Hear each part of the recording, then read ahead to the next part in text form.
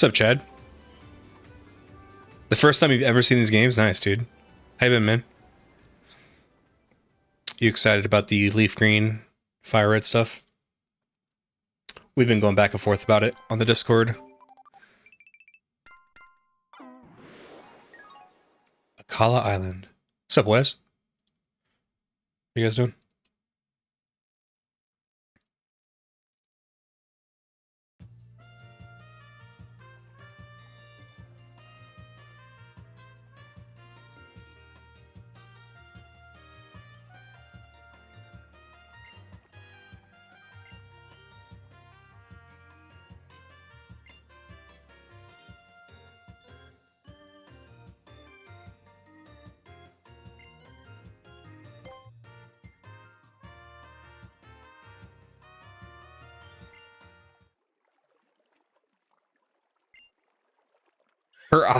Her eyes became like little black dots for like a split second. That's pretty funny.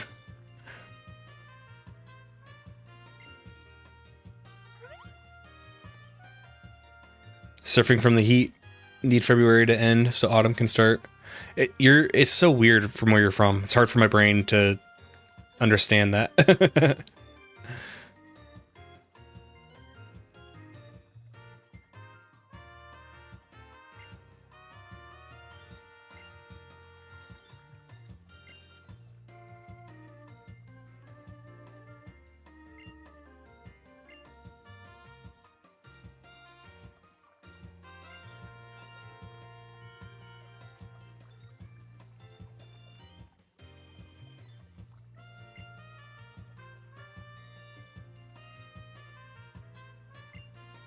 I'm torn on them. I want them, but me and the little one already played through those, emulated, of course. However, if there are no other classic collection style games, we'll get.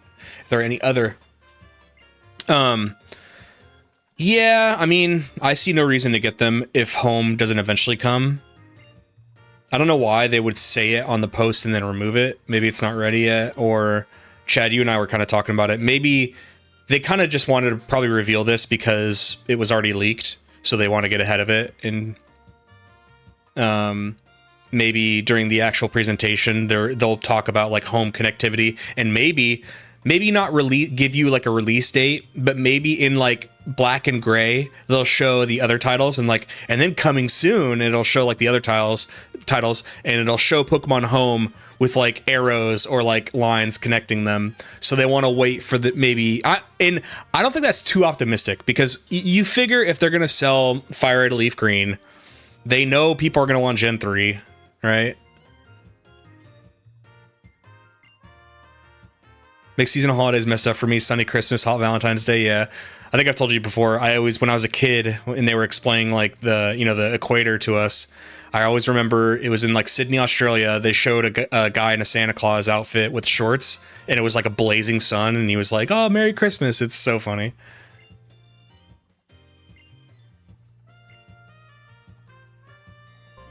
Yeah, Chad, it's probably to maximize hype. Like, they want you to be excited about Fire Red Leaf Green, but then they're going to reveal that, like, oh, home connectivity, and then everybody's going to be like, I gotta buy it. The leaker messed up their plans, yeah. I don't think without the leaks they would have said anything. Because really, even from, like, a business perspective, why? Because here's the thing, the leaker also said it was going to be a shadow drop, and then isn't the announcement on the 27th, and they said it's going to be available on the 27th? That sounds like a shadow drop to me.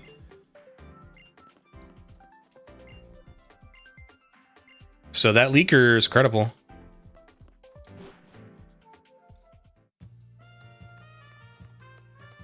Like, I read that post, and the leaker was like, oh yeah, and they're going to do it as a shadow drop. And I was like, and I was like, I don't think, have they ever done that for the Pokemon Company? And I think they're doing it now because it's been so successful with like Bethesda when they shadow dropped Oblivion Remaster. I mean, that thing sold like hotcakes. It's funny too because it kind of puts marketing, it flips it on its head. You know what I mean? Available as that's a shadow drop, silly.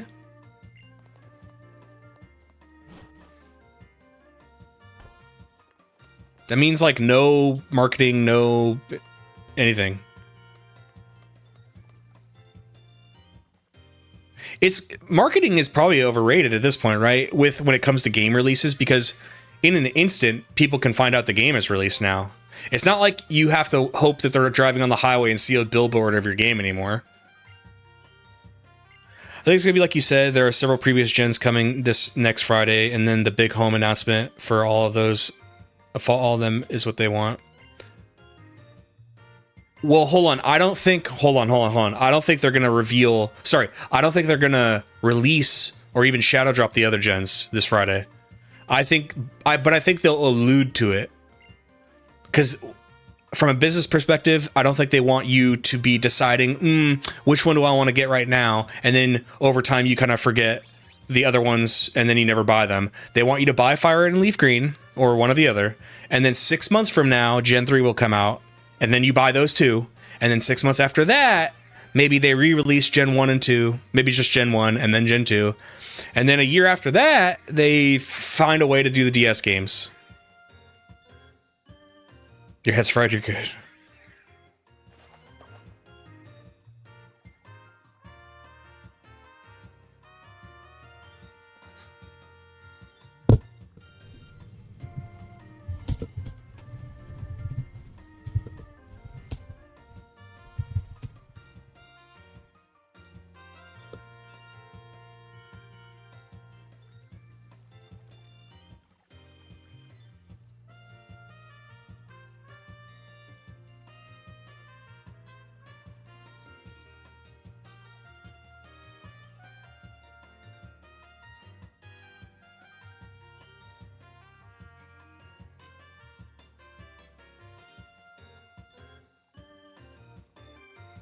There's nothing like getting to a new island and you're just bombarded by like... And by the way, don't tell me any of this has to do with story. She just said she was excited about shopping. That's another thing I get really frustrated with, is people are like, oh, well, sorry that it has like a good story. It's like, she just talked about exploring the island and getting close. What the fuck are you talking about? Sorry, I get upset.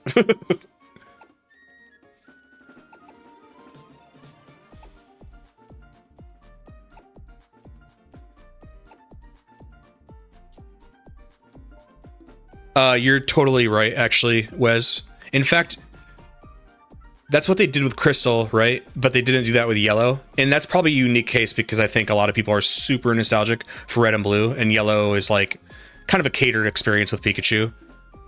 So I don't think they needed to use that logic. But with Crystal, yeah, why would you buy Gold or Silver when... And yes, people are nostalgic for it, but... Like, I'll admit, like, I played Crystal and I'm nostalgic for... Sorry, I'm nostalgic for Gold, and I played that one first. But if I have to choose one, I'm choosing Crystal.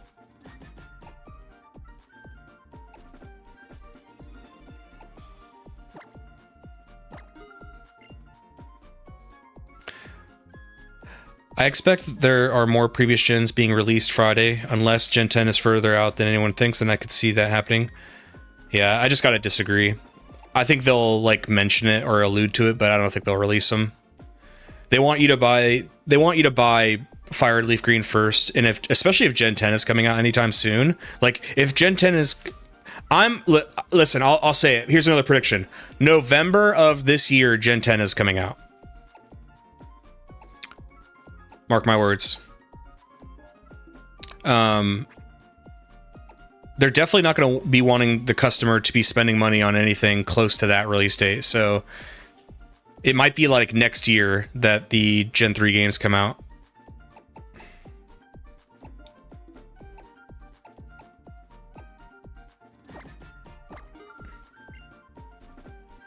It's Mareep or no Mareep?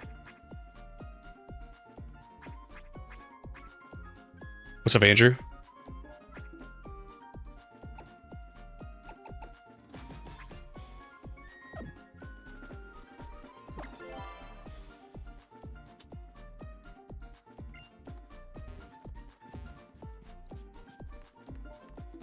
Same thing they did with Sun and Moon 10 years ago. They love not just Game Freak and Pokemon Company, but companies love November releases.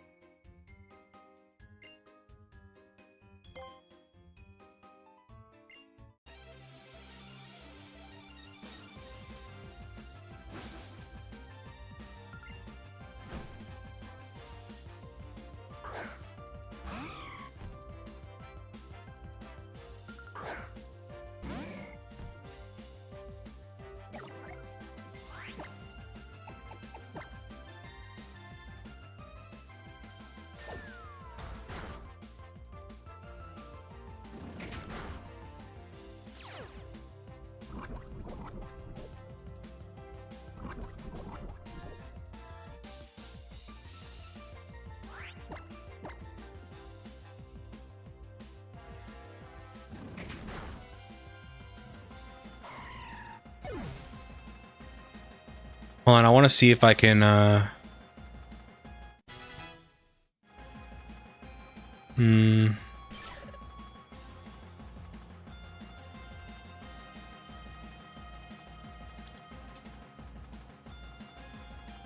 want to put my predictions up on screen somewhere.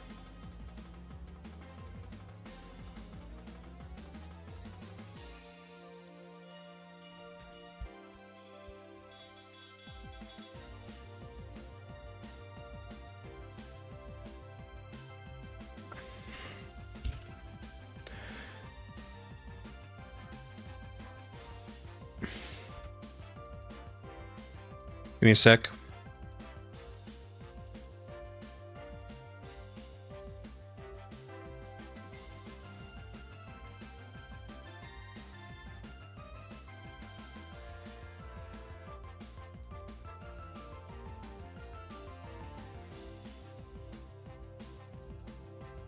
We spell anniversary, right?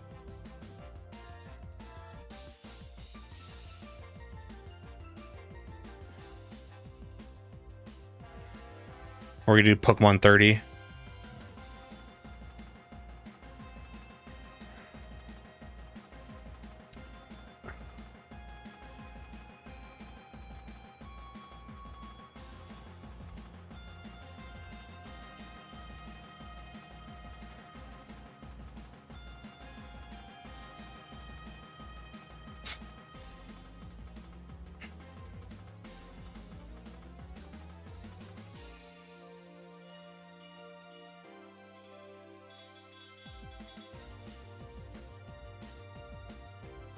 God.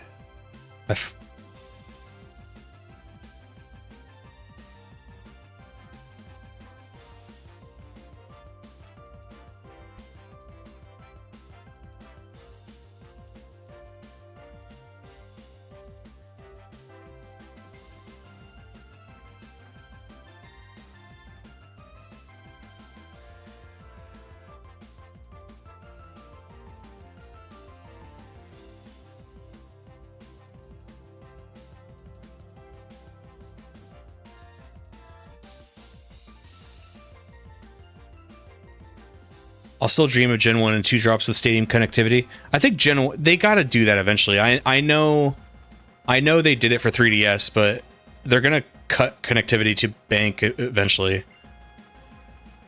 So it's going to make that point, you know, null, you know.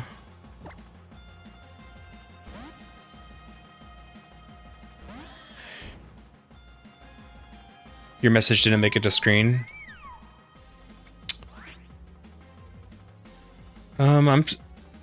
I'm seeing your messages up there. Here's a rub though, if they drop Gen 10 in November, they will have done nothing but shown how good Pokemon used to be compared to what it is today. I think that is a... I get your sentiment. We are old guard. We are not what makes the money anymore. The vast majority of people who would be interested in Gen 10, they're not going to be influenced by releasing the old games. Andrew, you've been a bit sassy lately. You're being mean to me in the Discord. I couldn't believe it. I thought you were a loyal boy.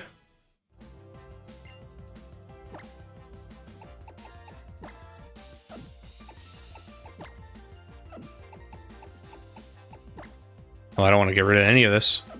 Maybe...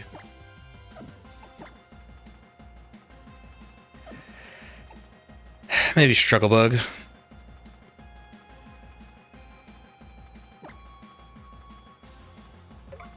Loyal boy. Well, let me fix my text.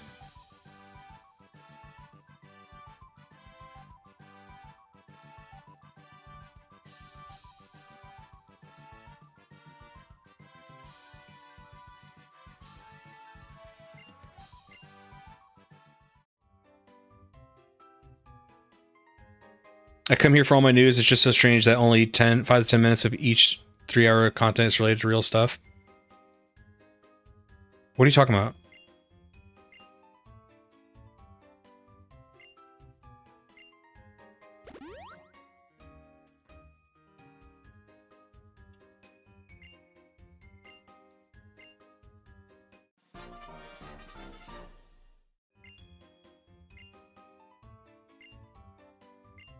It says like art side stuff, yeah. Finishing what X and Y didn't. Or Z would have.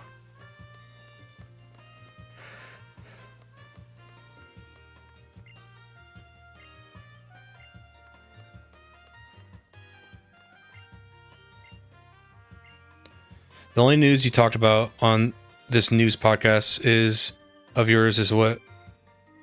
Is that Pokemon is releasing? I don't know what you're talking about.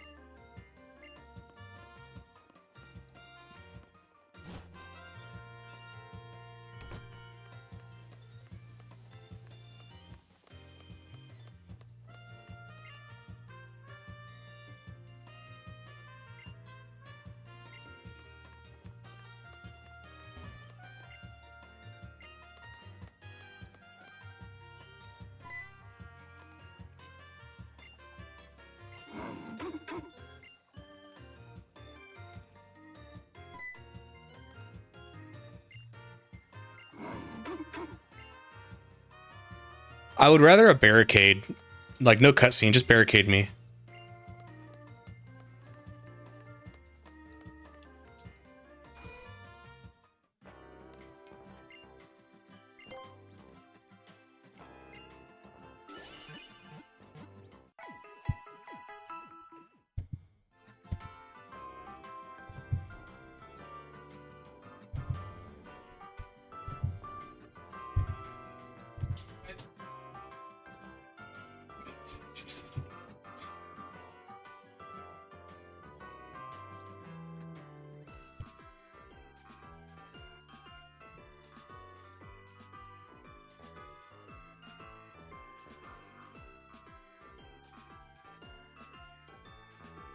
To be honest, though, as long as I get Gen 2 port of some flavor, either Souls Silver, Gold, Heart Gold, Silver, I'll be happy. I just want to go back to Johto. I love Kanto, but Johto, talk about Souls Home.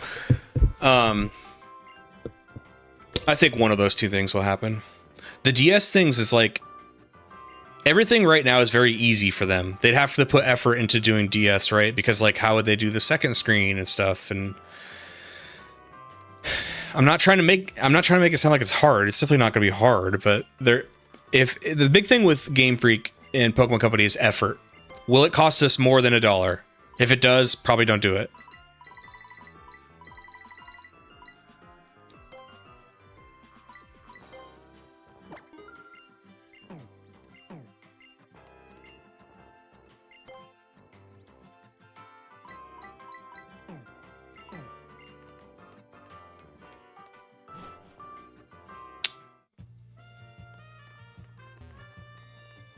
Yeah, the DS thing is the crux of the issue. Like, how would they do it? They could definitely figure it out, but are they willing to? Who knows?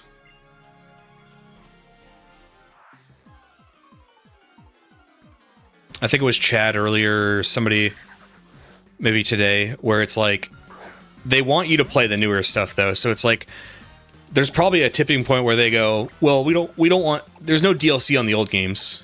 We want them to be playing the new games. So it's like,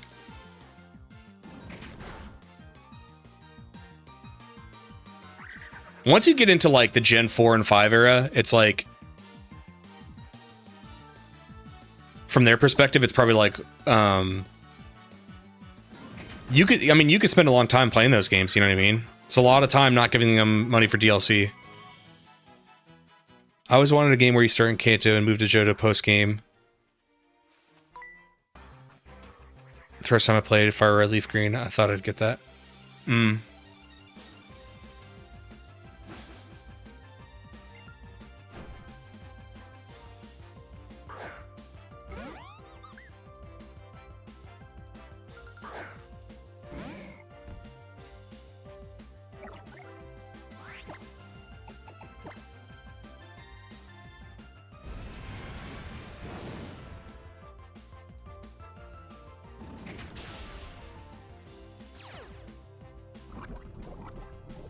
Clutch Poison Touch.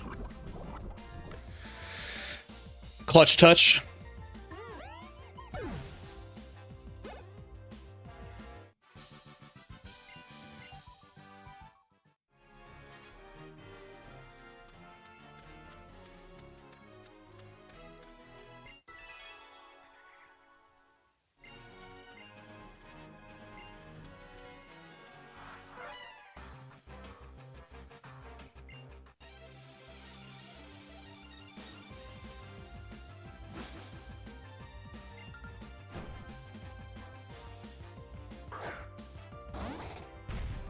I'm going to start playing more ROM hacks after this video.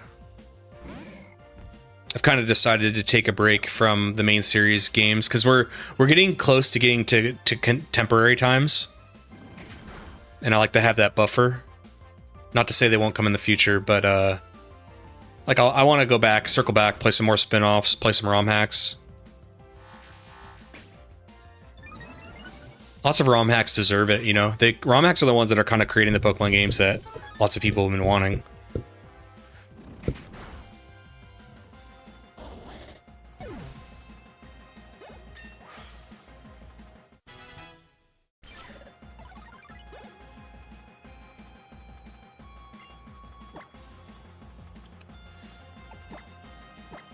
The first time I'm using Cutie Fly, by the way.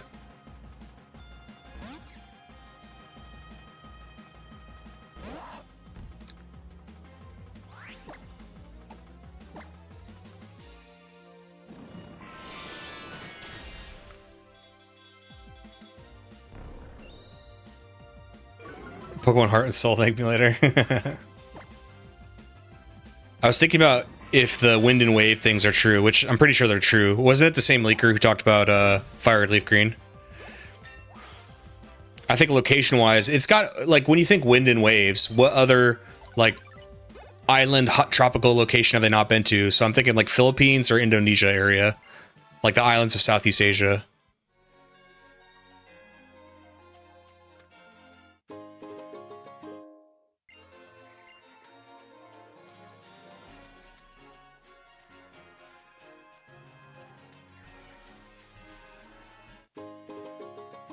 So I got the Adrenaline Orb.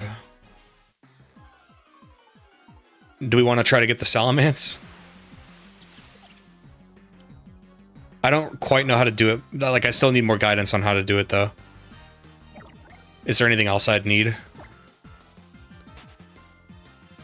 In general, like the old janky ones that didn't have a clear goal in mind and did all sorts of stuff. I would like to find... I remember when I was a kid, maybe 2 seconds of a ROM hack where, like, it was super edgy and, like, the characters were, like, swearing a lot. And I, even as a kid who would, like, love South Park, I was like, it's kind of corny. Crystal Clear guts the story, though. Don't get me wrong. From a Gen 1 and 2 standpoint, it's fine because there's no real story anyway.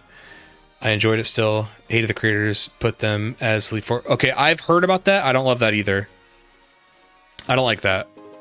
I'm fine with no story because let's just be real. Like, there's not much story to Gen 1 and 2. So it's... And then, by the way, once you're playing a ROM hack, I think it's okay to assume somebody's played the originals. For the most part. There's probably a few people who, like, never even played the originals. Maybe they recommended the ROM hack instead of playing the originals because they're more modern. But for the most part, people have played the originals. They don't... You know... Southeast Asia's a leak area. I don't know who leaked that. I want to say I didn't look that up. I thought about it. I'm like wind and waves. Okay, so islands. Where else have they not done? And wind and waves definitely sounds like, when you think of waves, by the way, I think of like Polynesia. So I know they've already done Hawaii, but I mean like the rest. Samoa, Guam, stuff like that. Wind and waves is what you need to traverse those vast distances to find islands. Corolla!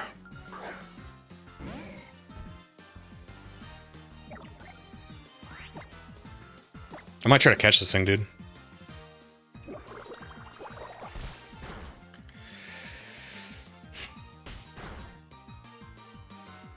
Pokemon Wind Waker?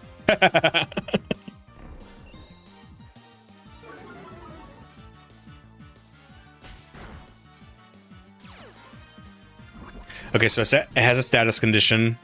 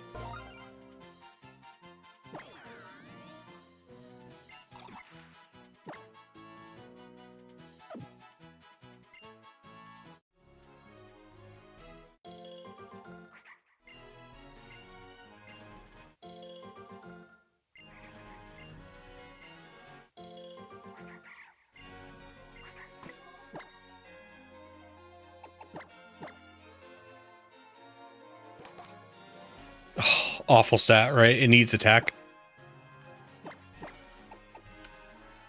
Yeah, dang. I guess it wasn't meant to be.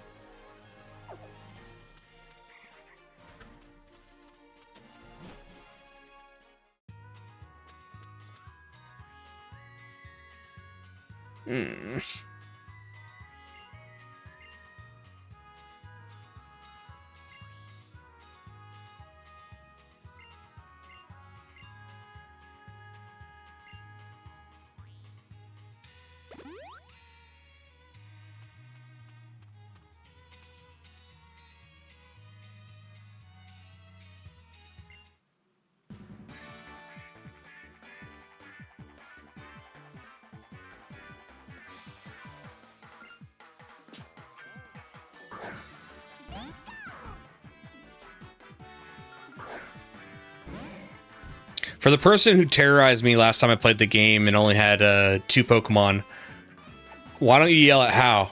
Hao still only has 2 Pokemon.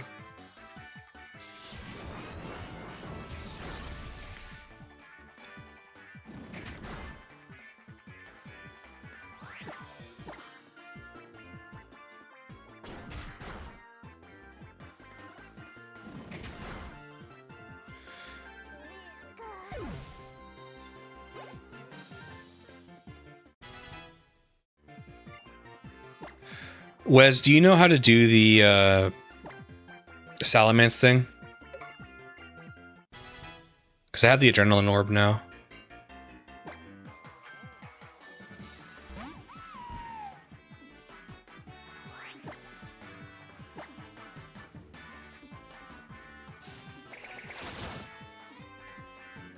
I got terrorized on stream, yes. There was somebody who was like, I think I had 1 badge, and they're like, so are you ever gonna fill out your team? I had like 2 Pokemon. I was like, well, yeah, I mean, I want more time. They're like, that's not how I play. I'm like, okay. Because like, why wouldn't you have more than 2 Pokemon? It's like, because I only have 1 badge. Holy shit.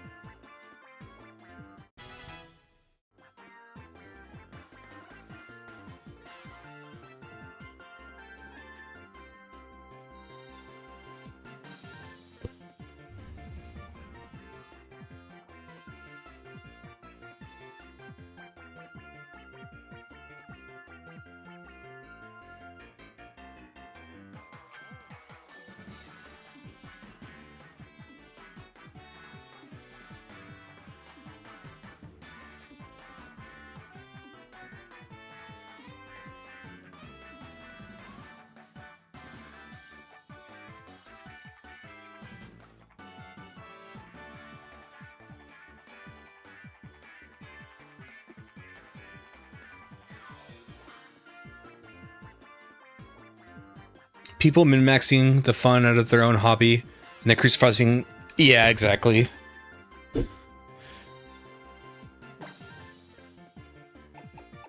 Exactly.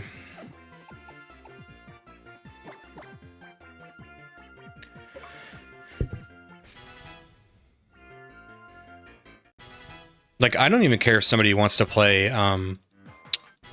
like, growing up, my cousin only ever played with one Pokemon.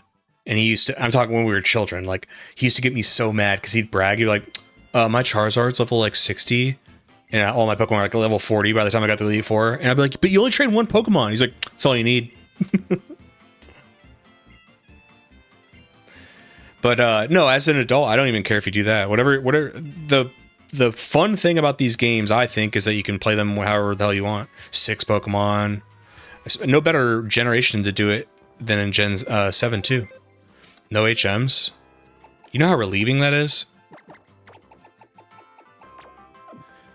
And the alternative, I think, is a great fix because I understand they wanted your Pokemon to, like, help you on your journey.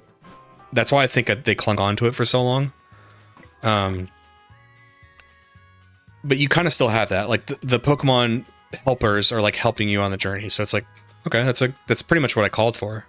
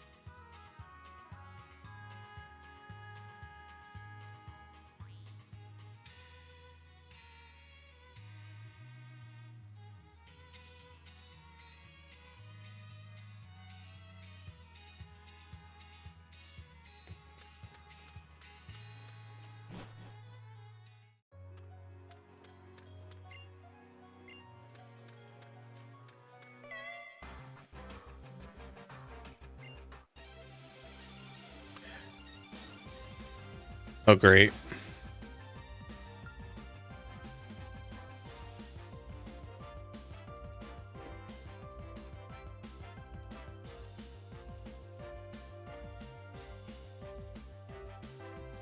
You guys still there?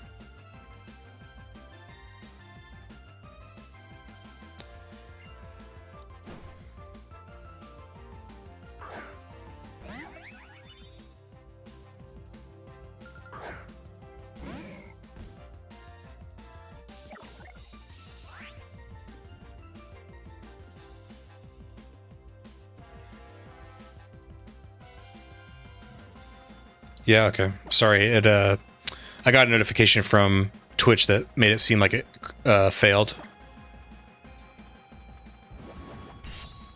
Thank you, Eon. What's up, Eon? Remember got an Eevee to SOS, a wild Umbreon. Are you serious? That sounds fun. I want that.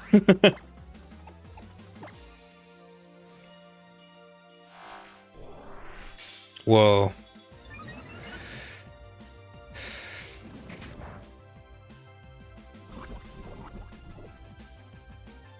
What is Carbinx typing?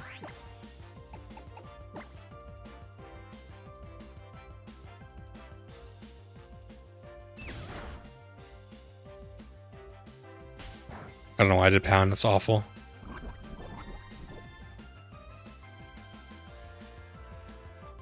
Quit with the food shit. I hate the sandwich. But yeah, I don't like the food thing either. I think that was like a more because they're in Spain, so I think for some reason they think like I don't know. I lived in southern Spain when I was there, which is kind of like southern Spain is kind of like Texas, so like they like barbecue and cowboy culture and stuff. But apparently up north, they're big on like sandwiches and stuff, so. Rock Fairy, damn.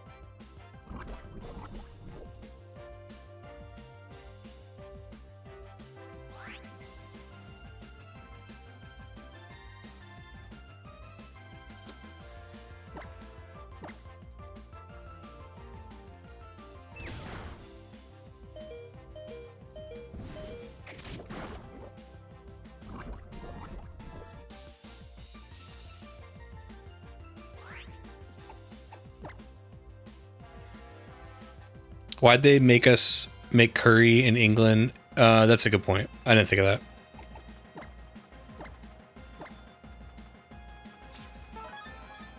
that. maybe it's a harkening back to colonial India days.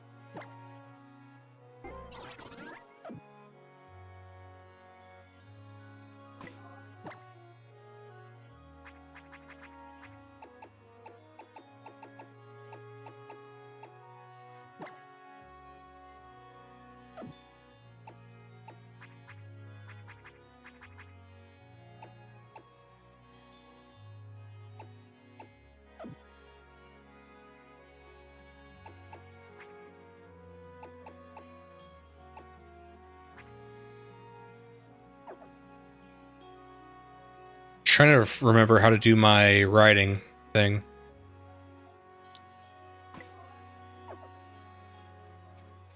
Because she gave me the Stoutland thing.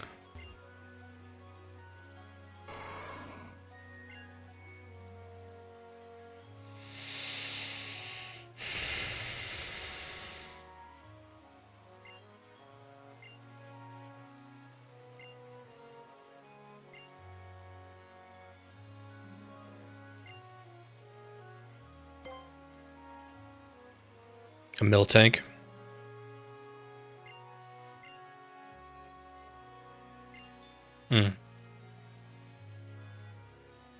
I swear to God, I didn't remember that. I guessed that.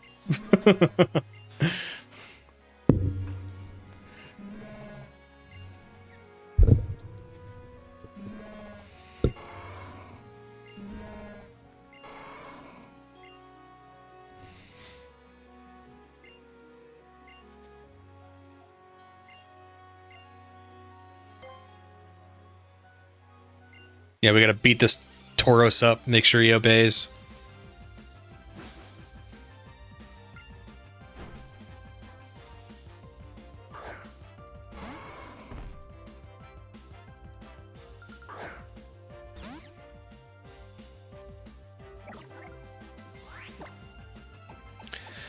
Yeah. The thing is, was I thought yesterday before I got off stream that it was already keyed on some button. So I don't know what happened.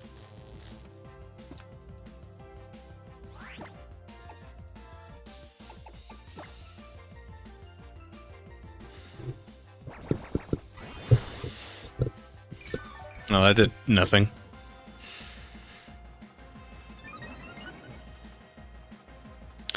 Eon Kane, I don't think they do. I think that home compatibility will come eventually. I hope during the presentation. In fact, should I be so bold and add that to my predictions?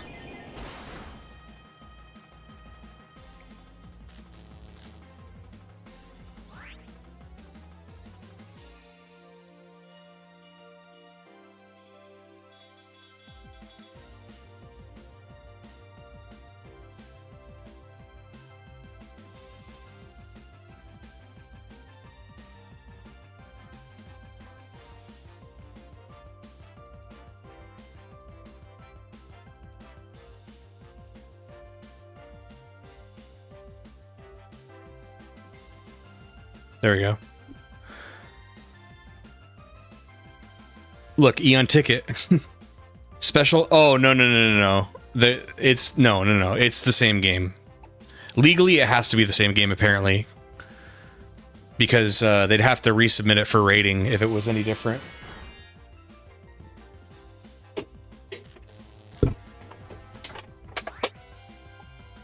Which is important because it has gambling in it.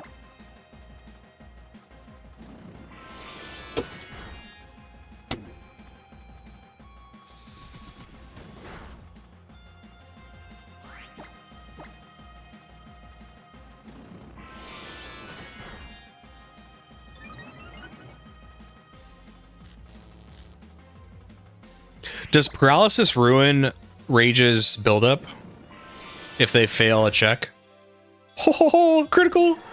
Dude, this cutie fly ain't messing around.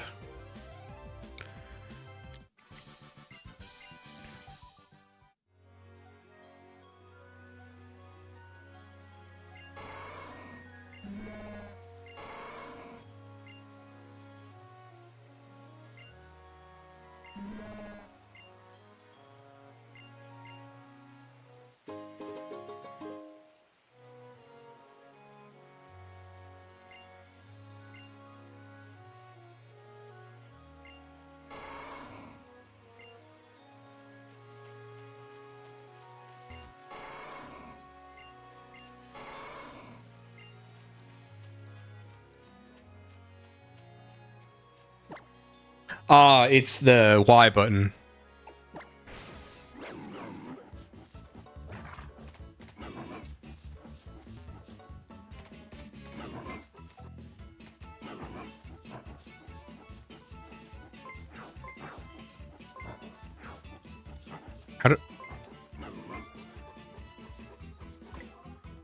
What do I have to press?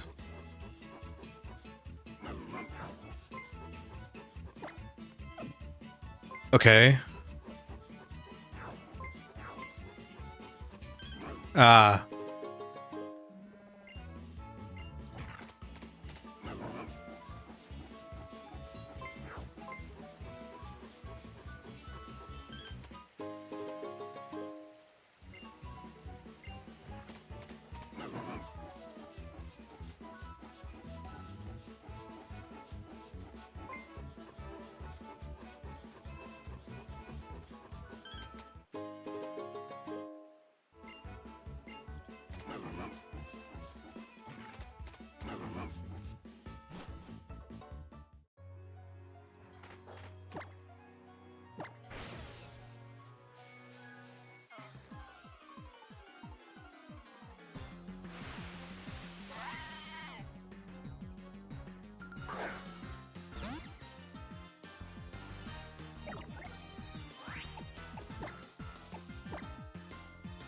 Oh, I should have done absorb.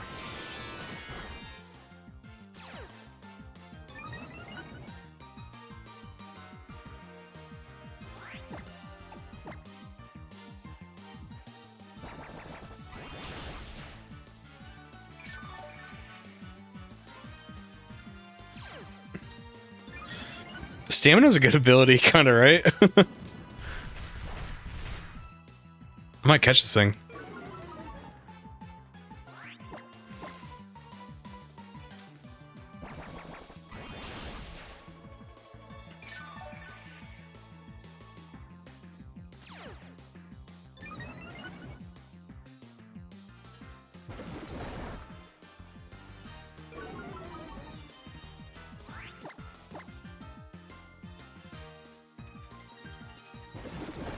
All right, I'm gonna catch it. We'll see.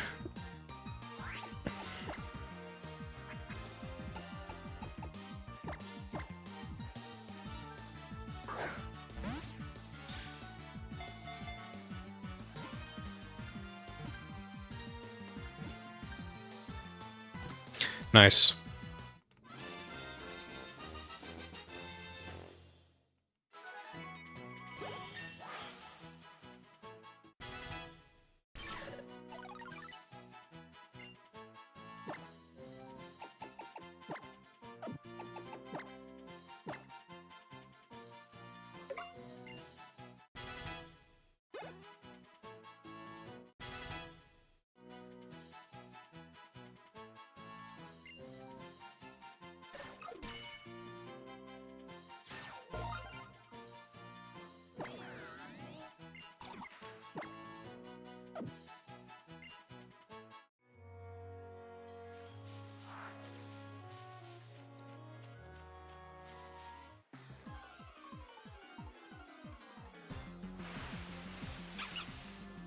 Oh, I love Lillipup.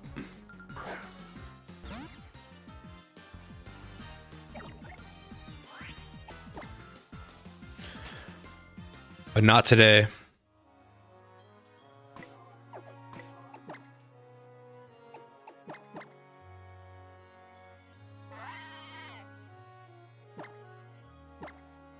Neutral nature. Jeez, look at that attack. Jeez.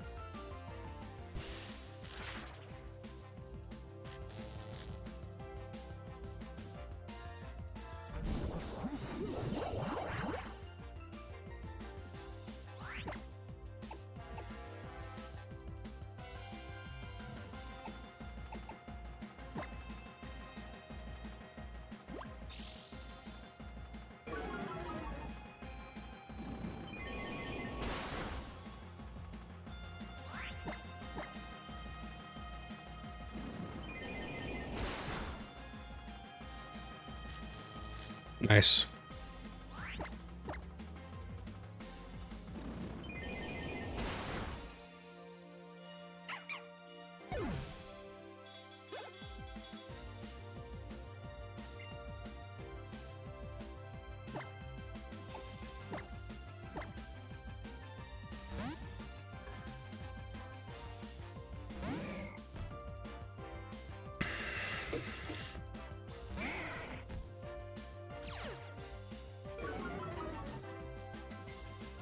Any other plans for team members, or are you just picking as you go? Picking as I go, man. Wes, if you're not busy, I was gonna ask you if you knew how to get the level 10 Salamence, because I might do that. That sounds kind of fun. And I have the Adrenaline Orb, but I forgot all the other steps. Somebody was mentioning it yesterday, so that's one thing I could go back and catch if I wanted to.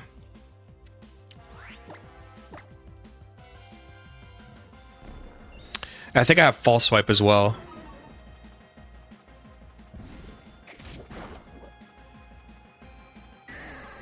I think they give you False Swipe, which is very good. Or sorry, it's smart development wise, or design wise. Oh no, right there.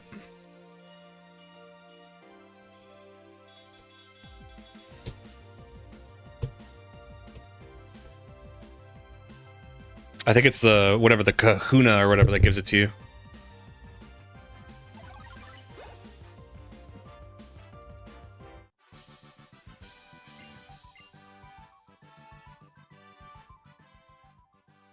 What the hell is this?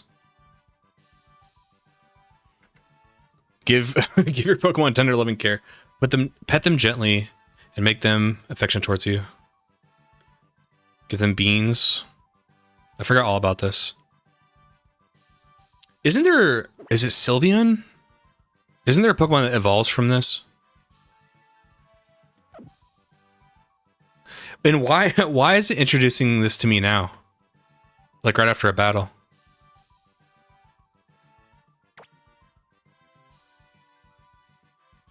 Oh, did I mess up?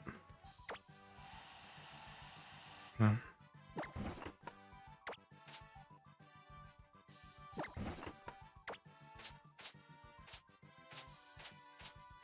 Look, my cutie fly is all cute again.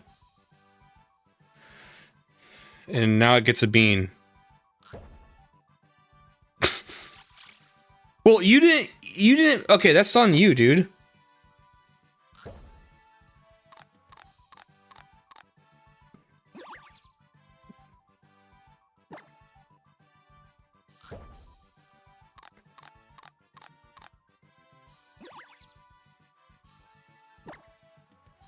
Okay, you eat a lot.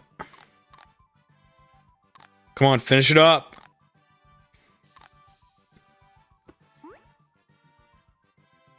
Okay. So I'll tuck her out.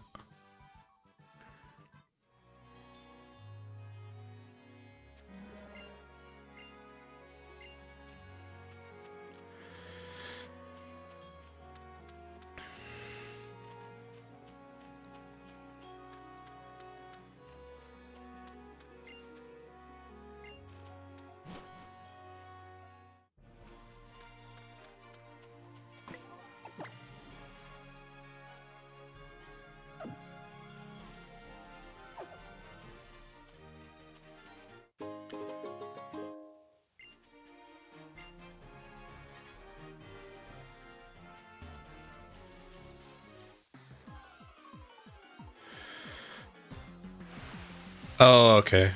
That's pretty cool. Grubbin turns into Charjabug, right? I think... Oh, we also want a Togedemaru.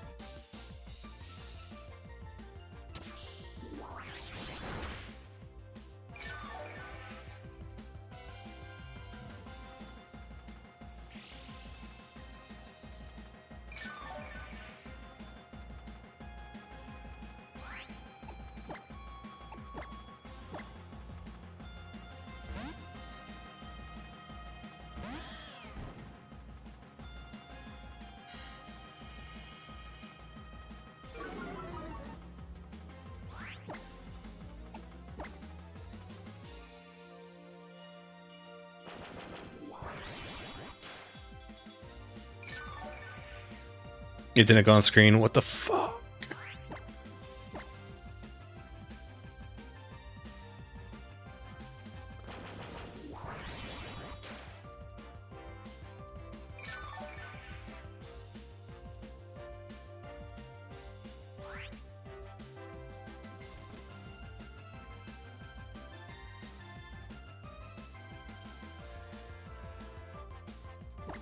Other people have been complaining about that too, so I'm not really sure. It's always something when I stream, man. It's always just something new.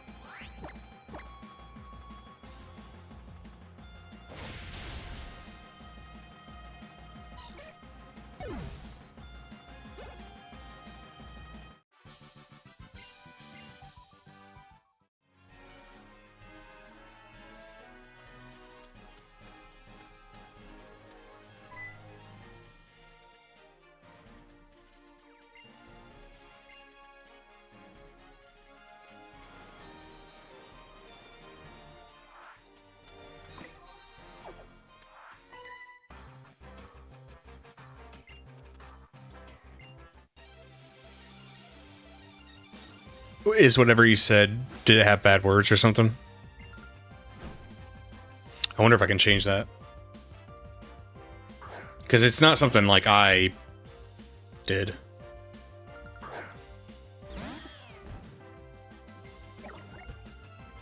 I mean, I don't want any hard R's if you catch my drift, but just normal swearing I don't mind.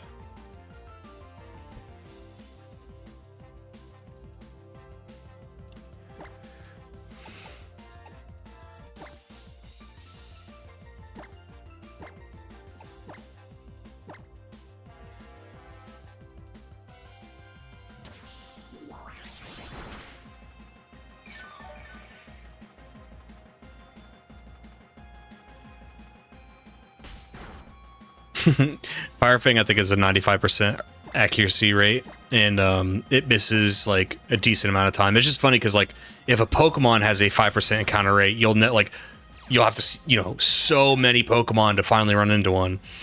But when it's on a move, it's like, yeah, it's gonna miss one in every 5. Don't say Remoraid.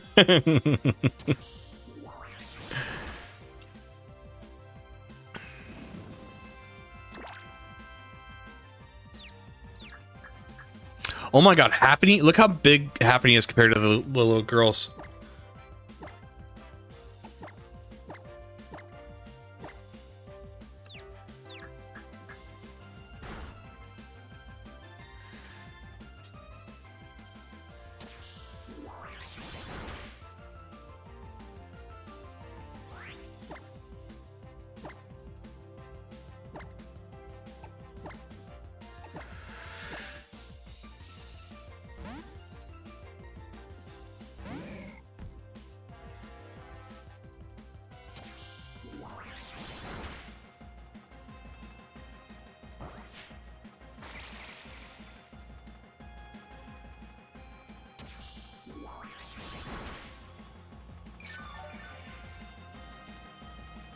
I'm gonna have to punch those over Fangs. False swipe? I wonder why that is. Hmm.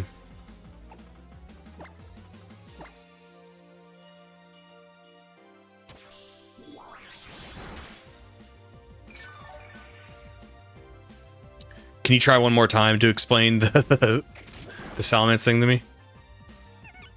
So am I able to go back to the original island already?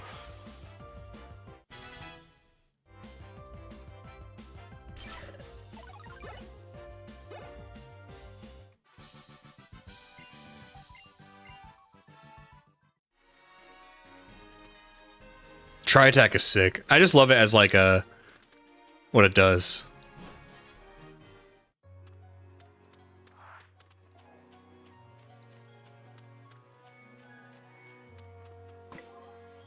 Don't your Pokemon heal in the box now? So if I want to heal my Pokemon, I could just do... like...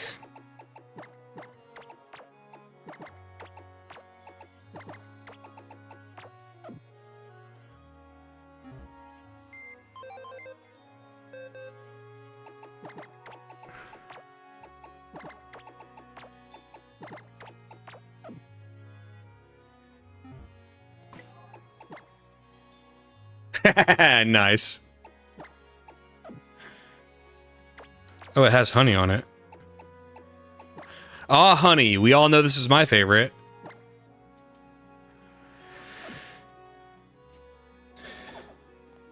Especially in Gen 1. Yeah, very true. That's a good point.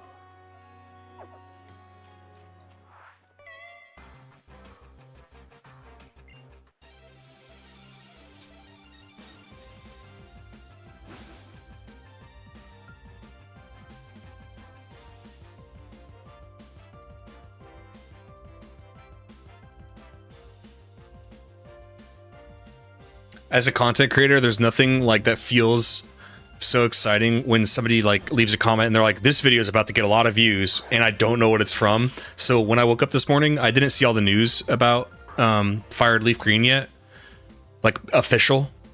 And somebody commented on my Fire Red Leaf Green video. They're like, this video is about to get so many more views. And I was like, why? You know? And you never know if it's like somebody reacted to it or watched it, or if there's news about the game, you know? Route 3, Bagon, 1% spawn, Adrenaline Orb, low HP, Salamence, 1% SOS encounter. Well, let's not waste time after this battle, then.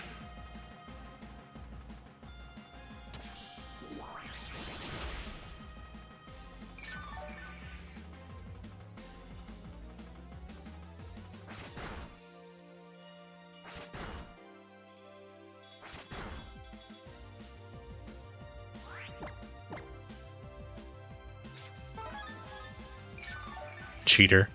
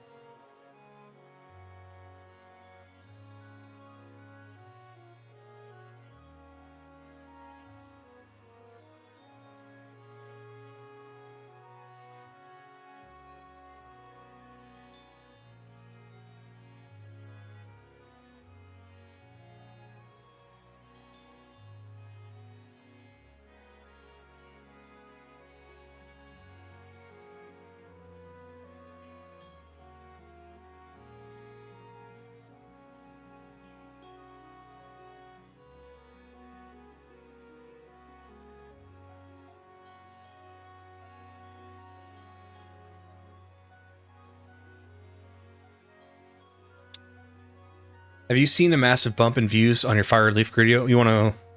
Why don't we look?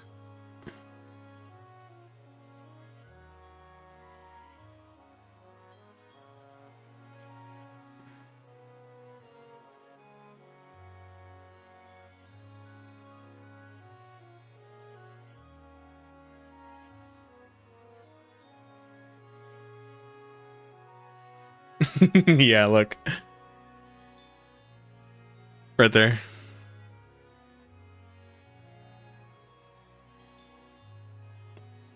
Bam. So it looks like probably yesterday around 11 p.m. Probably more leak, you know, stuff. And then definitely this morning, you know, 6 a.m. when probably everybody started waking up.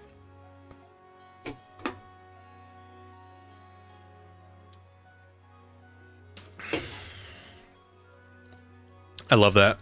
I love that so much. one thing I like about being in like retrospective or analysis content is you know, when you don't do drama. It's like if you do like drama videos or like hot topic videos, not the place in the mall. You know, you sometimes your videos kind of, they come out of the gate pretty slow and they meander, you know. But the good thing is they have evergreen value. So when stuff like that happens, people go back and they want to like, should I get this game? Should I not? You know, it's pretty cool.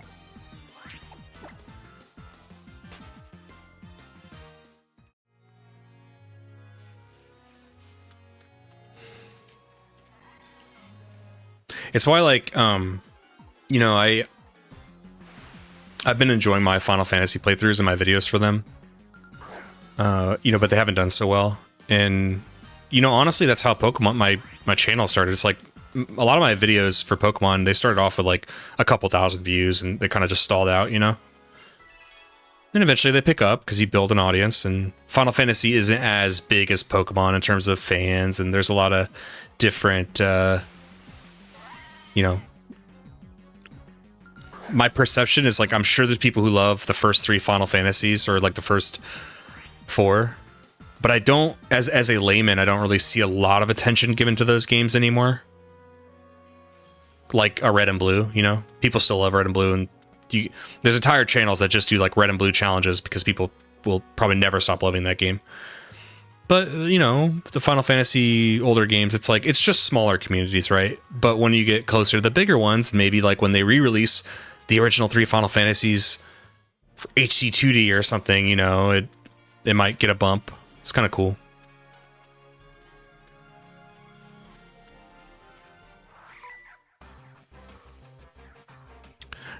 Yeah, the marinated. So that's one thing I just gave you a whole speech about that, but I don't take my own advice a lot of the time.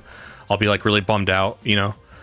The big ones I always reference are my Mercenaries video, and most recently was a StarCraft video, but the StarCraft video is doing great now. But I was like so bummed the first day. But for not being a Pokemon video, the StarCraft video it's at 16,000 views. Dude, for my size of channel and not doing Pokemon, that's great.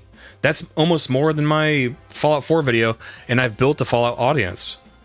So it's just, sometimes I'm just impatient and I want instant gratification, which is, that's not how my niche works at all.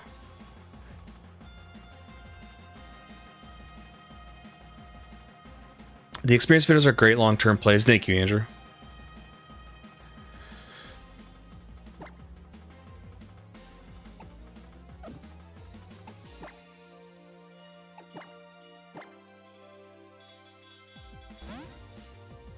It's funny because I rarely go back and watch my own stuff, because when you make the video and then before I post it, I watch it another time to try to get any mistakes.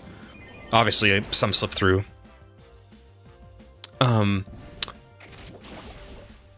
It's kind of cool, but when news happens like this, like somebody commented on the Fire Leaf Green video saying it's gonna get more views, and I happened to just click on his comment and watched it back again, and it's funny because you know, I add little anecdotes about my life in there, and like my sister and I were just talking about the cabin in the woods that my uncle used to have, that we're pretty sure now as adults he was squatting in, by the way. But in my Fire Red Leaf Green video, I talk about how I went to my uncle's cabin in the woods, and I used the Ted Kaczynski photo because I thought that was funny for anybody who recognized it. It didn't look exactly like that, but it was true that there was no running water. There was power, but no running water. He had an outhouse, and looking back on it, I'm pretty sure he was squatting, because my uncle's a very... let's just say he doesn't abide by the law.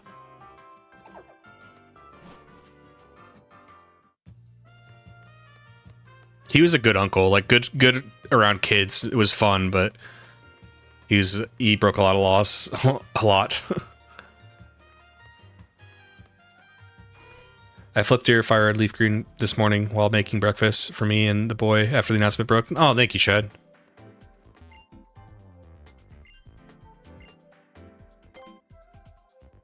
Appreciate that, man. One regret I have is in a few of my videos I swear. And because somebody who had watched my channel for a long time basically said, hey, I'm unsubbing because I watch your videos of my kids, and like in your later videos you start swearing and stuff. And you know, that bums me out because, like, do I want the ability to swear? Yeah. Do I need to in the Pokemon videos? Not really. Because I mean, I can. It doesn't feel like censorship or self-censorship or anything like that. Like, I get it, you know. Now, in like Fallout videos and StarCraft videos, stuff like that, fuck you, fuck you. I'm swearing.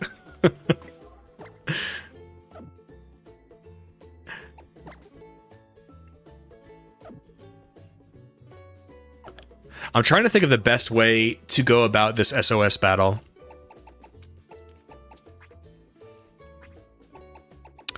Okay, so none of my Pokemon.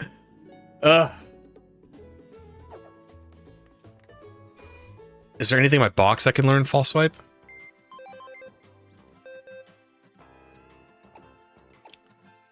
Crabrawler, maybe?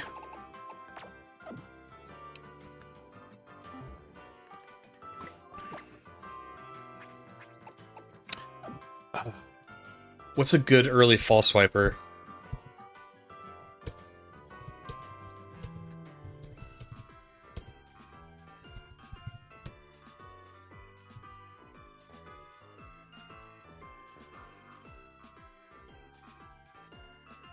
Okay, so apparently there's a Scyther, but where do I get it?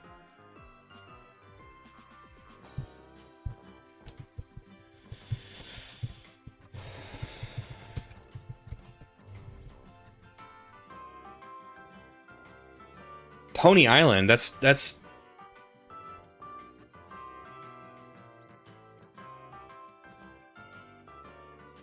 ages away.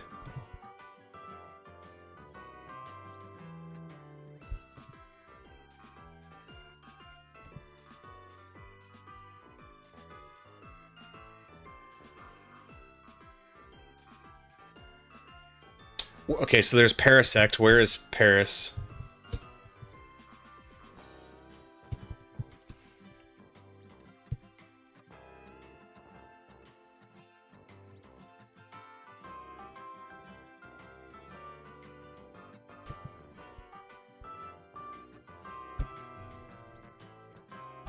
Okay, I was kind of close already.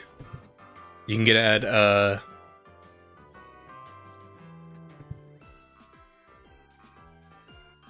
right, okay.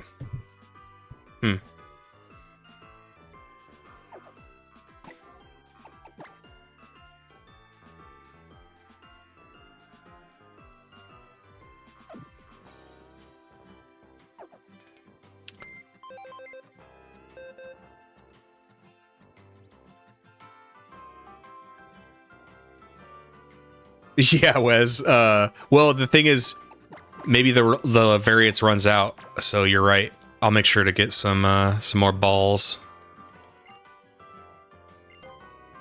Do I need multiple orbs?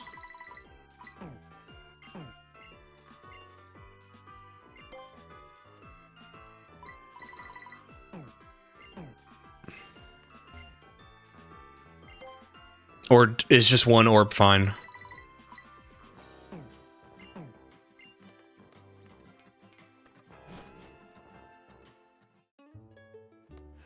And what level will Bagon be?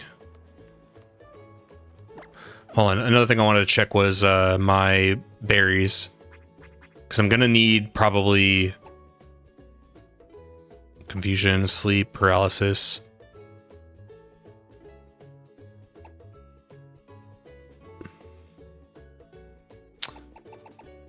I wish I had that one for recovering PP.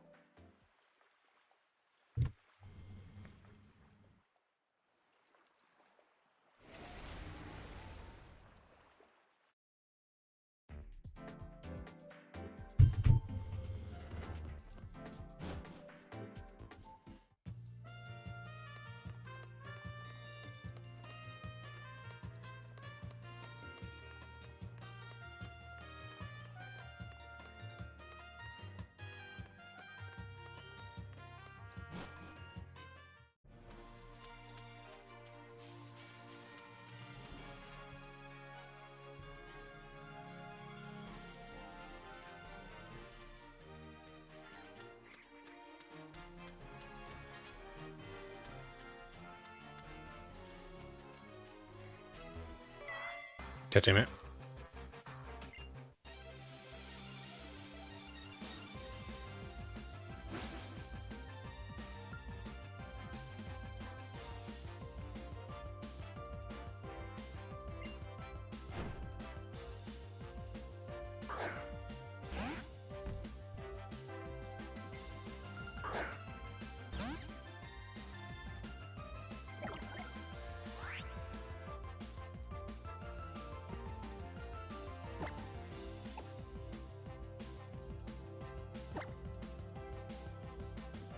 Perfect, Wes. Then we only need one. Because I'll just save before the battle. If it goes wrong, we could just soft reset. Who cares?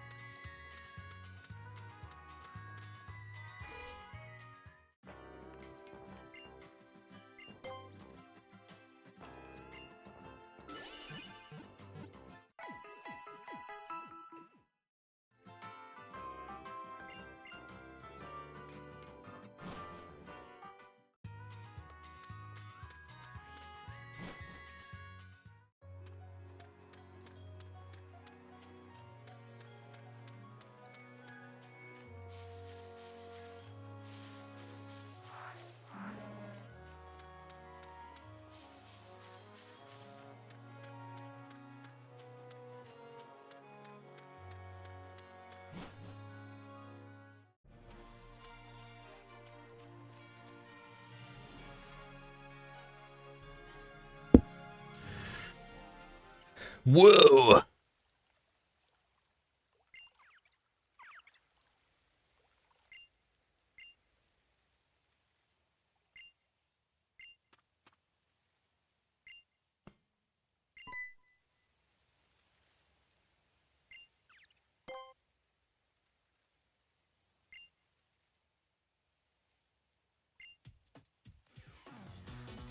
Gladion.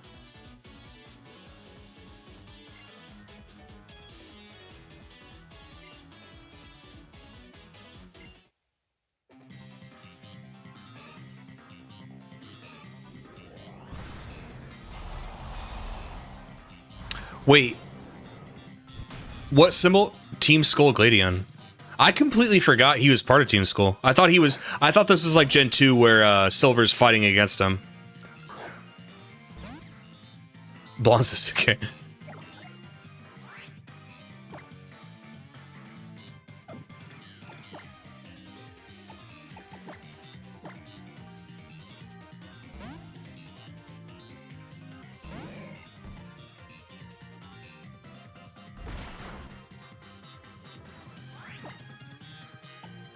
Music's good.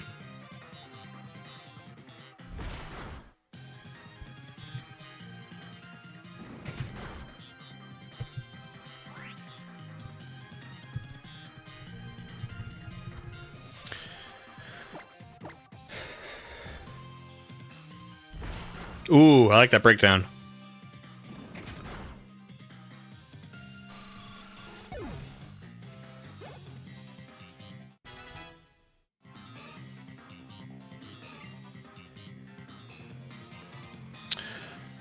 What type is Type Null?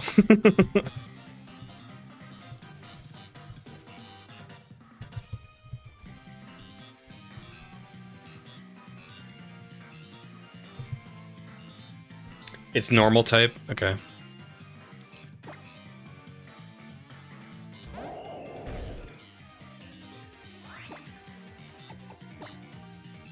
This is... Type Null looks like if you, you play with way too many, like, Lego sets at once, and you start mixing them up.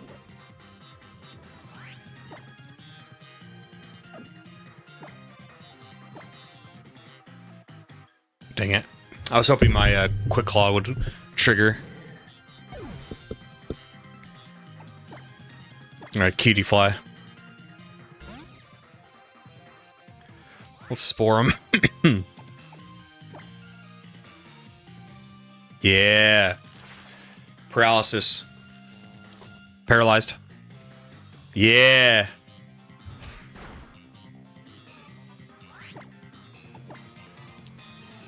Man-made Arceus, yeah. Oh, that did nothing. Oh, God. Hey, remember you're paralyzed. Like, give me the credit for having done the thing to paralyze.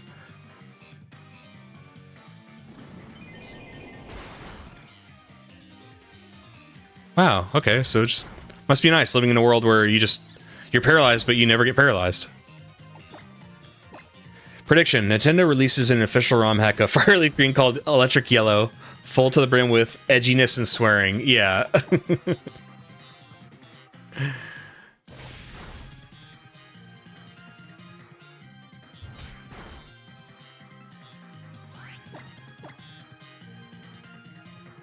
I really wish we were getting something in the US for the pre-order. Because some people were like, "Oh yeah, but like they're worried about scalpers." Well, they must not be worried about scalpers because they haven't done anything to stop like scalpers in the US with TCG. So I don't think it has anything to do with that.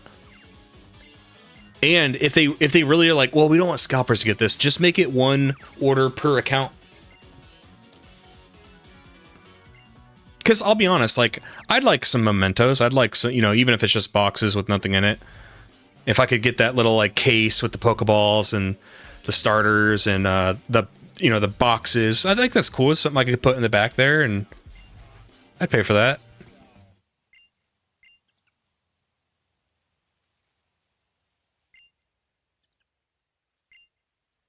Oh, is that oak on my shirt? The Japan exclusive is so sick. Yeah, I agree. I don't know why they wouldn't do it here or anywhere else.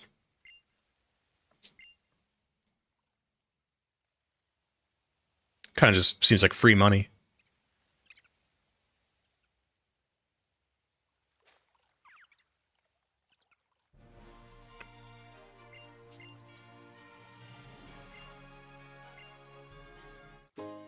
I'll buy them if they get if they announce that home ec will be on it too, because then I could do like a generational dex.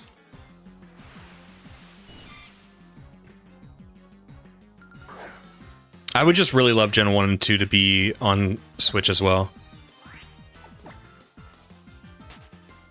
Because I could kind of reset the series on doing the Pokedex completion videos.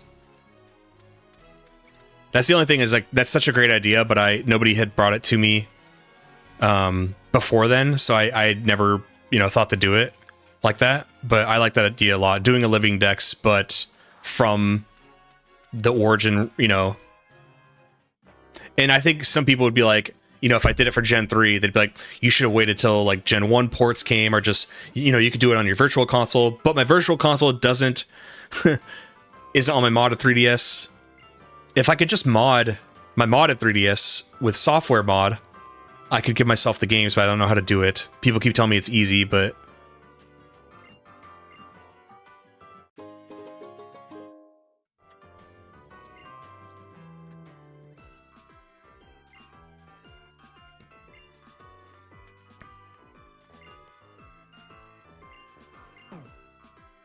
Oh, this guy wants to trade for what?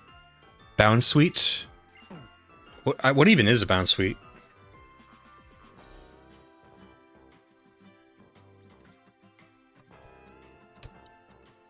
Oh.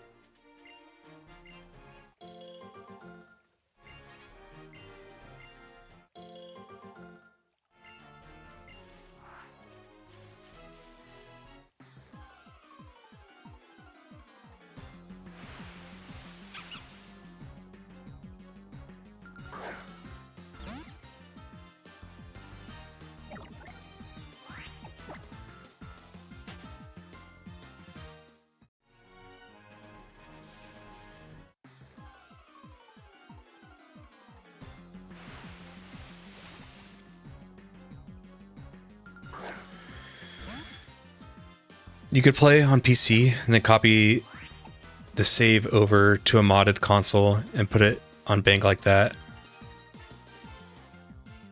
Save you needing the whole capture card route, and you don't have to risk your fancy 3DS.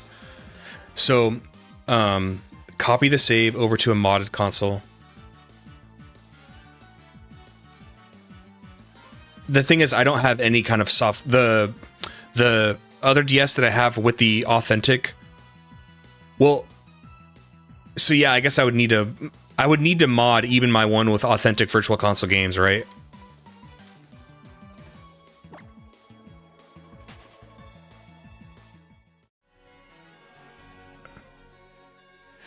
Andrew, yeah, that's the difficulty is like I wouldn't want to do it on like a hard modded, like hardware modded 3DS, because I paid like, I'll just tell you, I paid like $2,000 for it.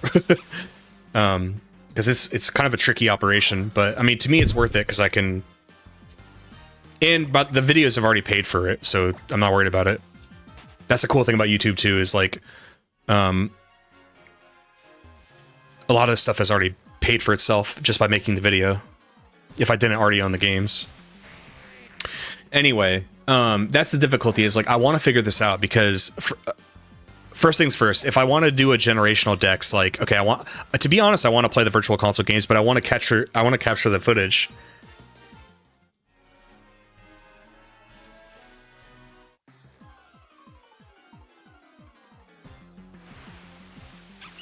Softmod would let you stream the audio video wirelessly. Okay, I've tried that before. It's awful. It is fucking dog shit. What you're seeing right now is I'm supremely happy with, even though it's not perfect, you know, because if you play on emulator, you can do a lot of hacks and patches to make everything look amazing. But very rarely do people ever mention that they don't like my footage or something. Oh, I'm in the wrong grass patch, by the way. People are pretty forgiving on the gameplay footage, and I appreciate that.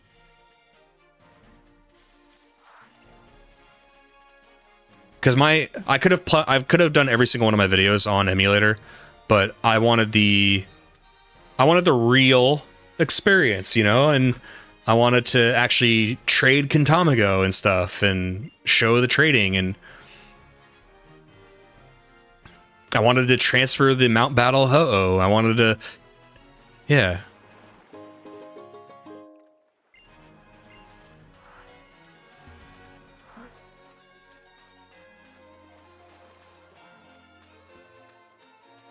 There we go. This is the right grass patch.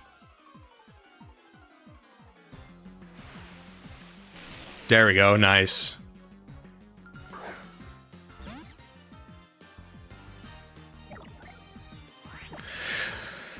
So real quick,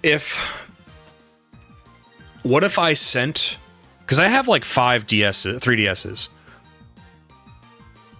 No. Because how would I can't get around capturing the footage. So it's like finding someone near me or willing to soft mod my current DS. Yeah, maybe Marie.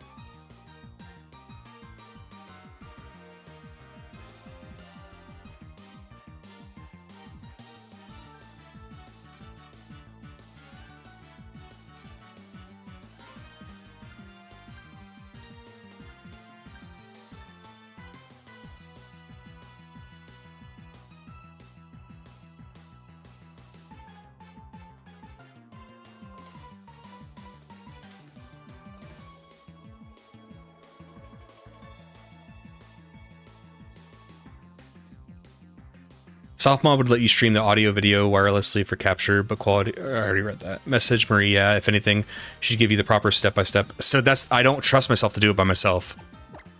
I would like I'd pay her. I would send my modded 3DS to her and have her do it and pay her rather than me do it.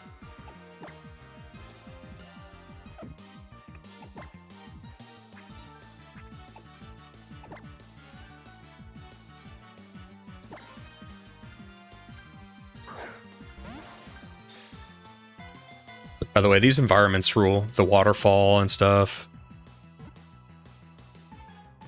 Dude, my luck has been crazy with catching. Like, I didn't even touch this Parasect.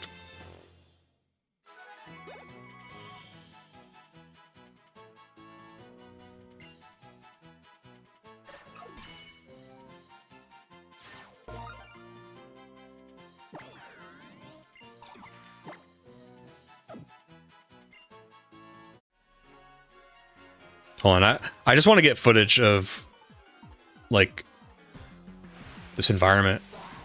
Psyduck, nice.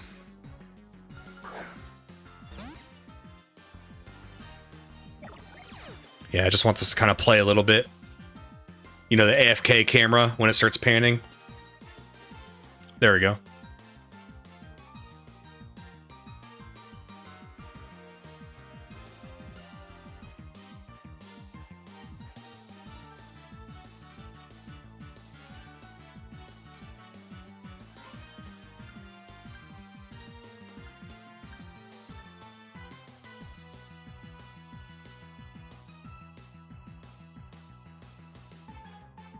There's a really good guide site that walks you through all the steps really meticulously. I recently unhacked and rehacked my new 3DS XL because it was on a 10-year-old soft mod.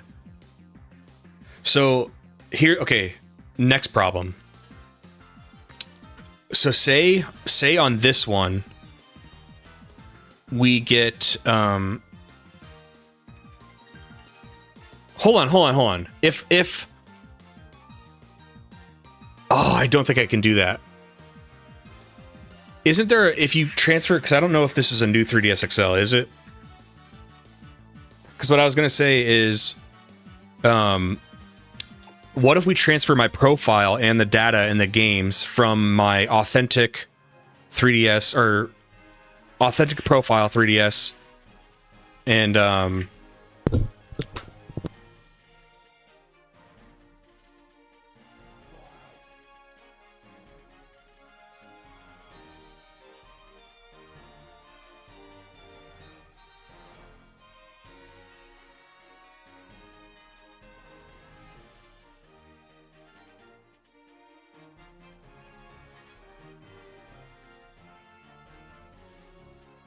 sorry. We already discussed Fire Leaf Green on Switch. We could talk about it more. I don't mind. Okay, so I think I've tried this before, but I don't think it, for some reason, I don't think it works. Like, I think it was telling me that it can't retransfer, but I was going to say, could I transfer on my other 3DS to my modded one?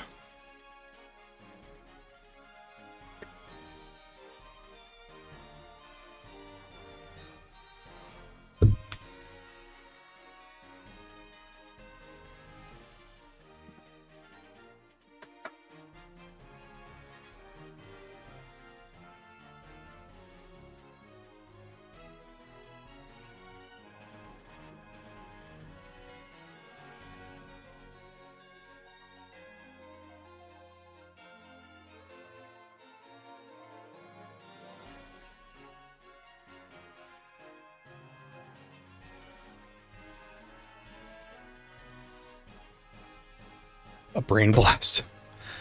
So this is my like main 3DS. It's not modded. It has my real virtual console games.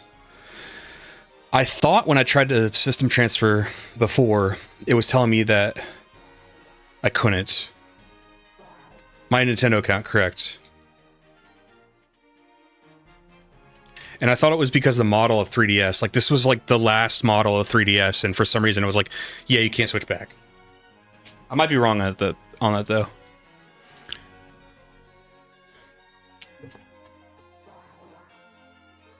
Well, no, I can log on. So let me catch you up. I would like to do like a living dex per generation. If that makes sense.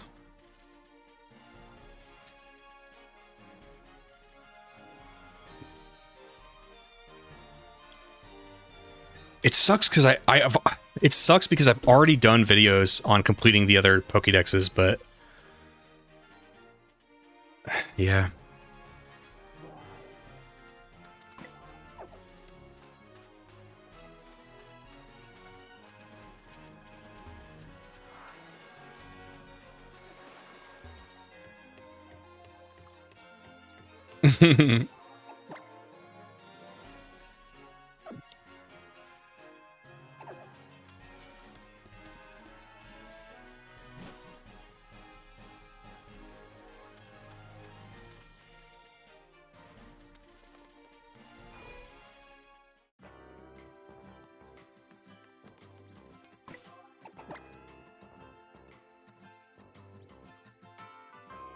It's a finicky experience. I mean, it's definitely worth the hassle if I could get it.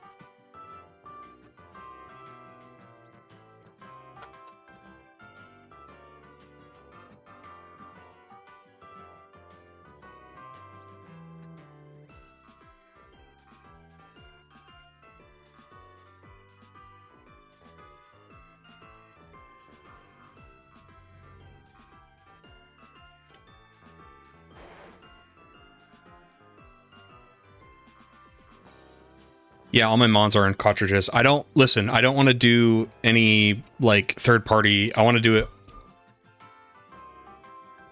it legit. So no transferring a save. I would prefer to do a virtual console.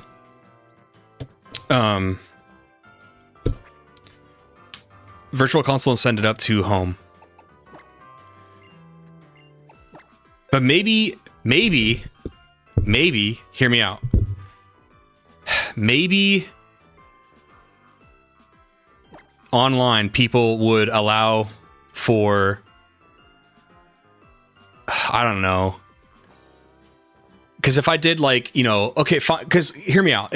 So I've already done a Gen 1 and 2 video.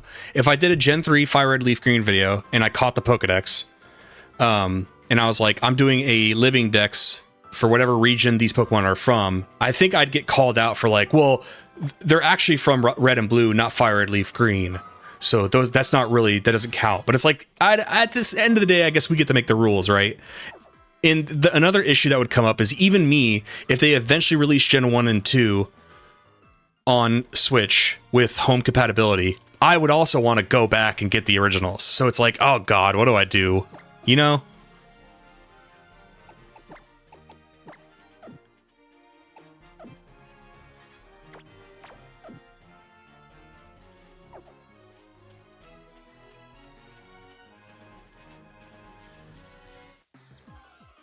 Screw the haters. It's true. It's your content, right? I agree with you on that, but I even think I would get like, I want to like get, you know, hopefully we get our answers next week. What I'm hoping is, okay, they released Fire Red and Leaf Green because those are the ones that are actually releasing next week. But I hope they do an announcement that's like, by the way, every few months we're going to be releasing the other ones too.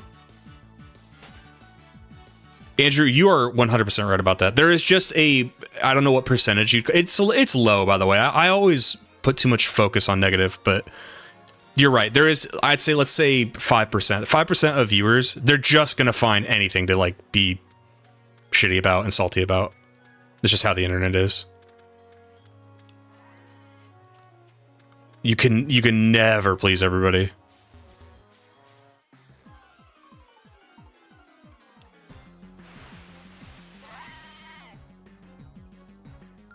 Ooh, if it's a Gen 1 Pokemon and the location in home says Kanto,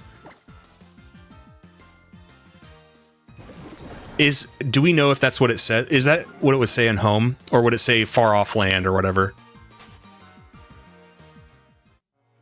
And by the way, I don't know. I think it's, if Fire and Leaf Green just come out, they're going to be in this cycle, and then I do a video on completing the Pokedex for it. I think that would be a decent bump.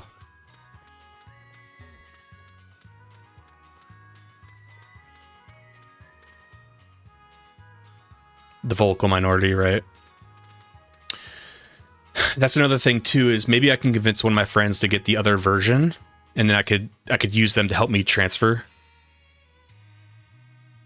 locally.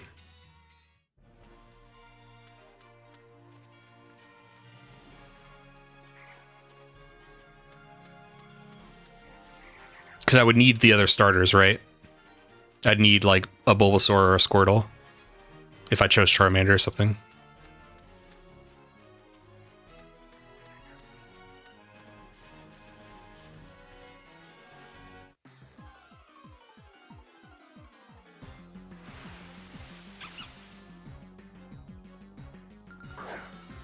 I bought a 3DS last year. It had silver. You can play through if you want. Thank you, but the issue is transferring to my home account. You know what I mean? It's not like, okay, so to be perfectly clear, the dilemma is I want to make a living Dex from their original games and put it on home and start doing the generations like that. The issue is I want to capture the footage too, because I can already do that right now. I could literally, everything I want to do, I could do it. I just wouldn't have the footage for it. And I don't have my old footage from my first videos. So what I'm trying to do is I'd like to get this profile on this modded, hard modded 3DS, because this has authentic account and it has an authentic account and it has virtual console games, and I can transfer to my Pokemon Home. And I can capture gameplay footage.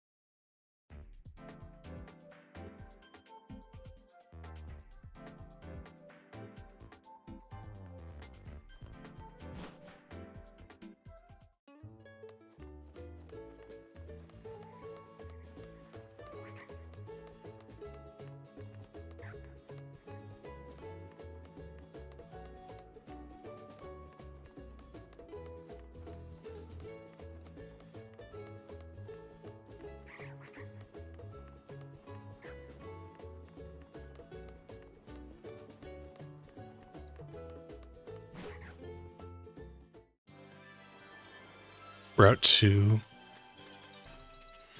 Check what Katamago location says. Where is Katamaga right now? I think he's in Bank. That's a good point, by the way. Here's the thing, though. Do you think that they would update the stamp for... probably not, right? Probably not. But do you think they would update the stamp if it came from a Nintendo Switch? Instead of saying Far Off Land, would it say, you know, Kanto? So I think a bank compatible game needs, I think, to be in the cartridge. So let's do like, actually, we'll do black too.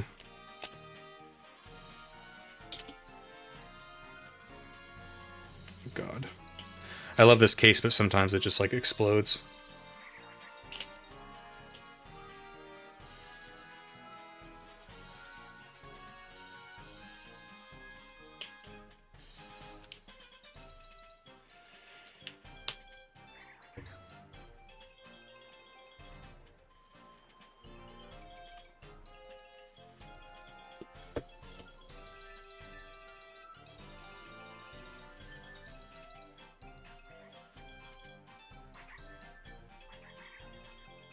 Oh, wrong button.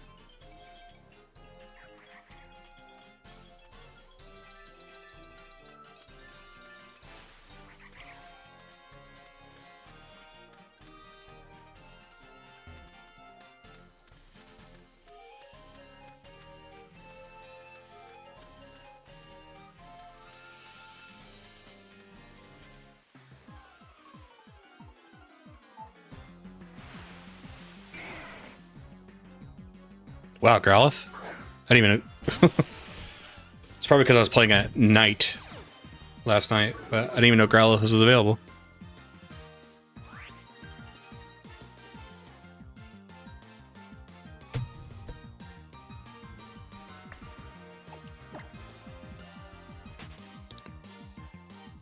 If you have a digital copy, DSC can transfer to bank with Poké Transporter.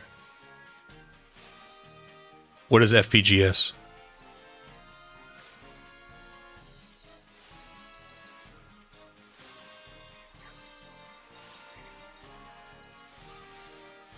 I think we're you're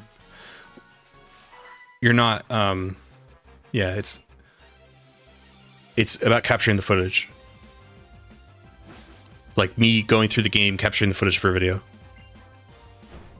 So it's not transferring. I can, if I was just doing this by myself, I can do that. I'm talking about content.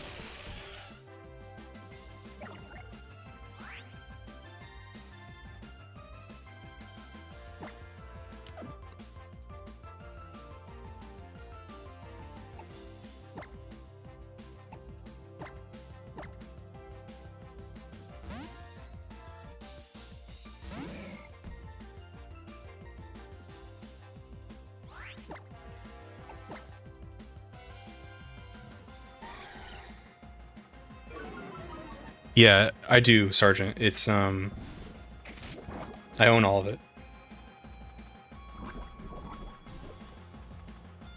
The issue is it's not on a 3DS that could be what you're seeing right now. I couldn't do it on my authentic 3DS.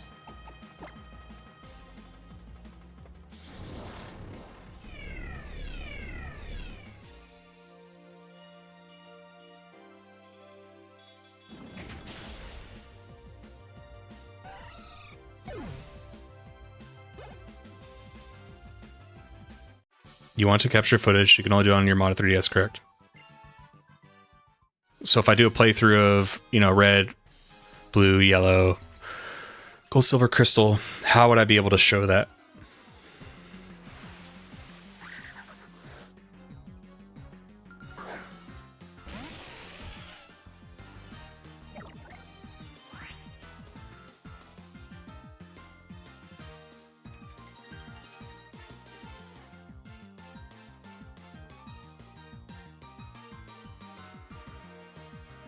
Geez, now bank is being weird.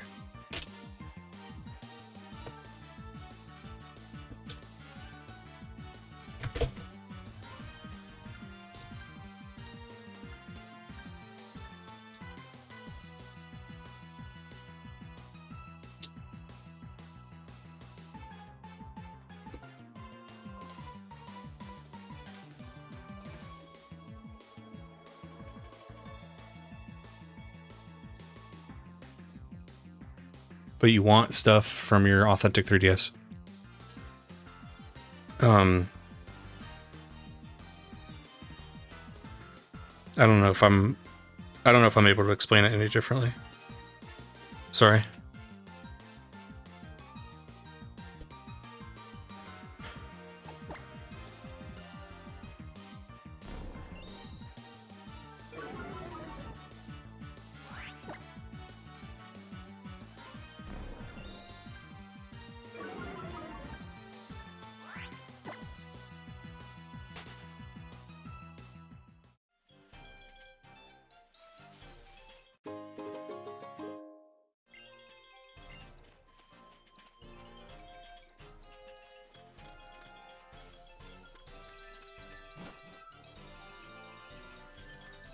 Route 3, okay. So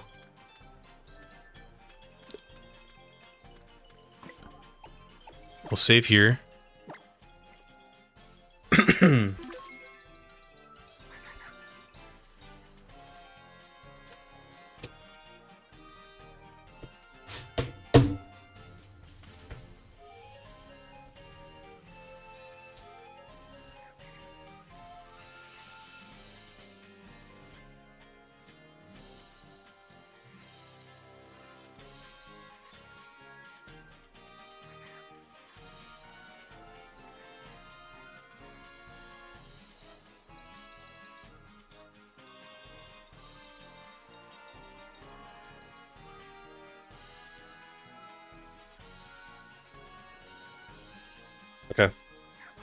So we'll lead with Paris. Maybe I should have healed before this.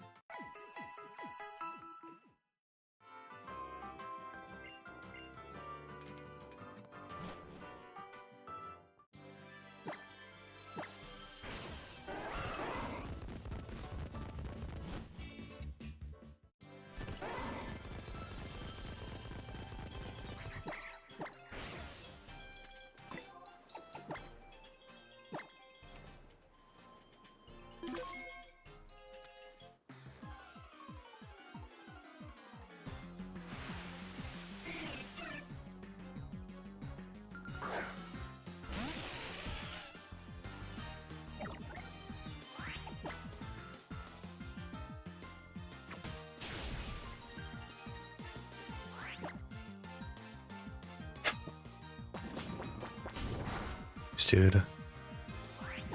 Almost twice its level.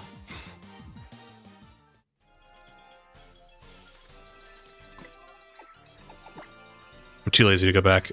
Fine. I will use these potions. I will lead with something else.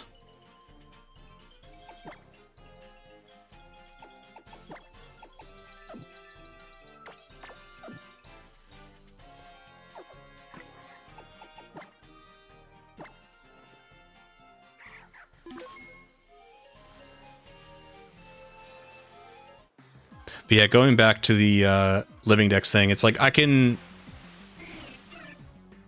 I mean, I guess it's free content if I just wanted to be like, okay, so I do it in Fire Red and Leaf Green, right? And then boom, later on, Virtual Console for Gen 1 and 2 comes out. I could be like, I want an even more authentic, you know, whatever. So I can make another video where I go back and recatch everything. Thanks, Andrew. Have a good one, man. But I think it's best to probably just wait until next week anyway.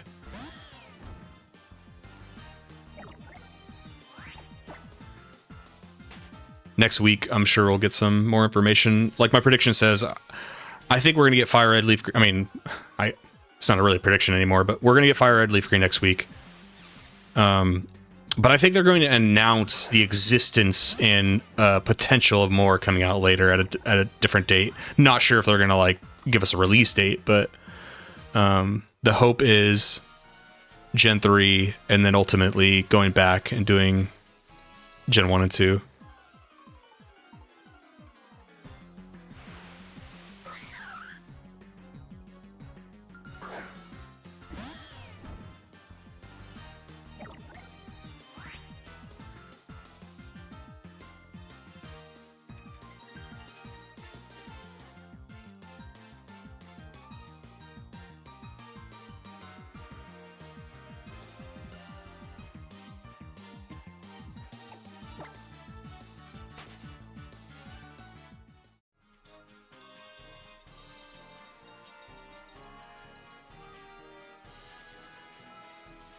Okay, apparently my bank is like, hey, we were trying to send stuff to your Switch, so I need to charge my Switch, which I haven't touched in a long time.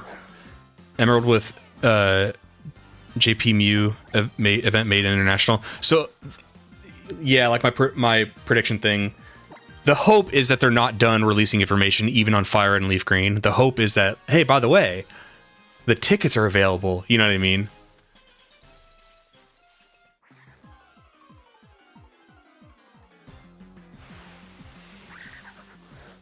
The Eon ticket and stuff, or the flu, or what, I forget the events, but the hope is that they're not. Jesus.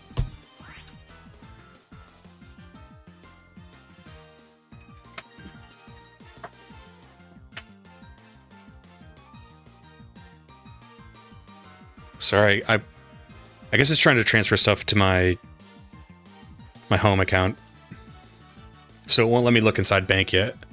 Because the thing is, I don't want to send Kentamago over to home yet because I would never be able to go back. So I need Kentamago one more time for this video, and then I can send him to home.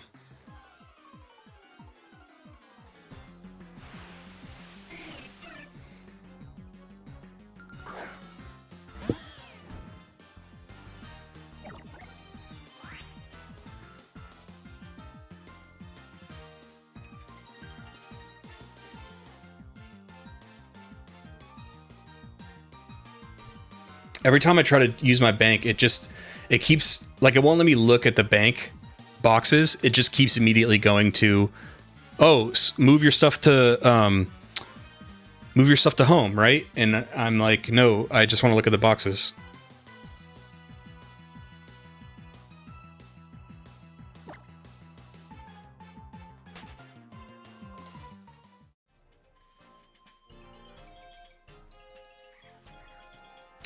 That was entirely my fault, by the way. I was the one clicking on it. Maybe it's because I'm doing 5 things at once. Maybe if I avert a little bit of attention to the thing I'm doing, I can get it done. Okay, here we go.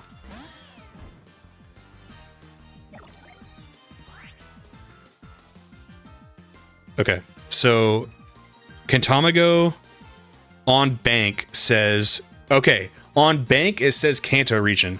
Now, what does it say when it gets to home? I don't know. Because on bank, I don't know if you can see it.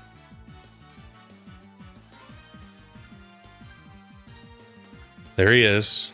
It says Kanto region. So the hope is that when it gets to home, it'll say the same thing. Actually, hold on.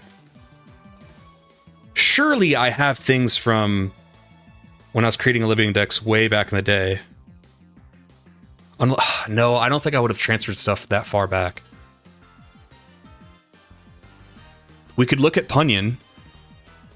If Punyon says Johto, and that came from a virtual console game, you gotta figure that Fire Red Leaf Green would do the same thing. Right? Surely.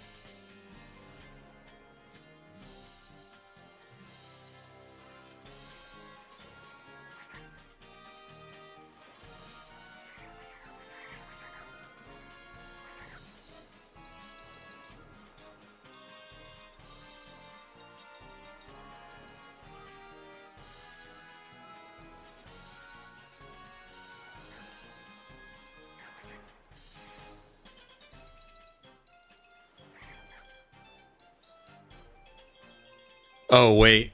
Oh, no. I think my home... Oh, geez. Sorry. I think my home subscription ran out because it's only letting me use one box. Is that what happens?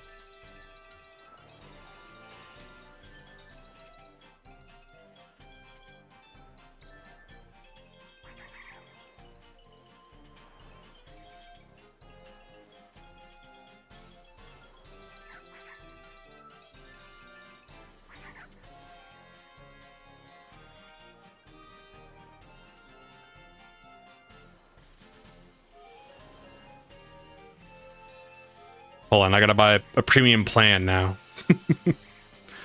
Gosh darn it.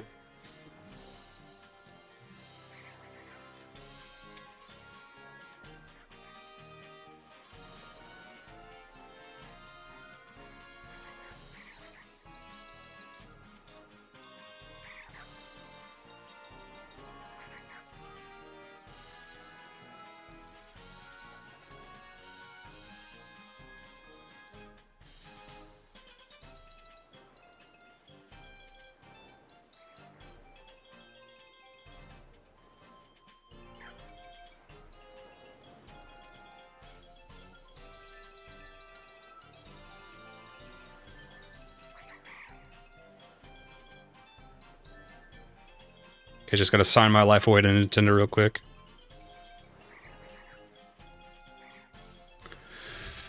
Just gotta sign my whole life away real quick, guys.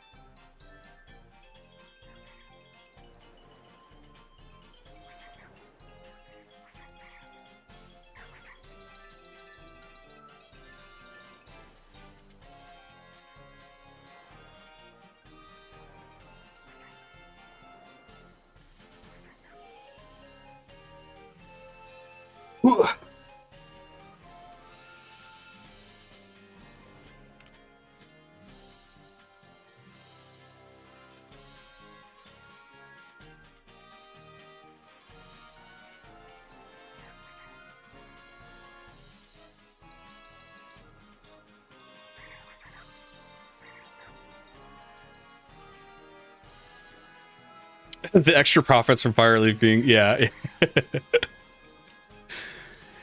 I have to admit, like, I'm sorry to get, like, it's probably corny as hell, but it or maybe even cringe, I don't know. It is very cool that, like, the channel, like, pays for other gaming, and it all, like, pays for itself. It's just such a cool feeling. So, like, yes, the Fire Leaf Green video extra bump that it's getting is probably going to pay for for more products.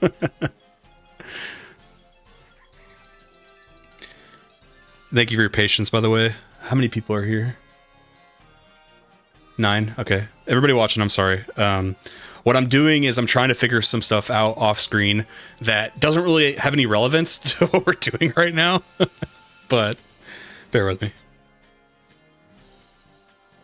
I'm almost done.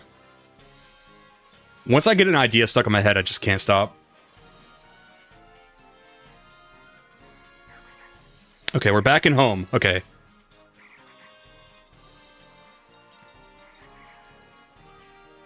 Okay, this one just says home. Why does it say just home? Is this from the Kalos region? Okay. I'm trying to think of anything in this box that would be from, like... I don't think anything would be from... No, let me check Gen 3. My Gen 3 Pokemon might actually be from Gen 3. Like the OG Gen 3.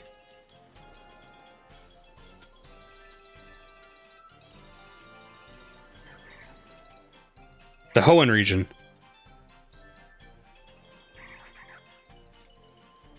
Yeah, okay, cool. So this Wurmple, it just says Hoenn region. Well, hold on, that could be... Couldn't that also be from Alpha Sapphire? Hold on, let me... I got one more. We're going to check Punyon, because Punyon is from a Virtual Console game.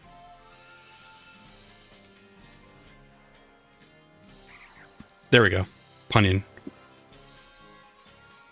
Oh, yeah. Oh, nice. This is the Johto region. Perfect. You gotta figure... You have to figure if it works like that, it'll say Kanto. You gotta figure, right? I mean, there's no way it would just say from some faraway land or something. If it has the stamp.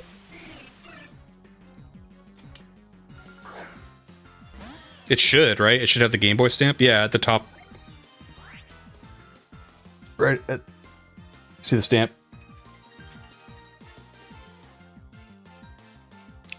The thing is, I think the stamp is only a Virtual Console thing.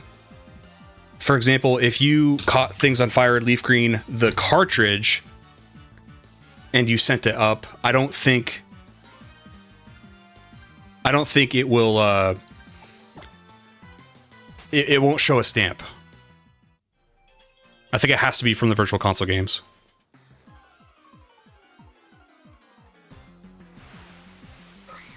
Because I think somewhere in there, once it gets through like Black and White 2, it just recycles the information again, and it almost makes it. I think what it does is it almost makes it seem like it's. I think because it'll still say on the trainer ID or the history thing, it'll say, oh, faraway land. But once it goes through that many generations, I think at some point it's like, yeah, you caught it in the Hoenn games, but we're just going to say you caught it in Gen 5.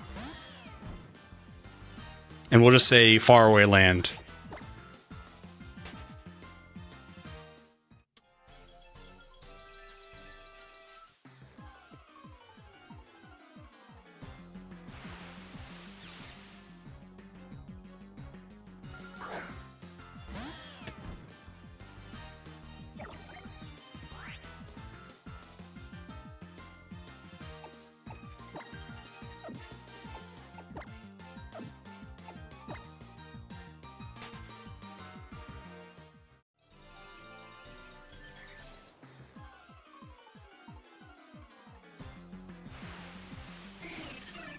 Gen 3, 4, and 5 don't have stamps. Stamps came in Gen 6 and up, so no stamp for Hoenn is just, right.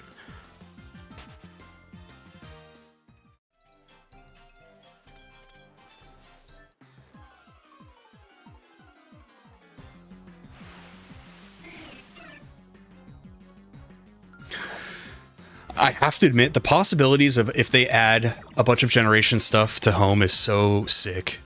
Like Gen 1 through 3 and hopefully beyond that, because it's like you can do the living dex thing, which I think is really cool. Oh, here's another thing. I don't even want to do it if I can't get... If they don't give you the Eon ticket or the flute or whatever for Fire Red and Leaf Green, then it kind of just ruins it for me, because you'd want to get like an authentic Mew, right?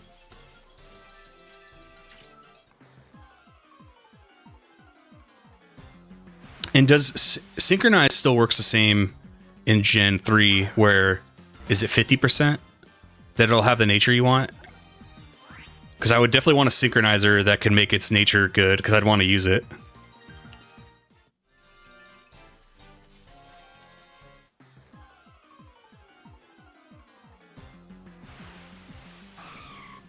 Delibird. I'm surprised I got Delibird before I got Bagon.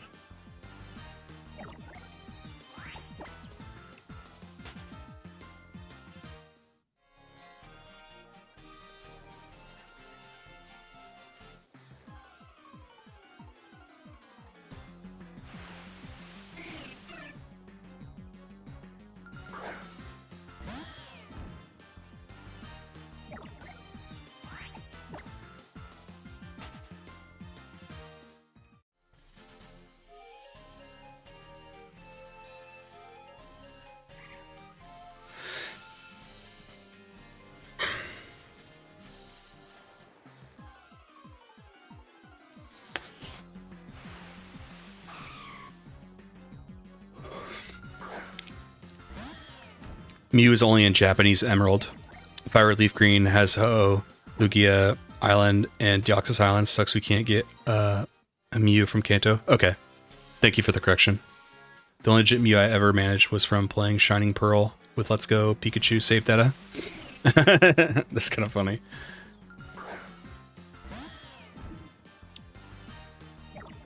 So okay. So I think a lot of what I've just said is going to have to be put on hold. Unless today, off stream, I can maybe find out how to system transfer. I thought when I tried to system transfer, the issue was that this 3DS is too quote unquote advanced. It's like I think it was like the last 3DS model, and I don't think it lets you system transfer to an older 3DS after that. So I think that's what stopped me last time. I think the easiest thing to do would just be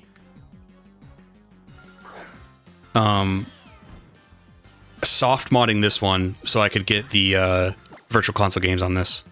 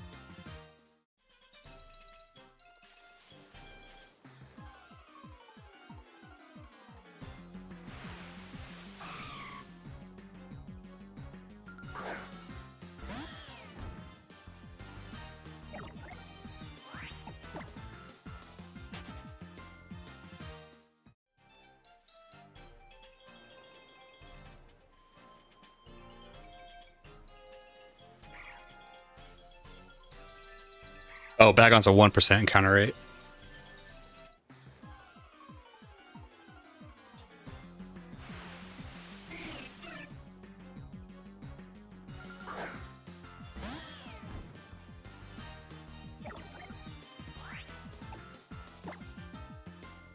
Oh, wait, is it?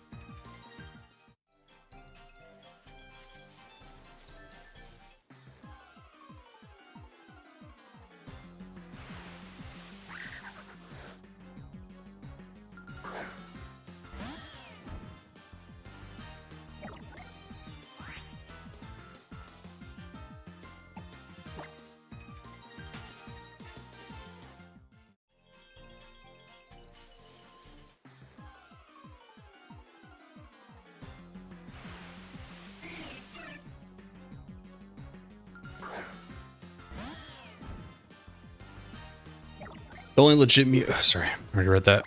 Sorry, boys. It is indeed. Damn. So, hold on. It's 1% Bagon and then 1% Salamence. That's crazy.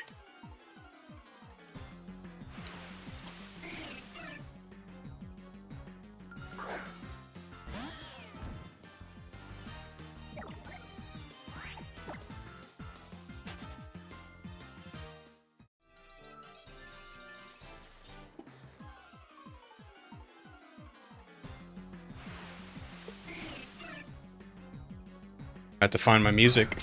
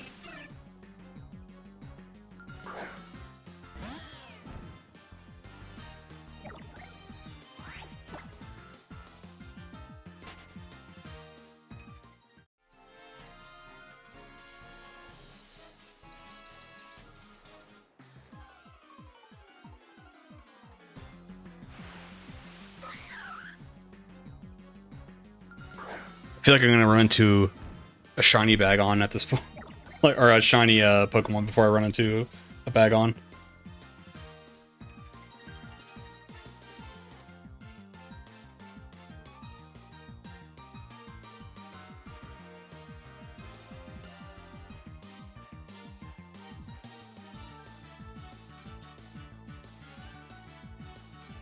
Oh wait. Field of, oh my god, I might be in the wrong thing. Field of Grass south of Bridge.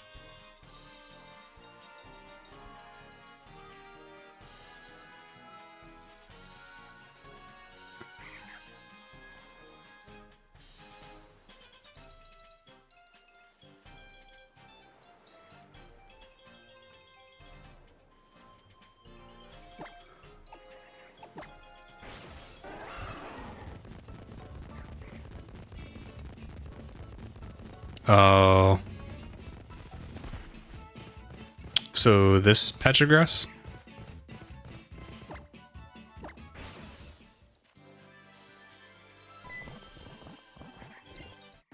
Let me battle this Cabrawler first.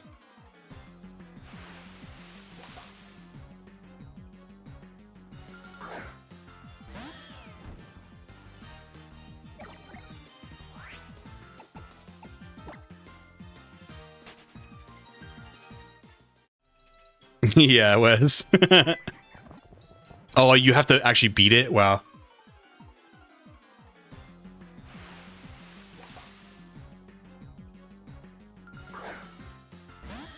I'm so there. You can get a Rufflet here too, in an ambush encounter, and I'm so. It's funny because like whenever I can get a Rowlet, I like it. Dude, a bald eagle? Me as a red-blooded American?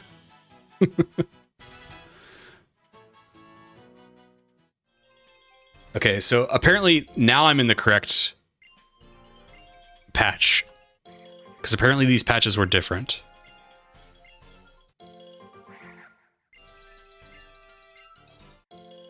Ooh, a citrus berry. Oh my god.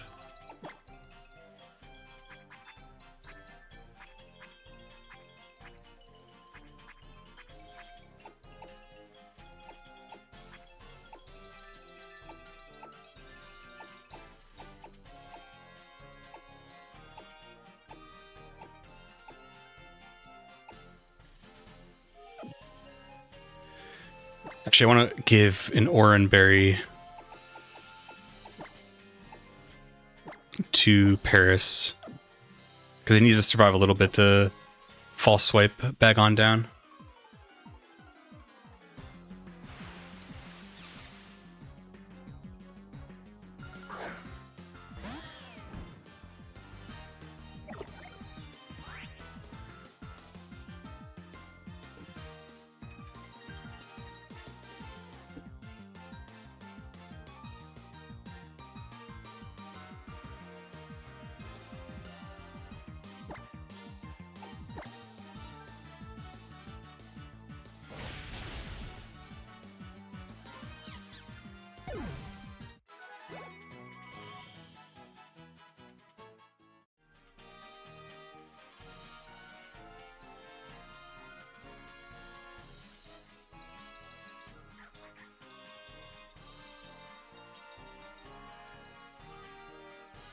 We're such Gen 1ers, routes having different encounters for different...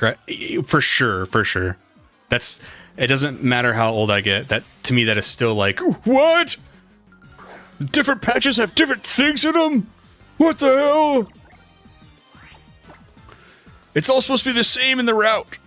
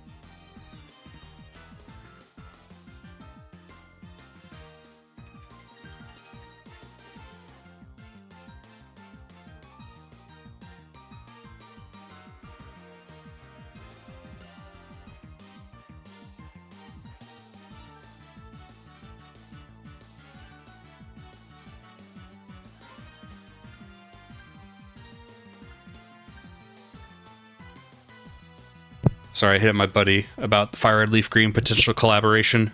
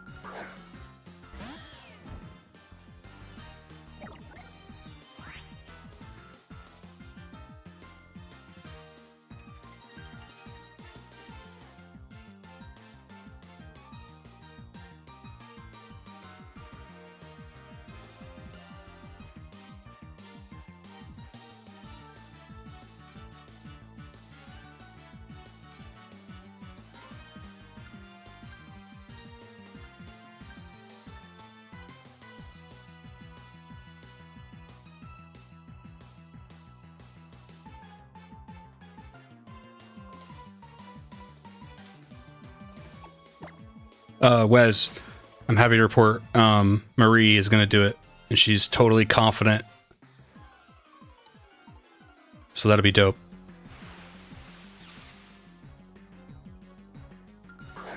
The look, I'm happy at this point. Shiny Spear hunt going well. I'm happy, but like, you know what is going to be annoying is I'm going to have to send. I don't think whatever profile is on this 3DS, I don't think it's going to be able to communicate with my home account. So I'm going to have to send it to my real 3DS and then send it up again, I think, if I understand correctly.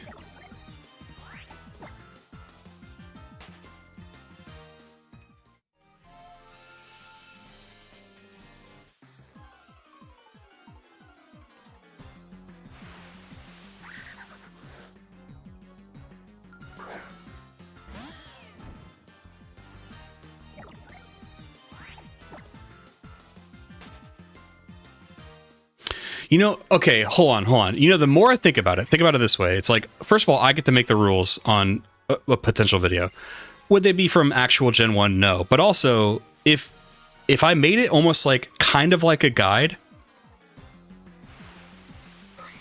the most accessible way to, I'm talking to a casual person, not people who know how to mod things and hack things, to a casual audience who would be interested in completing the Pokedex like me. We could start on Fire Red Leaf Green, and they'd easily be able to buy it on Switch and do the same thing as me. They don't need to do any other hoops, right?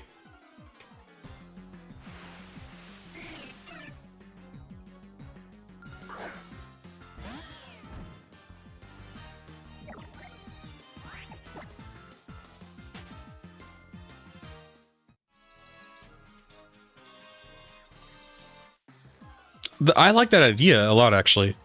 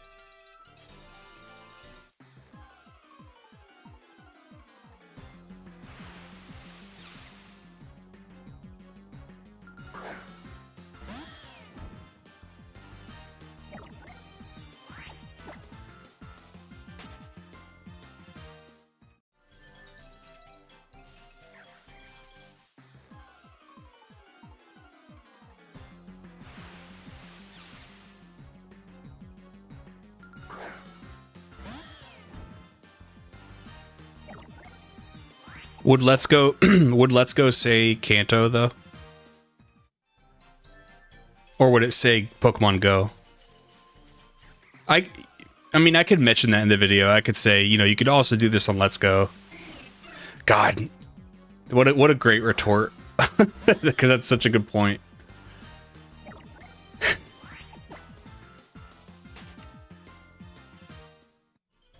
It almost brings more value if you just do it on the original gens.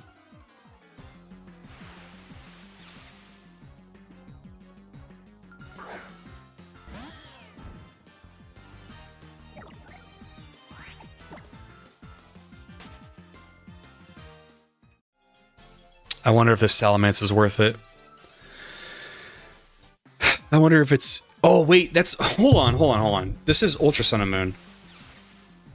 Am I fucking up? Oh, no, I'm not. Okay.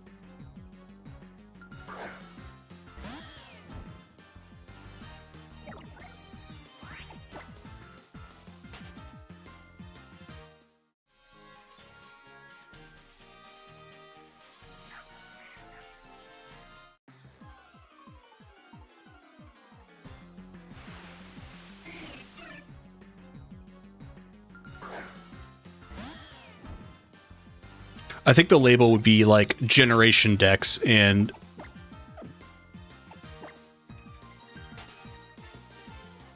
Well, hold on. What is... When people refer to the Generational Living Dex, is that what it's called? Like Generational Living Dex?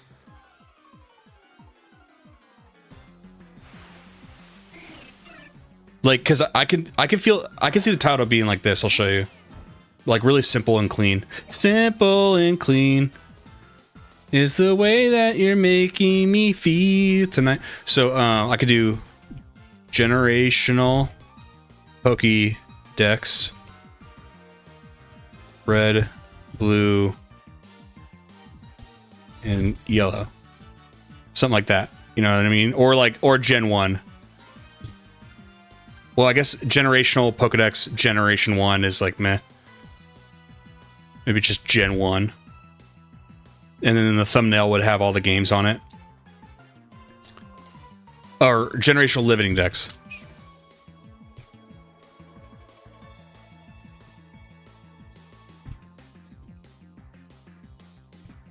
Red, blue, yellow. Something to that effect. Or even, like, I know YouTube doesn't like series with, like, parts in it, but so maybe I shouldn't do that, but, like, something that refers, like, it's a series, you know? Or, what if I just say the region's name? So, like, Generational Living Dex, Kanto.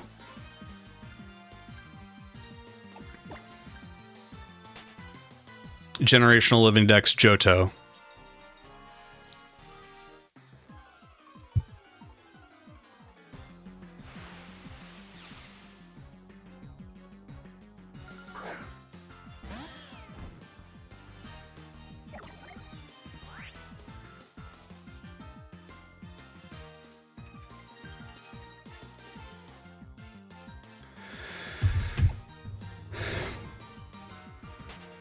Phil Spencer retiring as CEO of Microsoft Gaming. Uh-oh.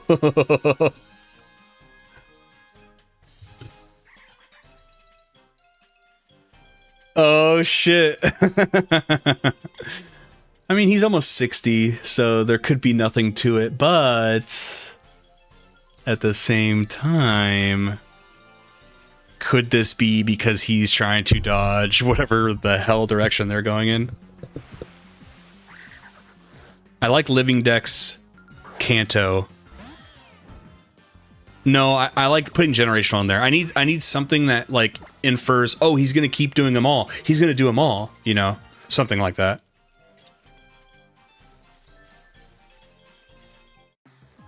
Like, I think I like that. Generational living decks, Kanto. Or addition, addition maybe is fine.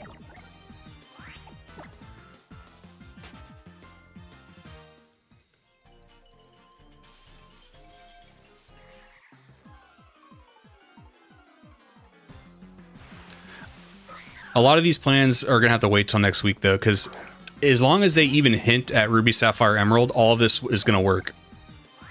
Well, hold on. Because if they... Oh, God. Because if they shut down Bank... If they shut down Bank and they never do the DS games, I guess I'm living on borrowed time, because I have to make sure I can complete those videos before they shut down Bank. So it would have to be another race against time. Like, I'd have to, like, boom, platinum, boom, black and white, boom, X and Y.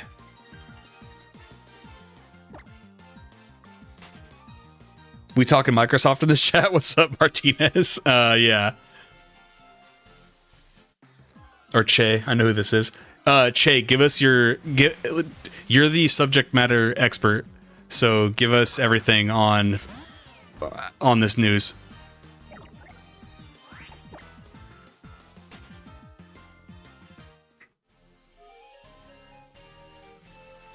Oh, Che, I've been playing a lot of Powered Cube.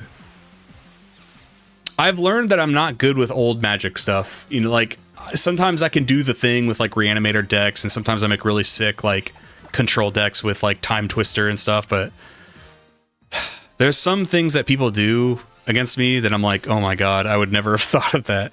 I'm better at more simple, like, Goblin Magic.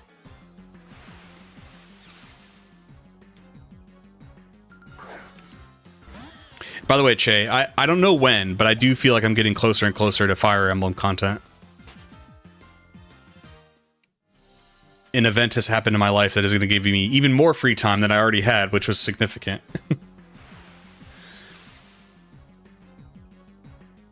You haven't played Cube in a long time? Well, the issue is that Powered Cube is extremely expensive for being Phantom. It's a total scam. I mean, I think they know that people like me want to play Cube really bad. But it's like $10 to do a Phantom Powered Cube. It's so ridiculous.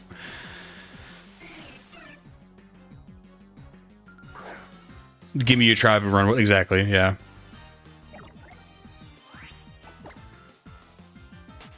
So tell us, Che,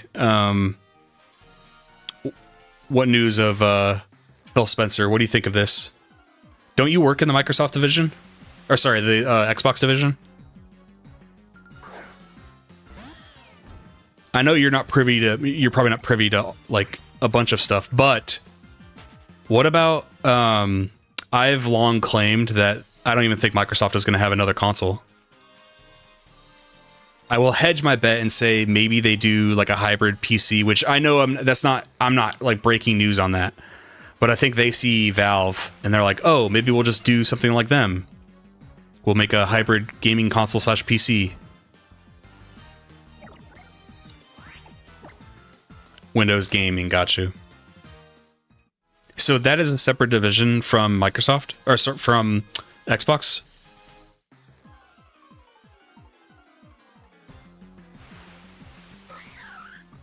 Che, what a great time to be a Seattle native too, with our Super Bowl and everything.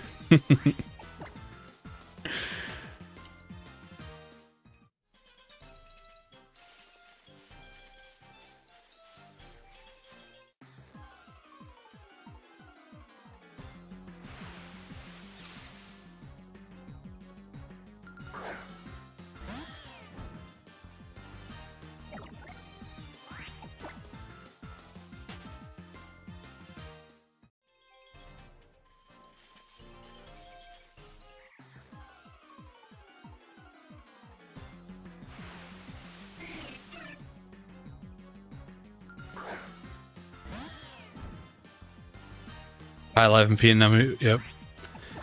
As far as Fire Emblem content, I wouldn't start with Three Houses though. I'd probably go back and play like the first US release and then like Sacred Stones and stuff. I'd kind of like work my way up. I don't know if this is like too much effort for it, but you know how Engage has like a lot of references to old characters with like the rings and stuff. I want to like know those characters. I want to like experience those characters. And I want to like work my way up to Engage so that when I play Engage, I'm like, oh, like I remember them from this game. If it's not AI, Microsoft probably wants to cut costs and grow margins. Start with Awakening. Why? Is Awakening is that the remake of the original but for DS?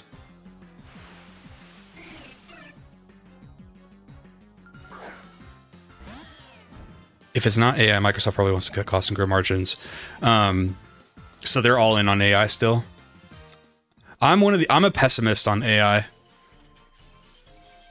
Seems like every company is like scrambling to find ways to find a use for it. Like people keep investing in it, and I could be completely wrong on this. You're the subject matter expert.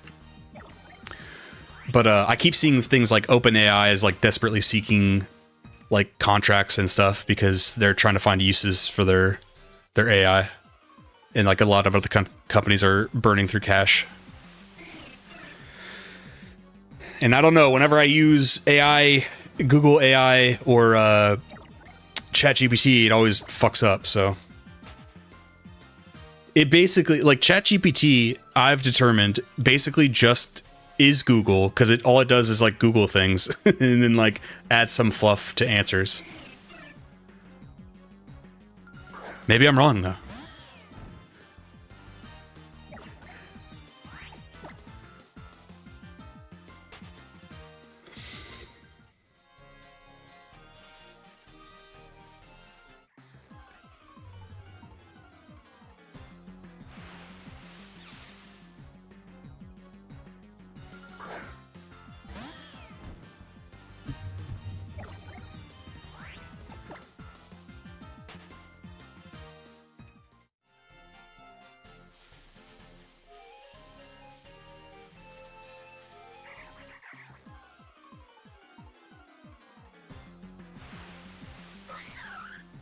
AI out of the way.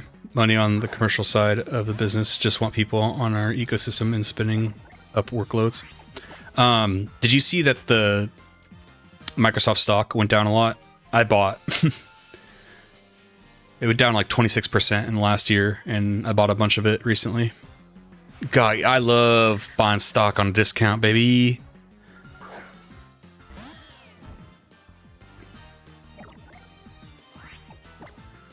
I got to do my taxes for the first time as a content creator too. What's today? It's Friday. Okay, so Monday I need to go to a bookkeeper. ChatGPT got a paid model too now. Was using it to translate manga panels, and it told me to update my plan or wait out a cooldown. Damn. And yeah, you only get like 5. Hold on, was the translation good when you were using it? Speaking of manga, I've been reading every day. I read one chapter of Vinland Saga, and I've really been liking it. It keeps making me want to play anything like Viking adjacent, like Britannia, Total War, and stuff. Because you get to play as Viking kingdoms in that game. But I don't always play as Vikings. Like sometimes I like to play as English and reconquer the land. Awakening isn't a remake.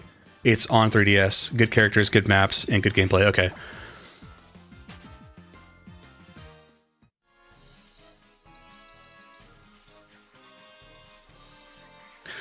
I've been playing a lot of Warhammer Total War.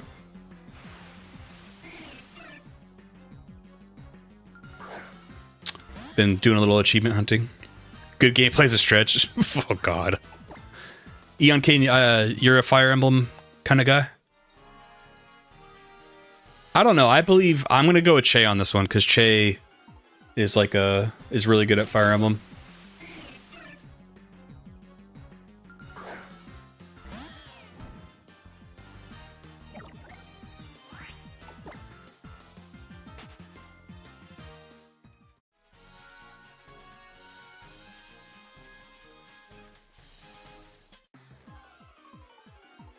Che, I wish we were neighbors. Do you think you'd play Fire Emblem Three Houses with me? Like if I wanted to record you playing through like a very hard campaign?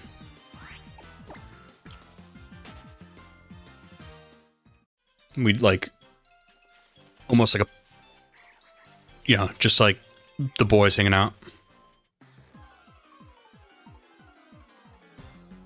I wish all you guys in chat could be my neighbors.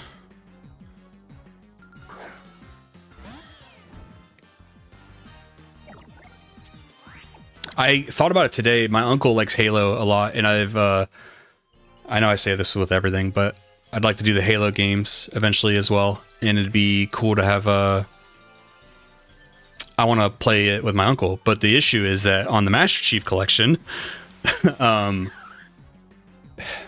like, I don't think it has local co-op, or does it? I'm not sure if I'm not sure if the Master Chief Collection has like local co-op for Combat Evolved. And I know it has cross play, but I think it's only for Halo 3. They're not hard in the traditional sense because they normally unlock their hard mode after you beat the game, but they're just generally a good ass game.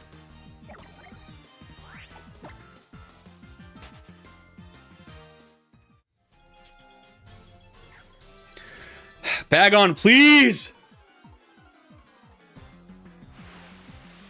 I'm not gonna get bag on this game if you don't show up soon.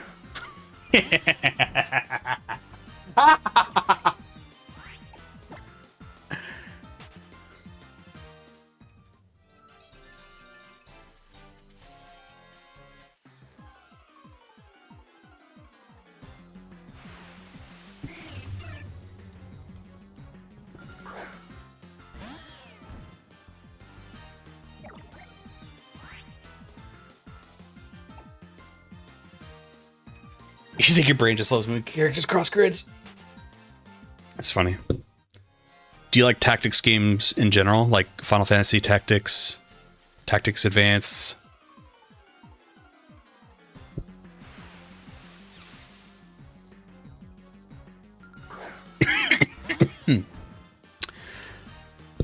I should have considered this more. If I knew it was going to take this long, I should have just been playing the game. I might have wasted a whole day trying to get this fucking Salamence.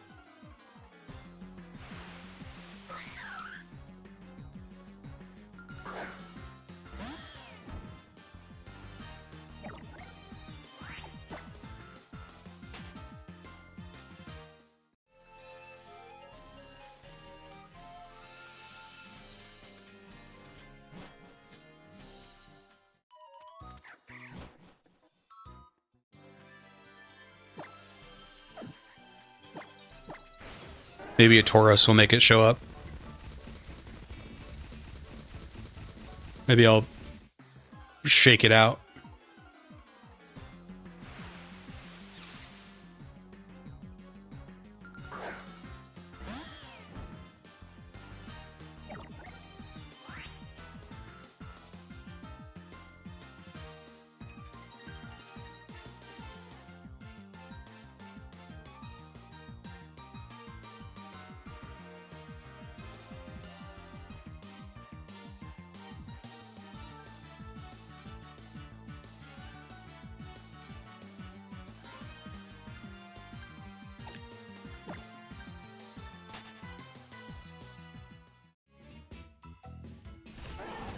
That's funny, Che.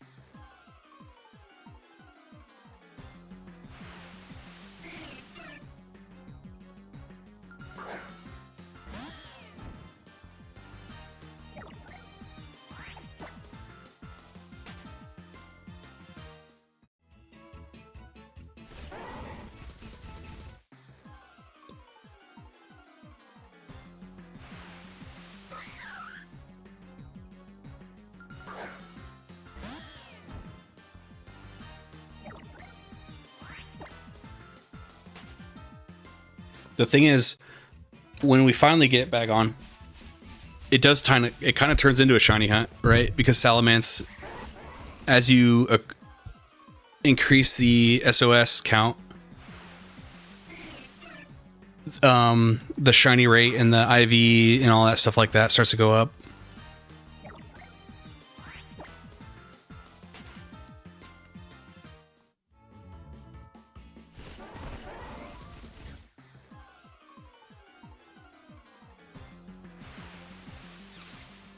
You're playing Final Fantasy VII Remake on the Switch too? I did not know.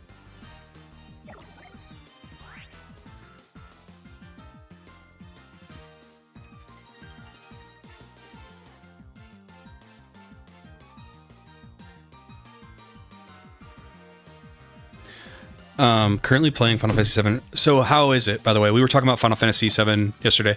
Che, have you seen my Final Fantasy content?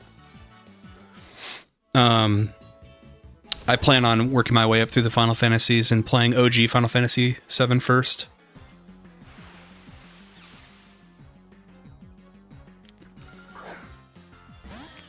Eon Kane, did you have an opinion on Crisis Core? On which version I should play?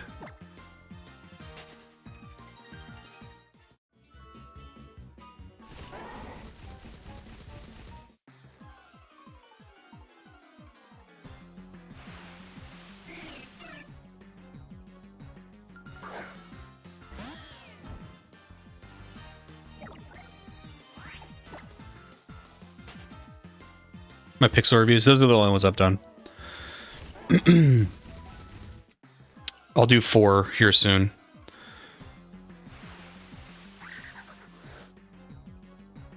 The next video will be this Pokemon video.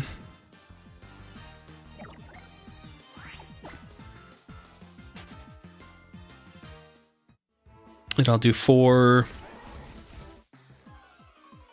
Lots of Pokemon news coming out next week though, so that might change some and move some things around. It's okay though, because I've been wanting to take a break from the main series Pokemon games for now. Play more spin-offs. I've been wanting to get into Star Wars as well, playing the old Star Wars games. Knights of the Old Republic. Lots of old BioWare. I want to do Jade Empire. I like the remake. It's a fun walk down memory lane. Yeah, we were talking about it yesterday. I haven't played too much of Final Fantasy VII, and I hear the remake kind of like, switches the story around a little bit, but it kind of sounds cool when I've heard about it summarized. But we'll see.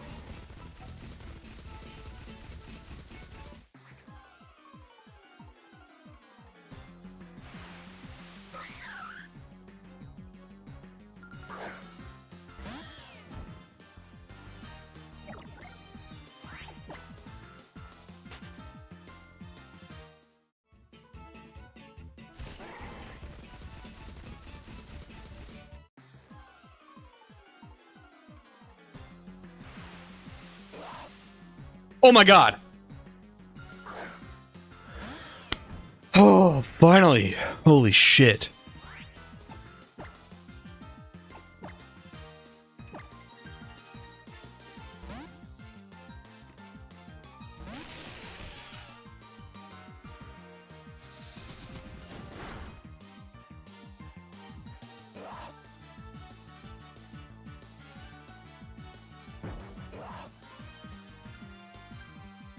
That's kind of not good. It already called for help.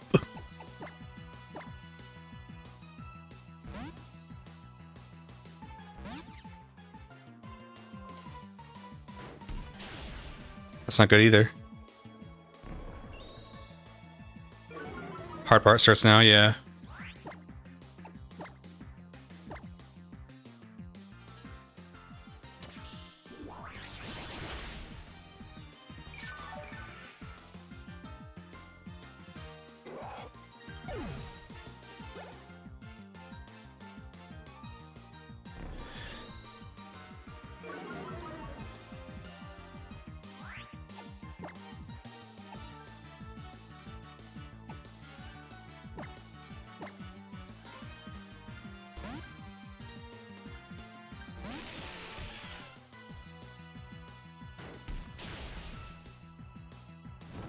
Oh my god. I don't think I have revives either.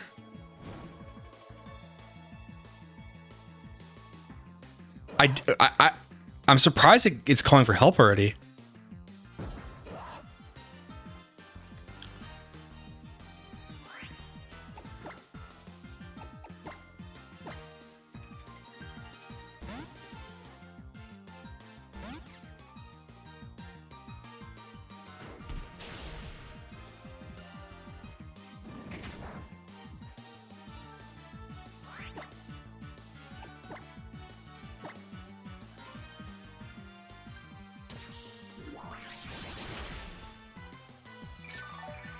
I mean, I'm not complaining.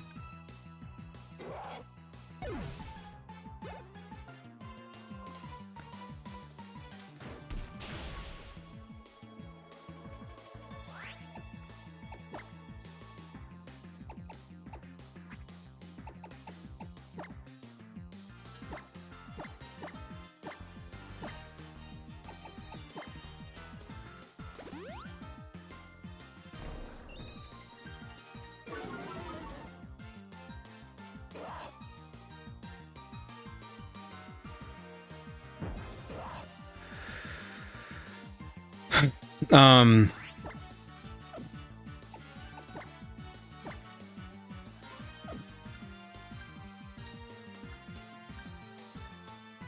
want to see how much a Silver Wind does.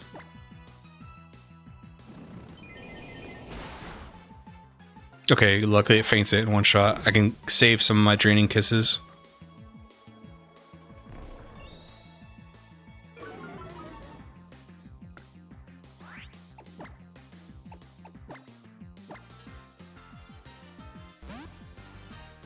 It's great. I keep trying to set up a False Swipe, but oh my god.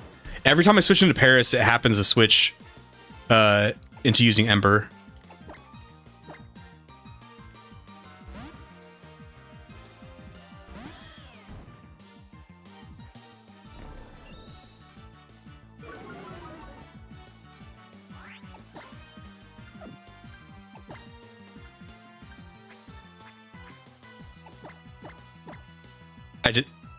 I did not mean to. Okay, hopefully it didn't use the Super Potion.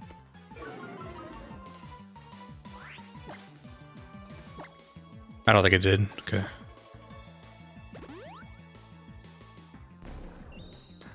Also, if it's going to take so long to set up, I might kill this bag on when another one shows up, because this one's already used so much of its PP.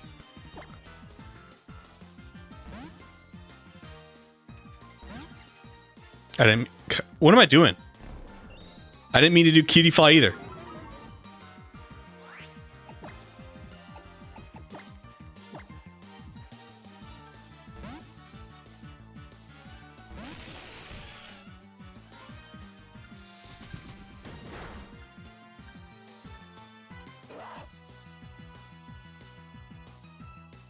Okay, no help. Okay.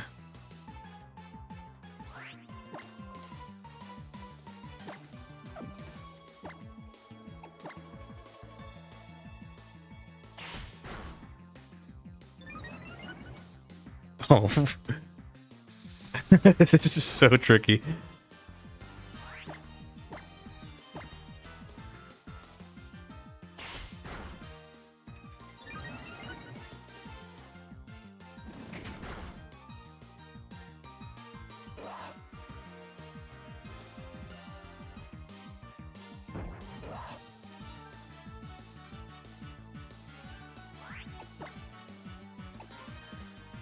I'm I'm almost at the point where okay, I'm gonna kill the original Bagon because it's used so much of its PP already. And this one's the second Bagon is a little bit lower level.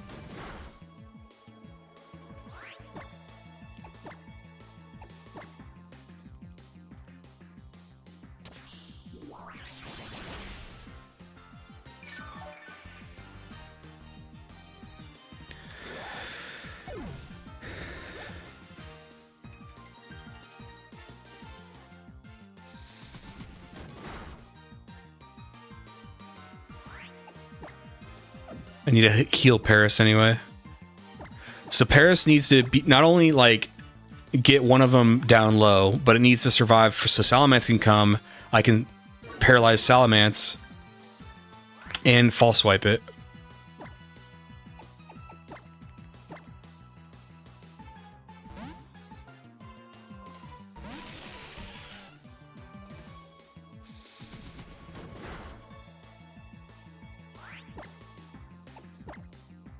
Oh, I almost made a big mistake. I think if you put a status condition on an SOS Pokemon, it is more unlikely to call for help. So I almost messed up there really bad. Of course they're critical.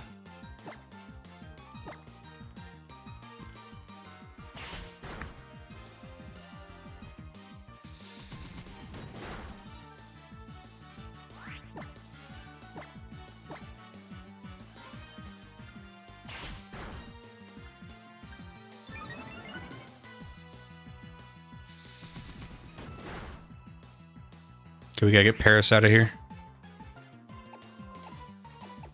Torracat.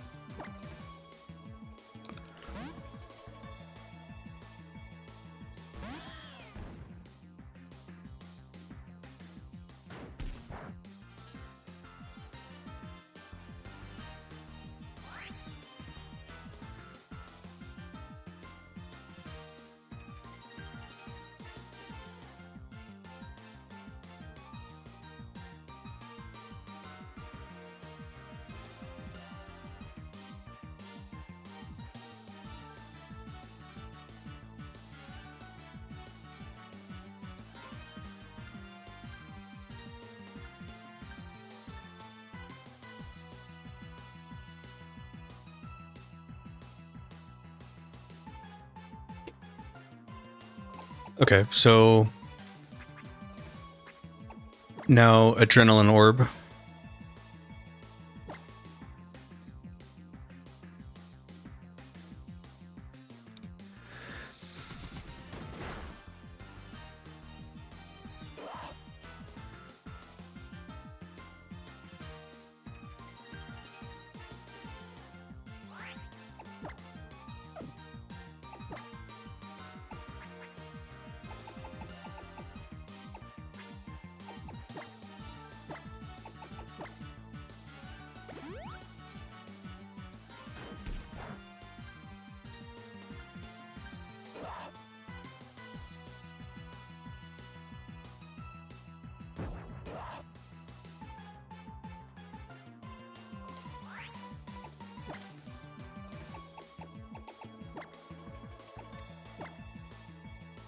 It's probably not gonna do much. Yeah.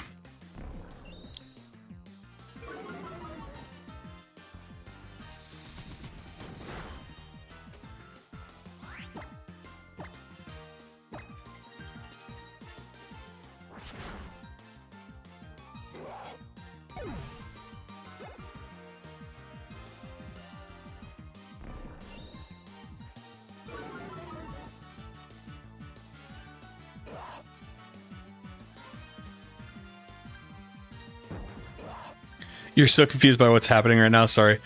So in this generation of Pokemon games, one wild Pokemon can call in another wild Pokemon to help it during battle. And sometimes that second Pokemon that they call in can be a rare Pokemon or it's usually just a rare Pokemon. Well, in this one, a Salamence at level 10 can show up. So, which normally can't evolve until level 50. So I'm trying to catch a level 10 Salamence for the video because I think it'd be funny. But also it's a level 10 Salamence, so that's pretty cool. But not only does like could a rare Pokemon show up, but as you increase the chain of new SOS Pokemon coming out, it increases their likelihood of being shiny, and it increases their like IVs or yeah, IVs.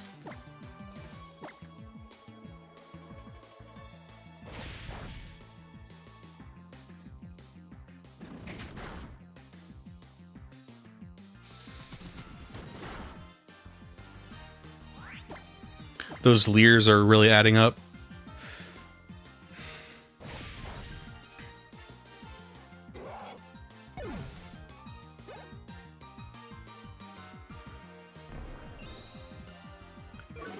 I gotta switch out the cat.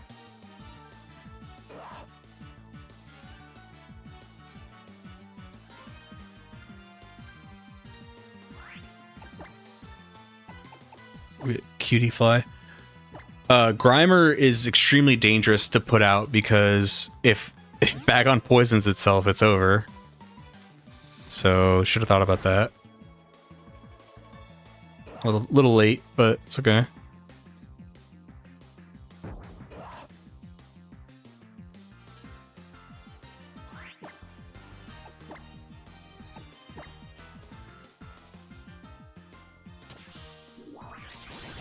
We're working the 0.01% angle, yes.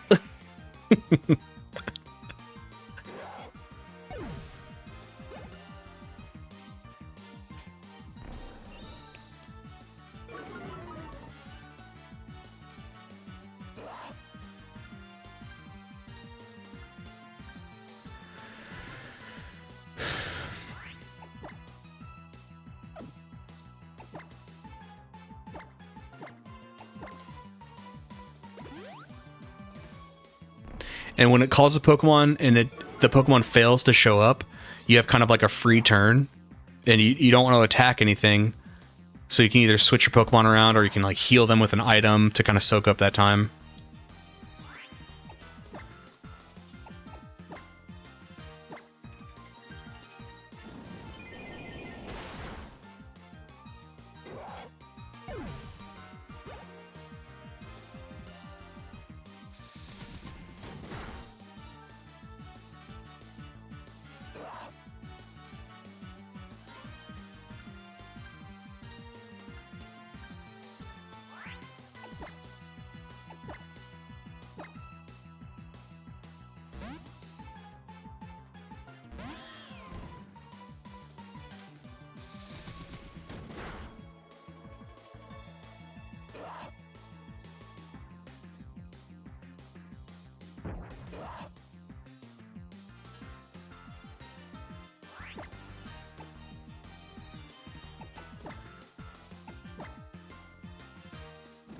Does Roar work on one or two Pokemon? Like, what if I roared the non the one like the Bagon I don't want?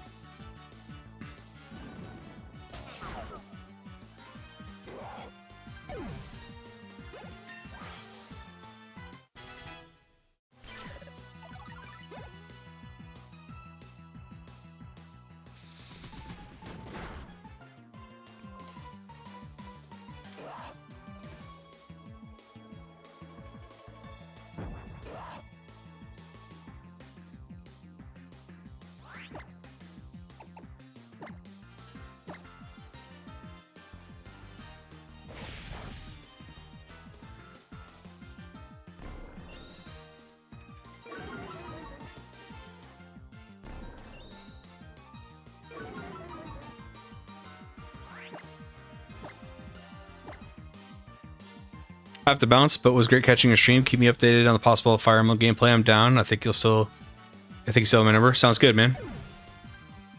Roar will end the battle. Okay, thank you. Good to see you, Che. I'm gonna switch out here. Lots of Leers on this Torracat.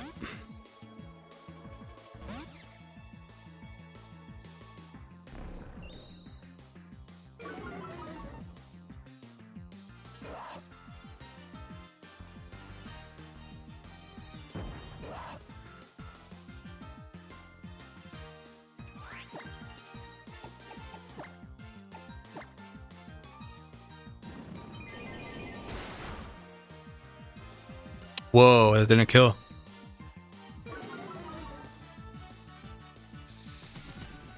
That must be a special natured Bagon.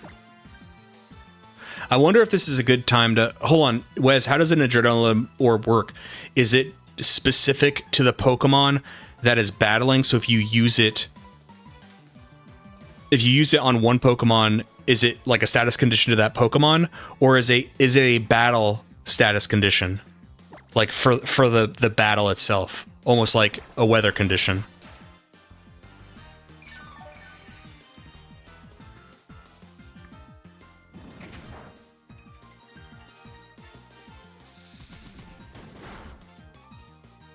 That's not good. I need another Bagon to Drain Kiss.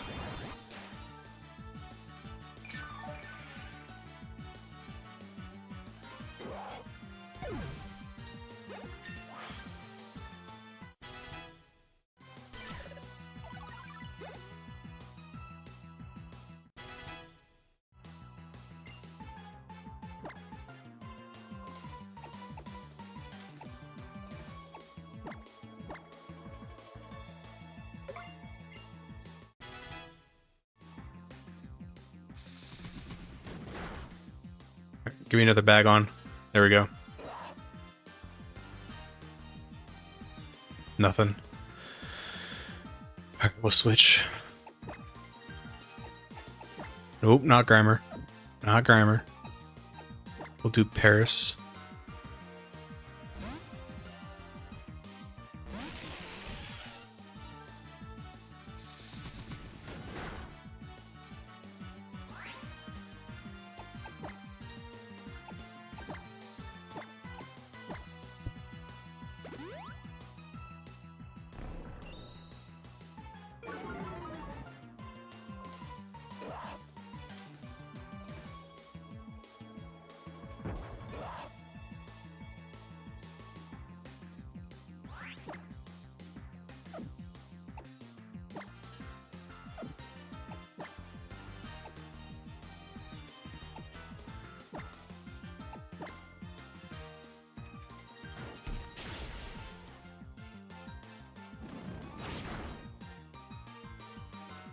Dang. Oh my god, double tap me with Ember.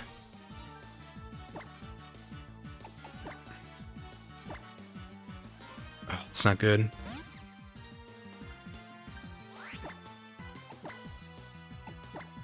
Apparently Adrenaline Orb lasts for the whole battle and not the Mon it gets thrown out. Okay.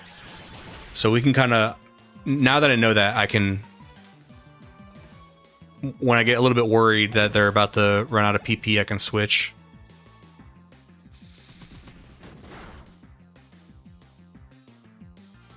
I want to eat one more Bagon to Drain Kiss so I can get a bunch of health back.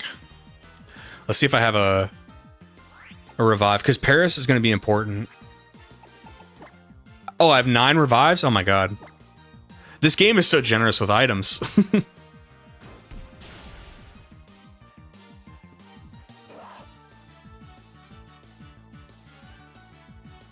Alright, I'm going to eat this one to Drain Kiss. I want to get some health back. But we can start looking at switching to another Bagon here soon. Although, all the PP of moves that this current one is using, like Leer and Ember and stuff, it's got... I think those have like 25 PP apiece, so it's like... It has plenty. Like, it's not going to die anytime soon.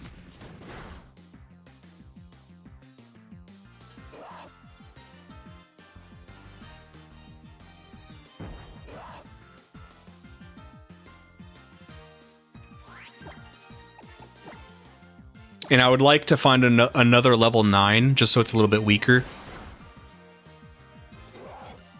I don't want to be battling a level 10.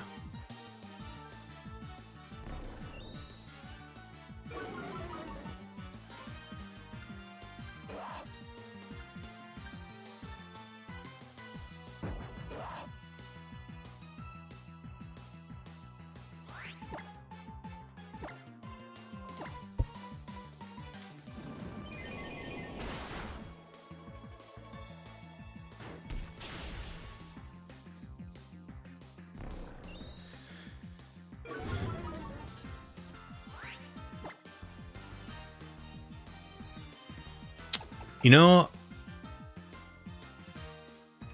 yeah, let's not get lazy. I think the other one still has time on it. I'll just wait for another level 9.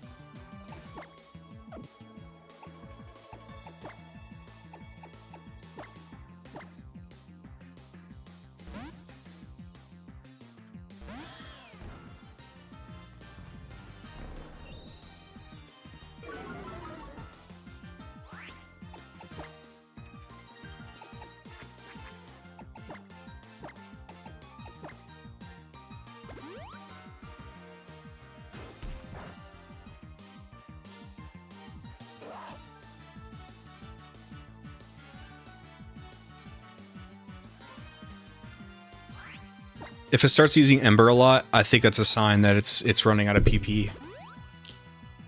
Oh yeah, I think it's getting low.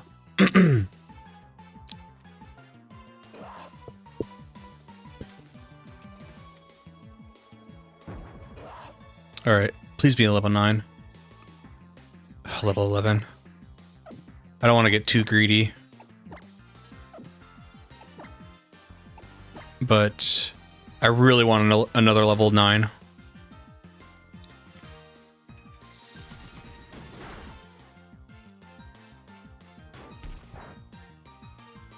Yeah, that's kind of scaring me. It's used Ember 3 times in a row.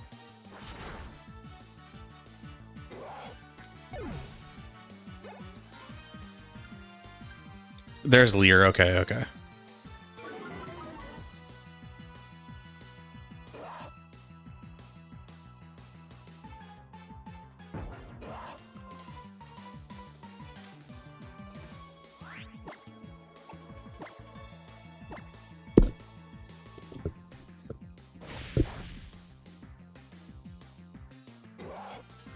Grit City.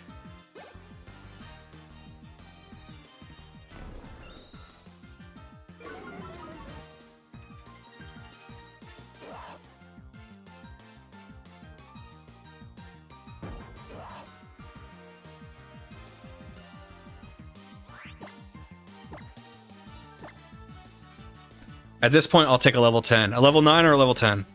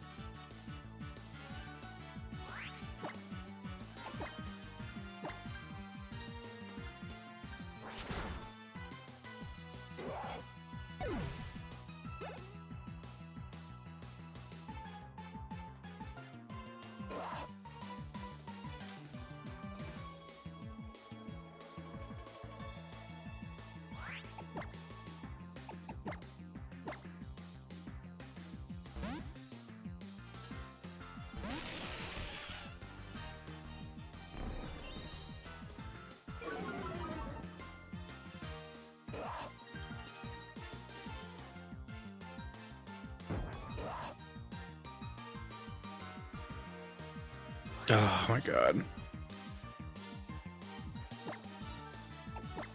Alright. Not Ember.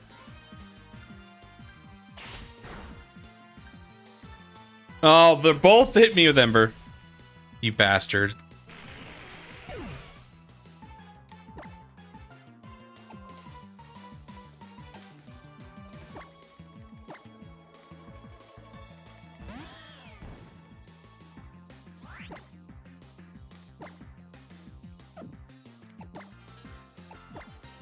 Fine, I'll keep my other bag on since I need to.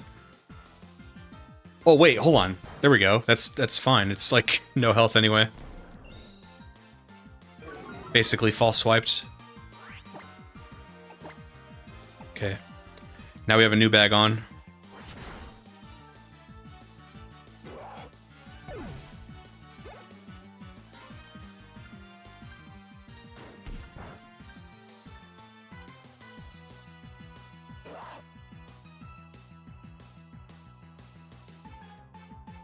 Okay, we'll use this time to revive poor Paris.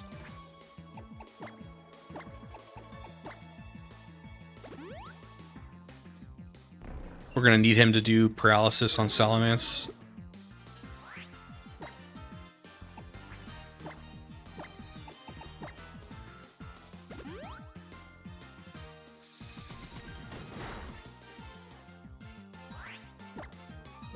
Jeez, are you really not gonna call for help?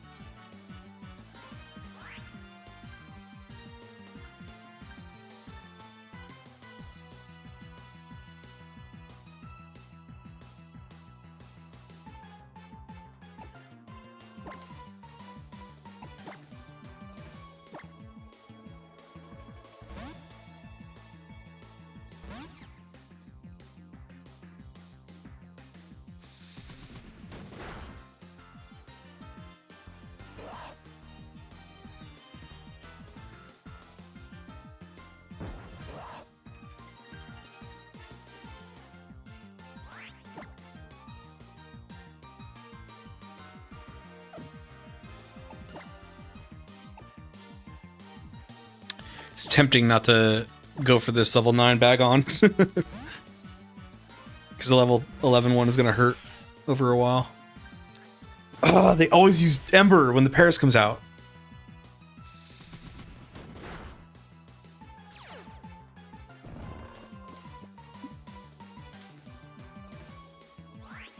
Okay, I'm going to take my chance now. You piece of shit, dude. Okay, other bag on, stay asleep. Okay, good.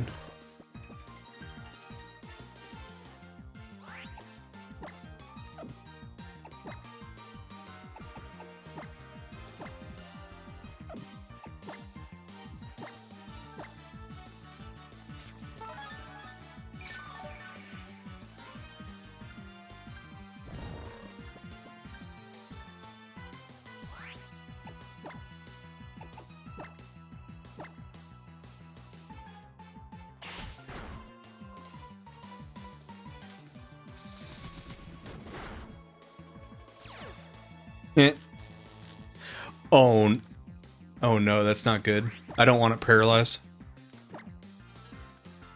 I think it calls for help less when it's under a status condition.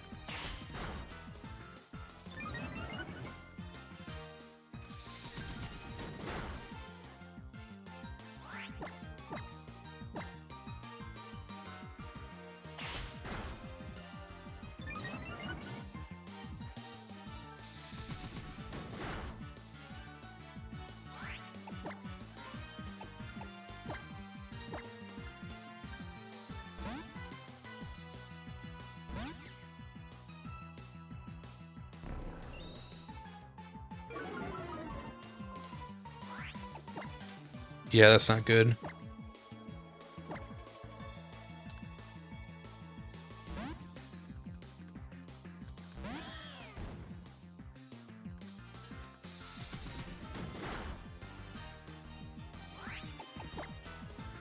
I mean, does it not call at all? Is that like official, or is it just less? Hopefully it's just less likely, because I need another one now.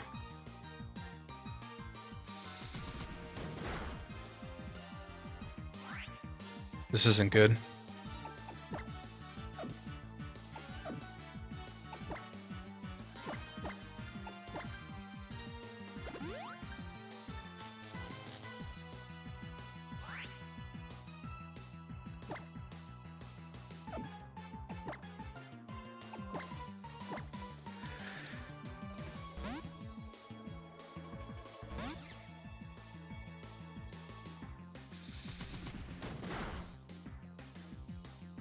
Oh my god. Can it, like, is it official it won't call?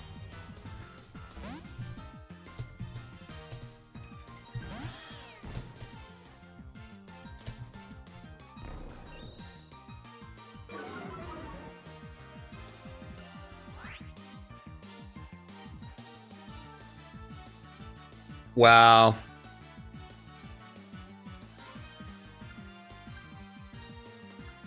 It can't call for help.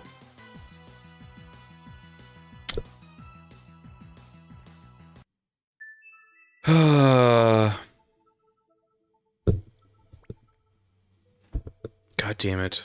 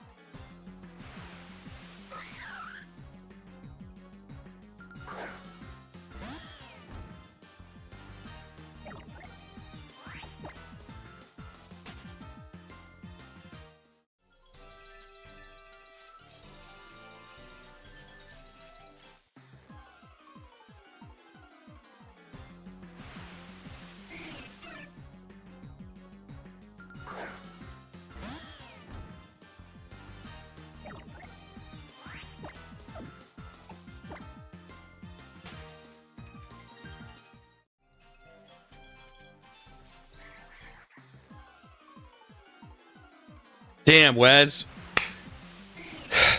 Alright, see you, man. Without my champion, Wes, I don't know if I can go on.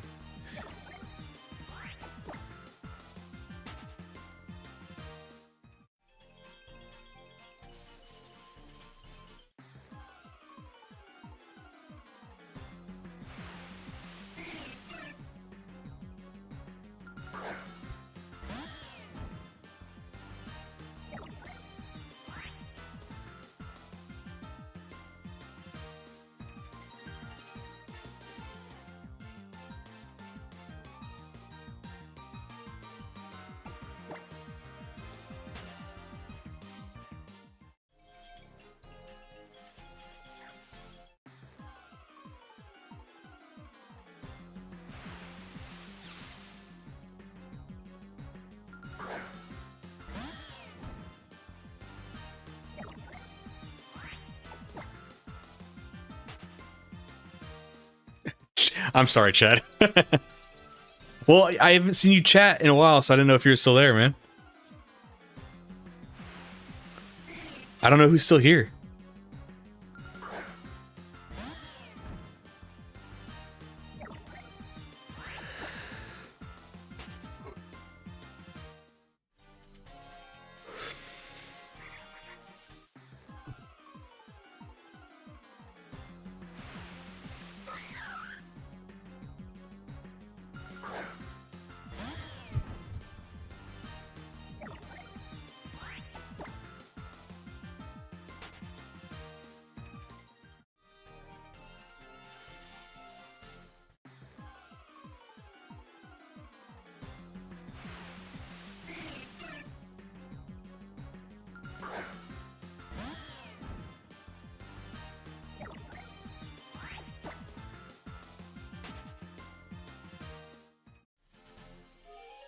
Six IV Squirtle.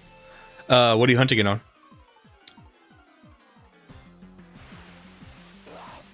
Okay. That didn't take too long.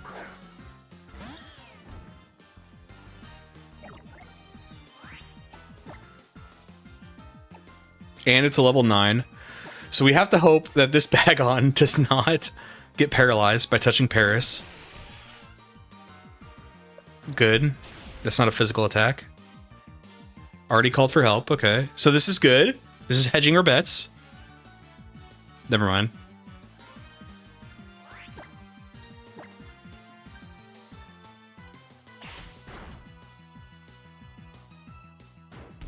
Good.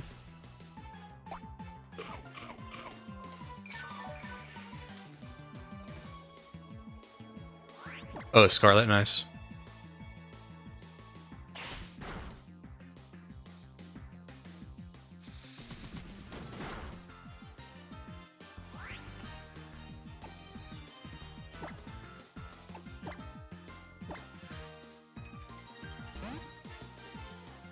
It might just be rather than trying to it might just be easier to let these Bagons, like the whatever one I set up, to just die if it runs out of PP, because trying to juggle new ones might be more trouble than it's worth.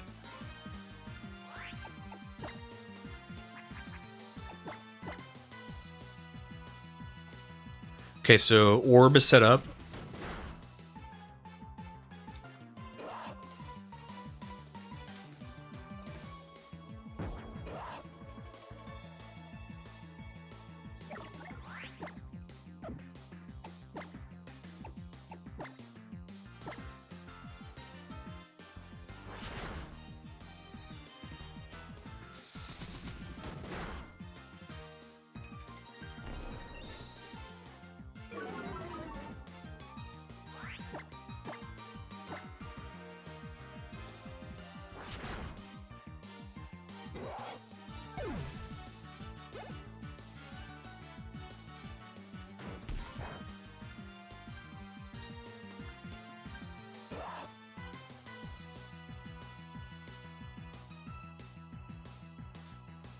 A lot of Leers on the Torracat, so I'm going to switch out to Cutie Fly.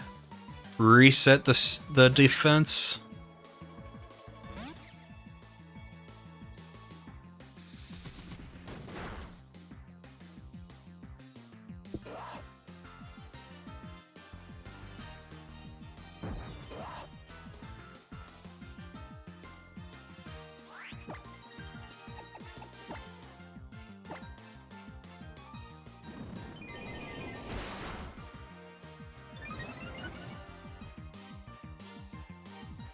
I got you, Chad.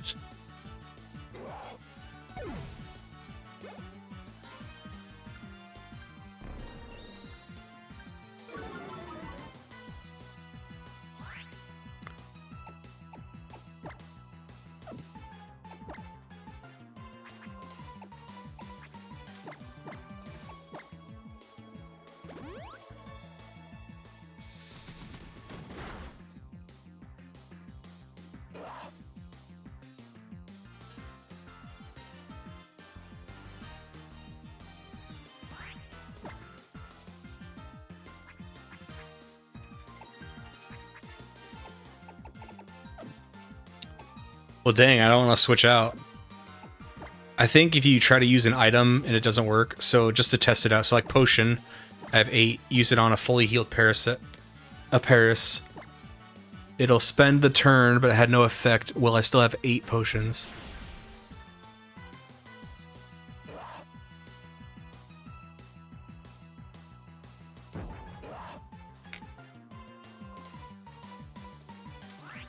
Let's see. Yes, cool.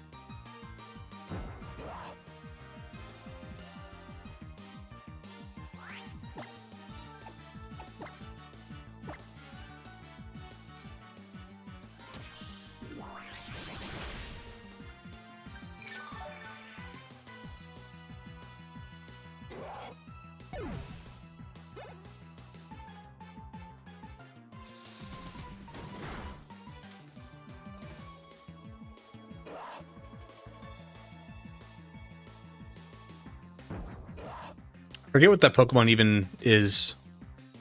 I'm really bad with like the newest gens. 8 and 9 are like blurs to me. God, that did nothing.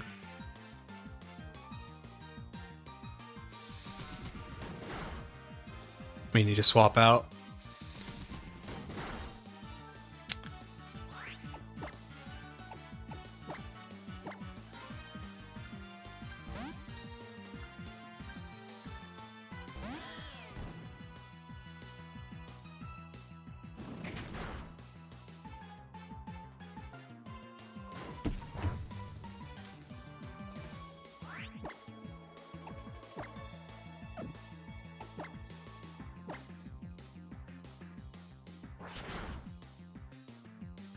He evolves into a big bridge. Oh, I know what you're saying. Yeah, that one is cool. He's like a dragon and ice type, right? Or something like that.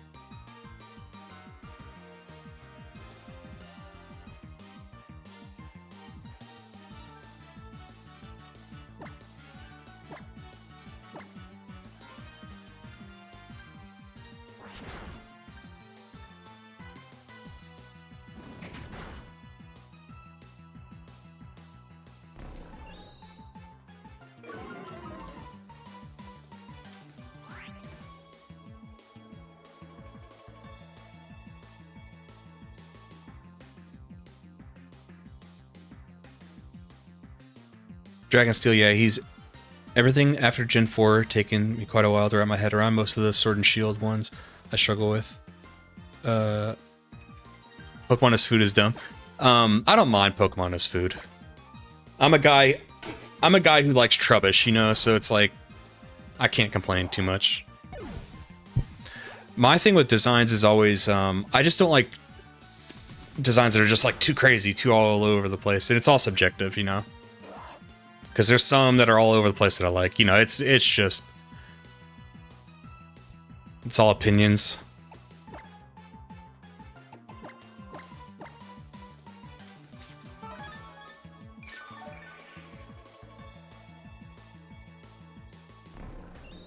All right.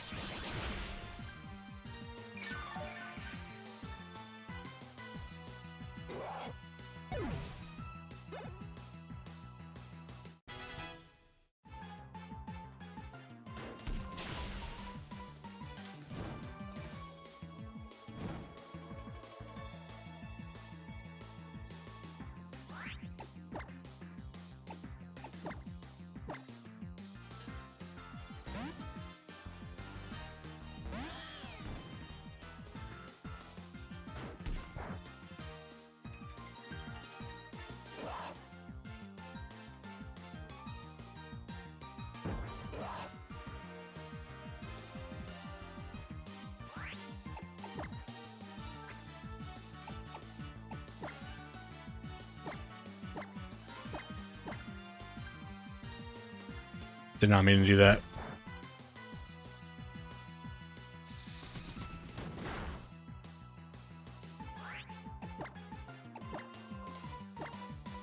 I try to be open-minded at first, but there is something I would find very discerning about taking a bite of ice cream in a Pokemon world. All of a sudden, my food is screaming. Oh. I never went that far with it.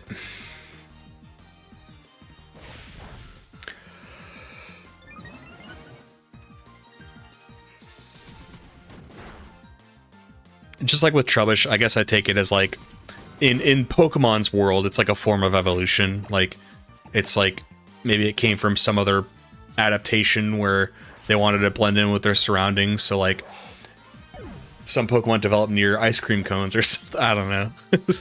Or really you find Vanillix and Vanillite and stuff near like freezers. So that I guess that makes sense. And then Trubbish, I mean, there's trash everywhere. So all that to me in my brain is cool. And they've established that since Gen 1, you know, like Voltorb is kind of, you know, looks like a Pokeball, but okay, maybe it adapted to intentionally look like a Pokeball. Maybe to hide amongst them or something, you know? Muck is like sludge. Sludge with eyes.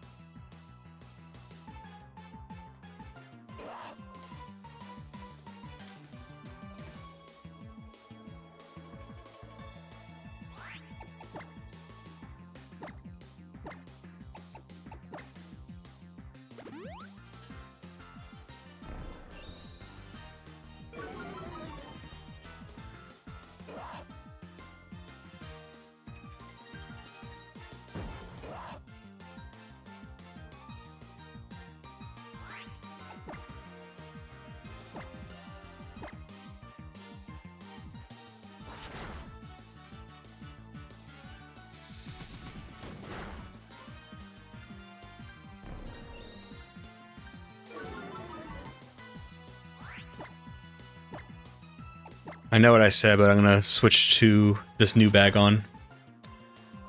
I didn't need to risk a status condition by getting Paris out to get it to where it's at, so I guess I feel safer like this. I mean, that would be far worse to step into mud puddle and to only realize something eating your foot. There's no right and wrong. It's all subjective.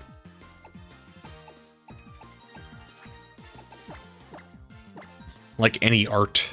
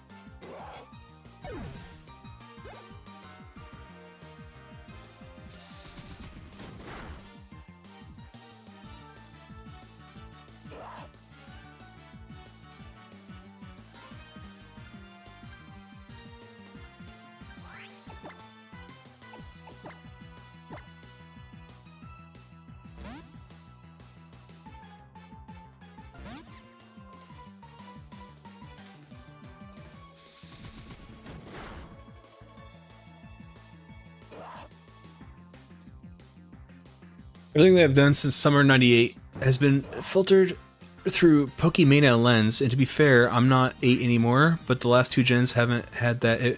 I know what you mean. I think I don't know if you're like me, but like, I think I have credibility because it's not like I only have liked Gen 1, you know, I've liked many generations, both in gameplay and designs. I agree. I feel like the last 2 gens, there's some I like, of course, because I think like even if like there's a way to indicate that this gen is objectively not as good as other ones in designs, you're still gonna have some good ones, right? I'd have to go through it, but yeah, there's something to the last few, and it's like maybe it's a running out of ideas thing, and I think they've pretty much covered the animal kingdom, you know? That's why I think things like Ultra Beasts, they should have kept going in that direction. Start doing like horror stuff for different wacky, you know, all sorts of stuff. I'm fine with more regional variants too.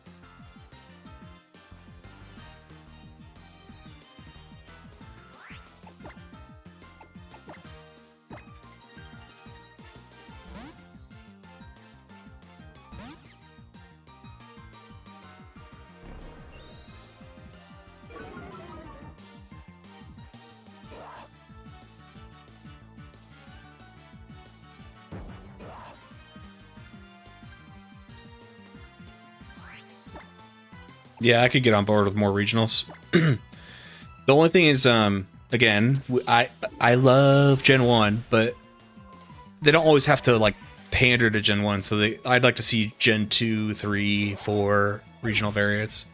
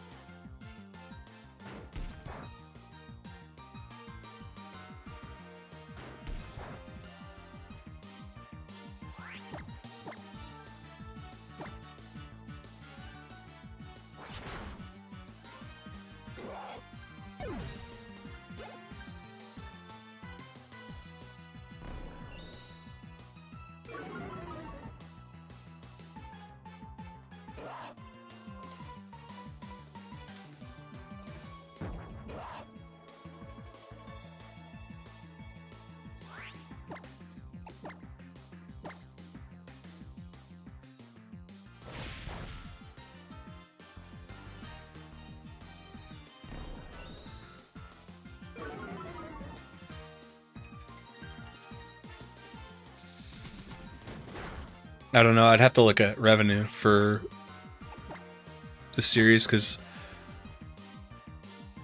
hold on.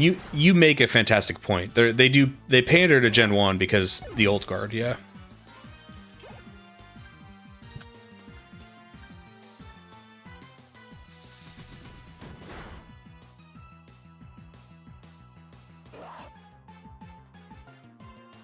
It's hard to look up the revenue. I'm sure you could do like a Nintendo.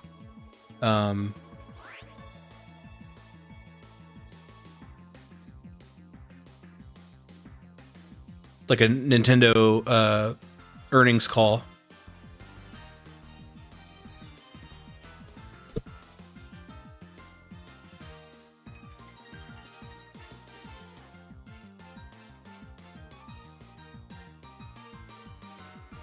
I don't know how much you can believe of.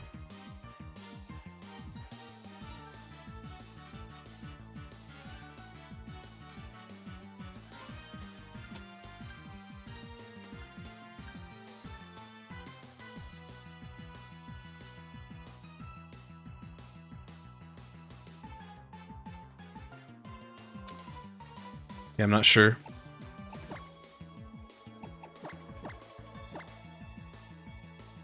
I'd want to see something on their revenue.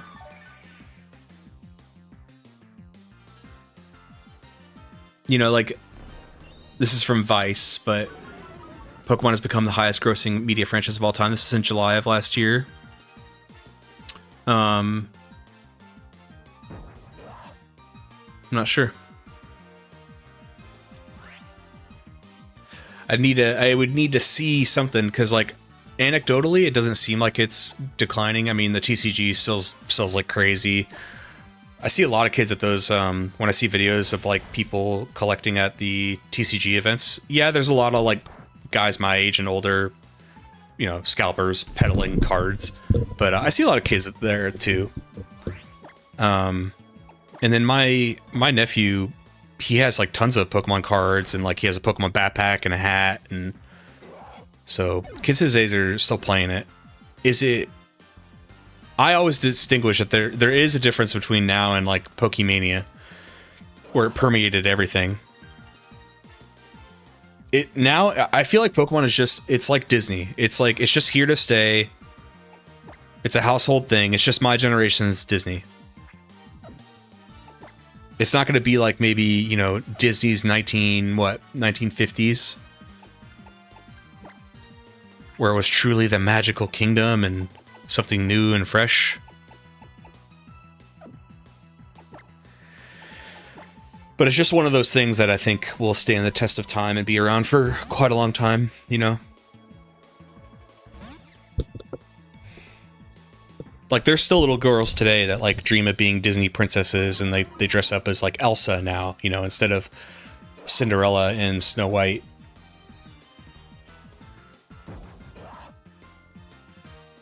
It's like, it's crazy to think about, but there's probably going to be a time where, like, I'm going to pass away of old age.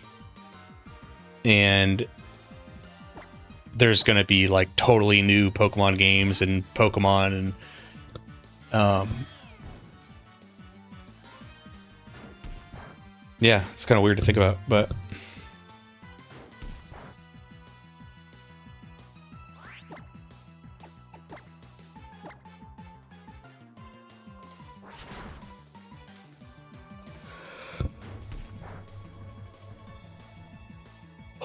We haven't looked at stock in quite a few streams. I want to look at Nintendo.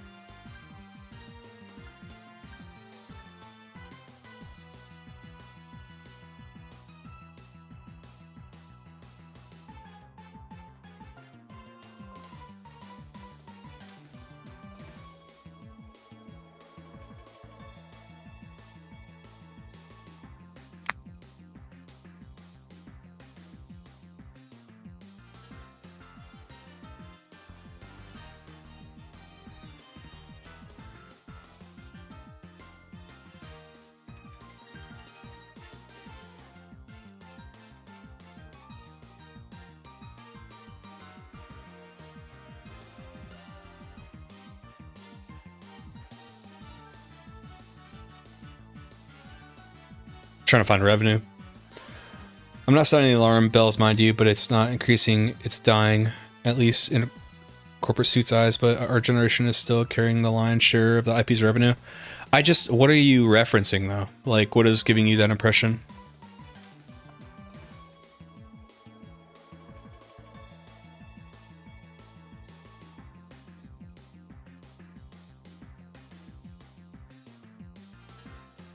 Okay, this is forecast, but what is actual revenue?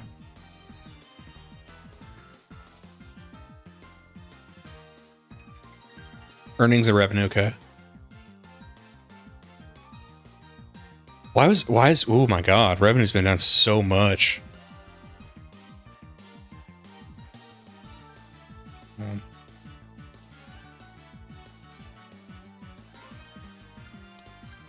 I think for right now, my anecdotal on revenue is less Pokemon and more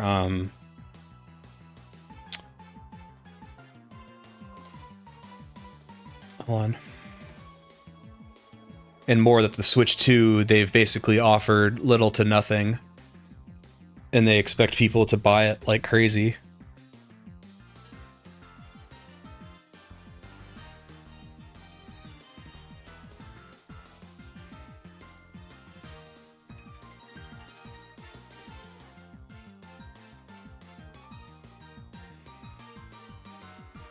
Why did that other thing tell me? Oh, it was down for the quarter. Down 50% for the quarter is crazy.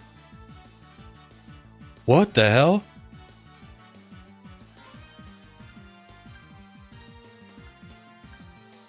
Jesus. Yeah, so 2020 makes sense. When did the Switch 2 come out?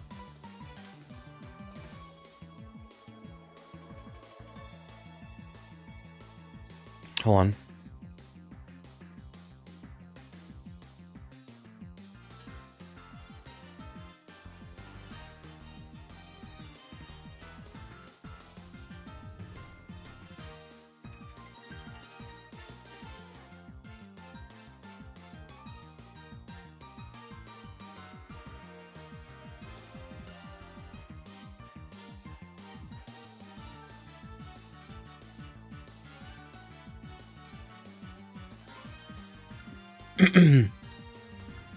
um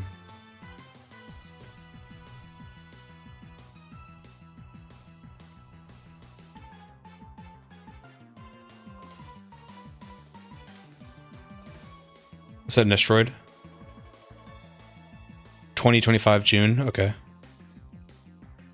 I want to point you to Pacific Investor Call. I want to say the final quarter of 2022. So March 23, where an investor brought up a metric they could use that suggested or stated that the prime. So Nestroid, June 2025. Okay, so right here, there's a bump in quarterly. So that was the release of Switch 2 or around then.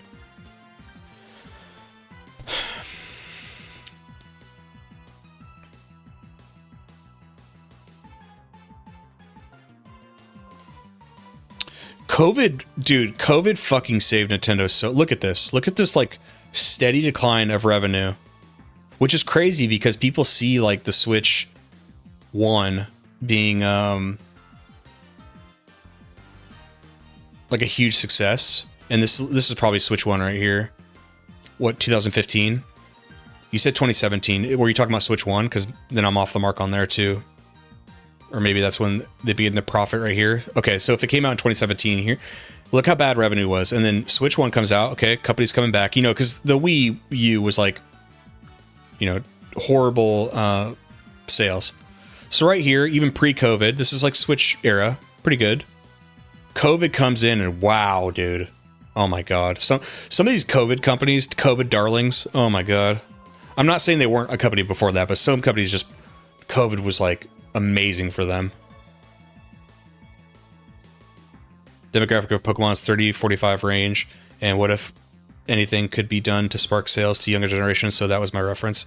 Well, the investor asking a question, again, I'm looking for, like, since you're already referencing earnings calls, what has the company said about declining revenue sales from Pokemon and stuff? An investor is no different than me, by the way. It'd be no different. You know, I just bought Microsoft shares. It would be no different than me asking Microsoft, like, hey, you know, things have been seemingly pretty rough on the Xbox division side. What is your plan for the future? And then you taking me asking that question and saying, see, troubled waters. Sometimes for earnings calls, let me see if they...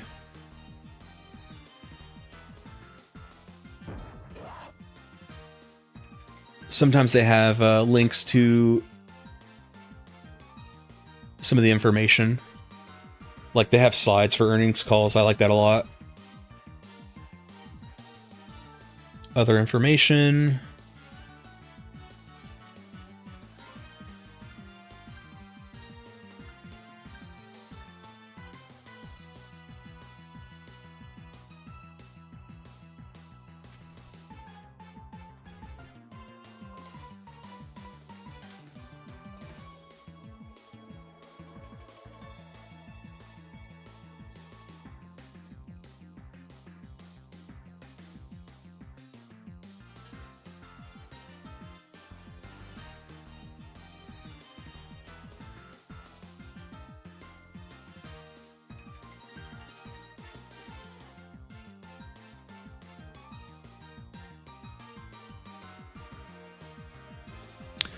Hold on. So the company themselves are forecasting decline in revenue, which is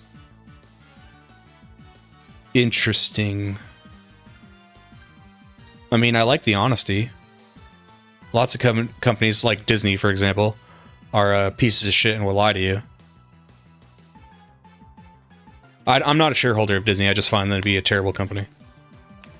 One of the most successful terrible companies.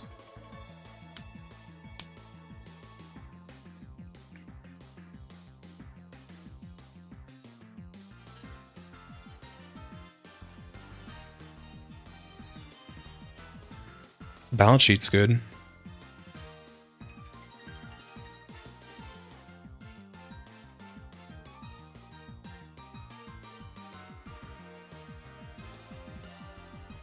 Yeah, so sales are down. So you could imagine what, like a Switch 2 bump. Sales are coming down, and they're forecasting it even further, which is like, I'm wondering why. Like, look at when it says Nintendo Switch platform. I don't know if that includes, well, no, because the data goes back to 2021. So I guess this is just talking about Switch 1. That decline makes sense. That's not. If it's just including Switch 1, I mean, obviously there's going to be a decline because people hop over to Switch 2. Can't lie to investors, though. So I agree with you. I totally agree with you. But somehow there's always like plausible deniability with these things. It is illegal to lie to your investors and misguide them. But when you're big like Disney, for some reason, they just like get away with it. Disney actively lies to their investors. That's my opinion. That's totally my opinion, by the way, if this is being recorded or viewed from somebody. Let's take a gander at Disney. Just want to take a gander.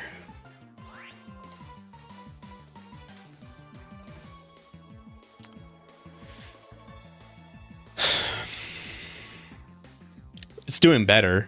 I remember last time I looked at them, it was probably several years ago, but they were declining. Revenue's doing a lot better. Let's look at shares outstanding. Look how many shares they issued for COVID. I mean, I guess they needed to stay afloat. Fair enough. And they've been buying back shares. Okay. You know what? Disney's turning around a little bit.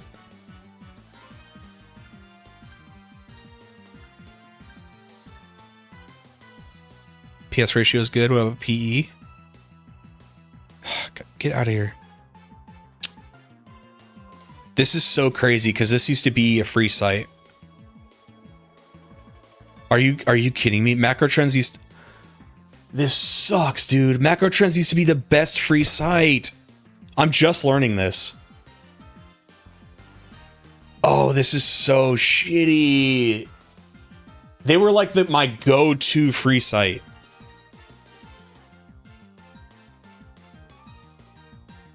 Oh, this sucks, dude.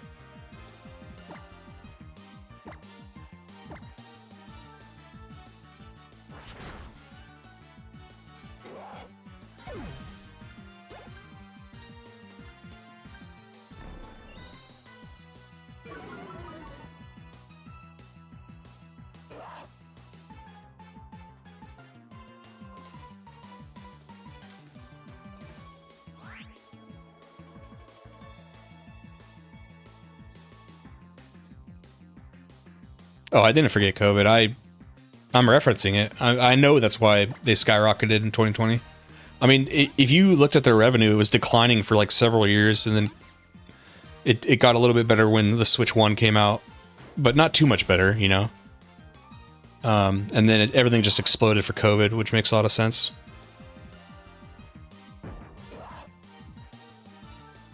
Disney, on a balance sheet basis, Disney's turn it around though, because I mean it's been a long time, but I remember kind of analyzing them around 2021, and I got the impression that they were misleading investors, but that's just me.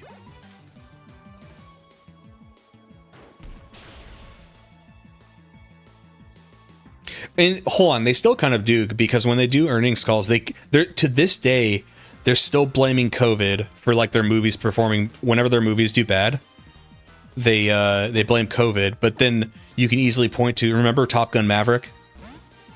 That like crushed a bazillion records. It's not the biggest movie of all time, but it crushed a lot of records, and it was post-COVID. So it's like you can't have it both ways. You can't just pretend like other movies don't exist, and that when yours do bad, it's a pandemic from 5 years ago.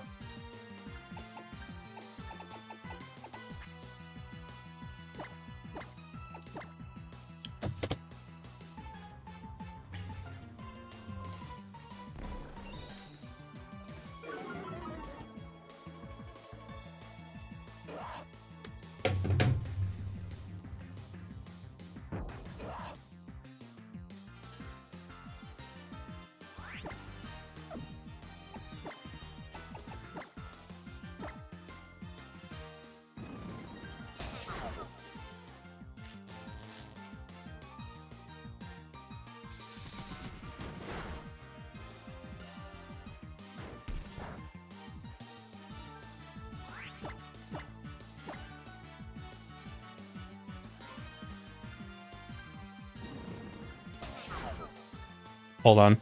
This is bugging me. I want to make sure my other free site is still free. It's so disappointing.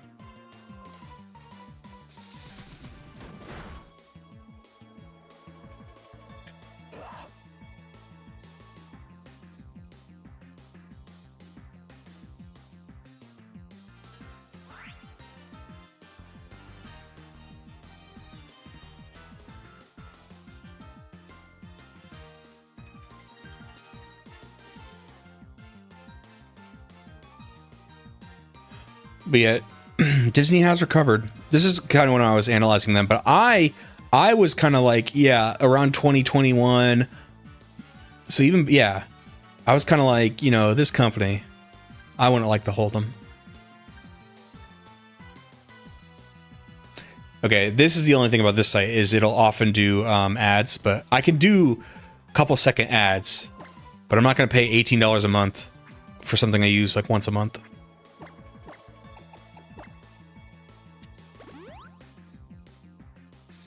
Everything is a subscription now.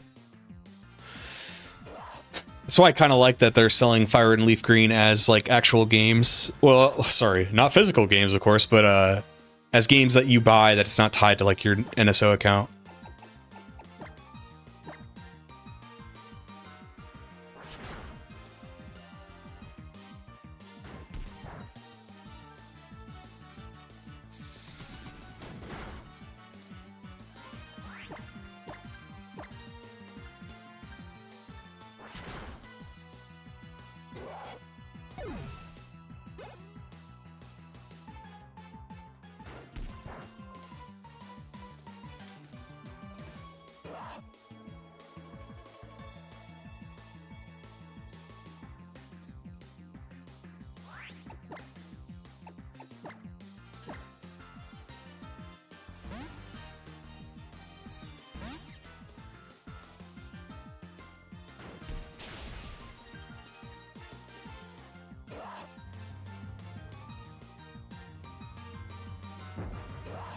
I'm hoping to God they surprise us with physicals of the first. Bro, you know you know it ain't happening. You know it ain't happening. If any, dude, I truly think I want to be kind of bold and say, look, at the point when they're selling you cartridges that are only like very partial amounts of the game and you have to download it the rest of it on the internet, can we like stop with the charade, right? It's not a physical game. Like it's by the most bullshit technicality it is, but at the point that like you could not put it into a Switch that's offline and play it independent of going online on a service that they would discontinue 10 years from now or less, can you call it a physical game anymore?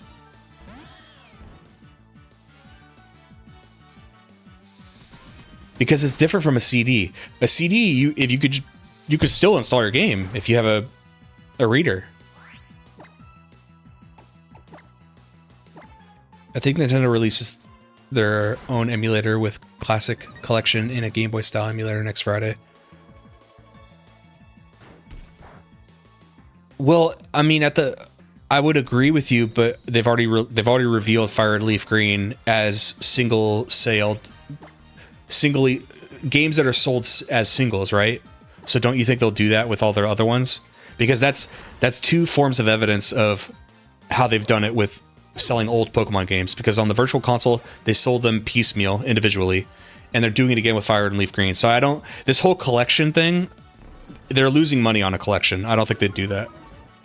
I got Leaf Green. I'll be buying Fire at a later time, maybe when it's on sale, but probably won't be on sale. Well, remember, I mean, you're talking about a Nintendo sale. The max you're gonna get is 5% off or something. Nintendo sales aren't Steam sales, you know.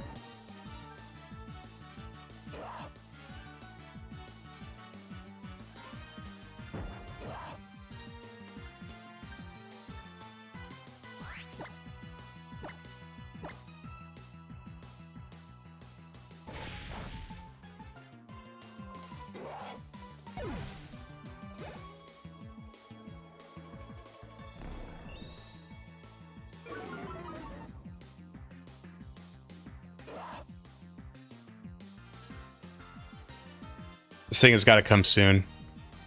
I think I'm close to 100 Bagons.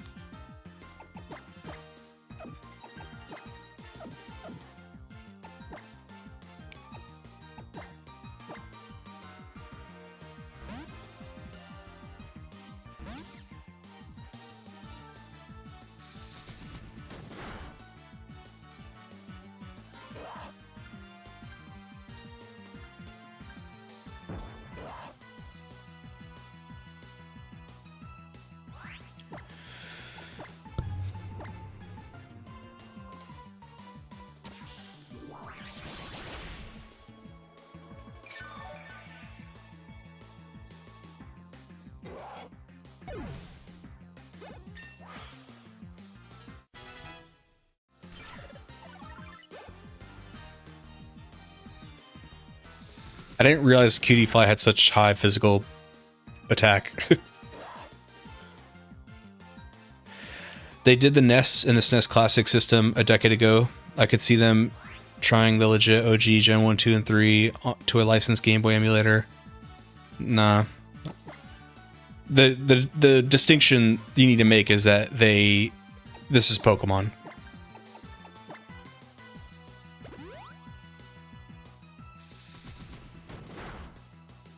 Unless there was like some huge,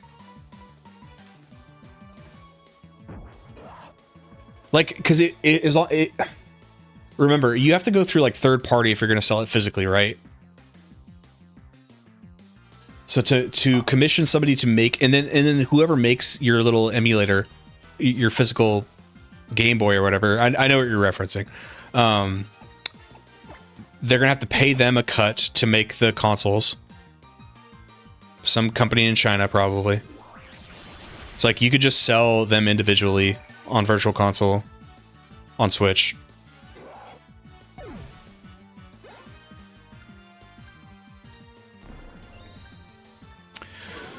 I don't know. You might have a point. There might be people who, you know, casual audience who, you know, I want to play it the old school way. And that makes it feel real. Or feel like it did back in the day. You know, with a backlit screen and stuff.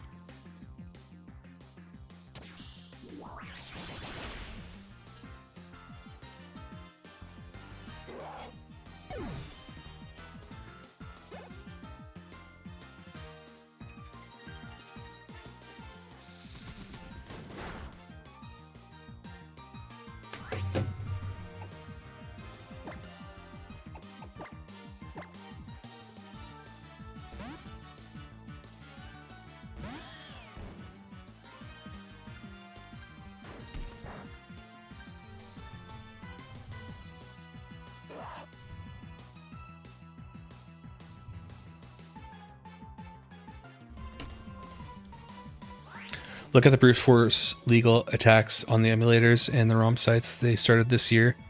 I don't think it's a coincidence. It's a good theory.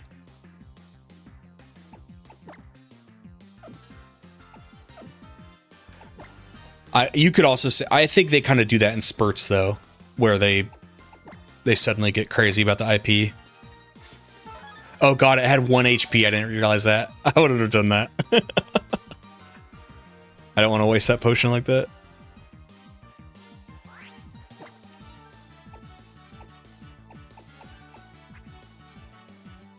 I'll use Paralyze Heal to waste a turn.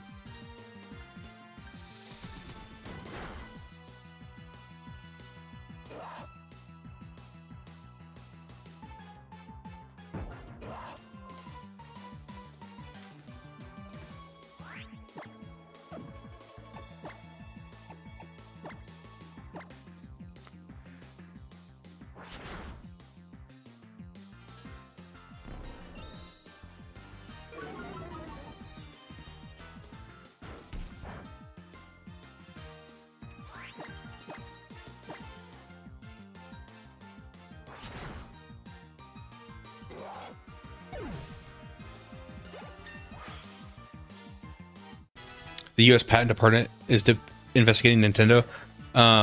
Yes, I don't know. I haven't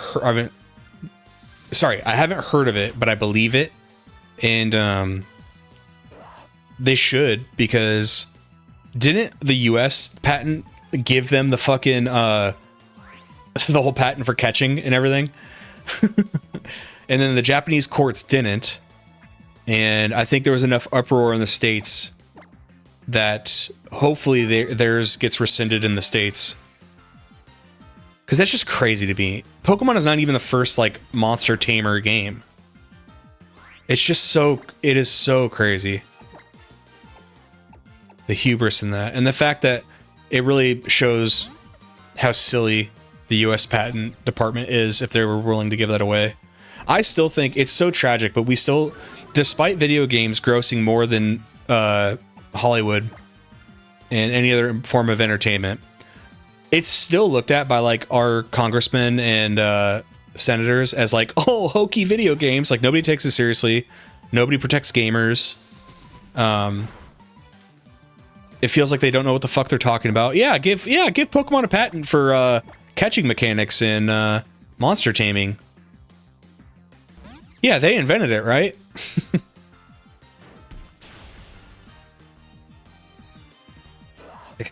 It's not like Satoshi Tajiri was literally like a huge fan of and follower under Toriyama. Yeah, that never happened.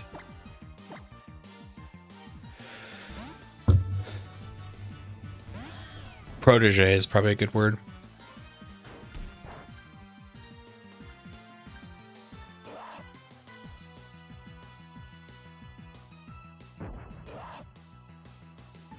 The Japanese courts threw it out because they tried to patent the ball mechanic 18 years after it was initially used. The U.S. is wildly incompetent as far as the digital space is concerned. I know, and they shouldn't be, because video games, it's just sad. It's like give it probably like 15 more years. 15 more years is probably going to be taken more seriously by the courts and by legislation. And hopefully there's some more protections added for things like predatory practices and gambling, gotcha mechanics, loot boxes. What did EA call it? Surprise mechanics? They're not loot boxes, they're surprise mechanics. And everybody kind of just goes, it's okay, it's funny. It is legal gambling for children, and everybody just shirks, and they're like, anyway, let's make sure that these states still don't have legal gambling for adults. Because we take gambling really seriously. It's like, but who has the ear of the lawmakers right now? It's these companies and these corporations.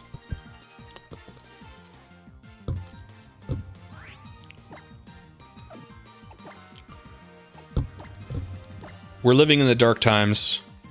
The Dark Timeline. We're in the timeline where Link died.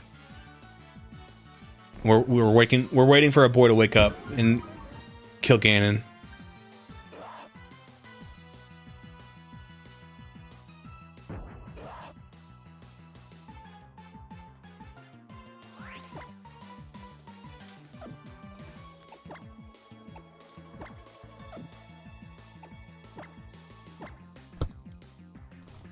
I'm running out of PP.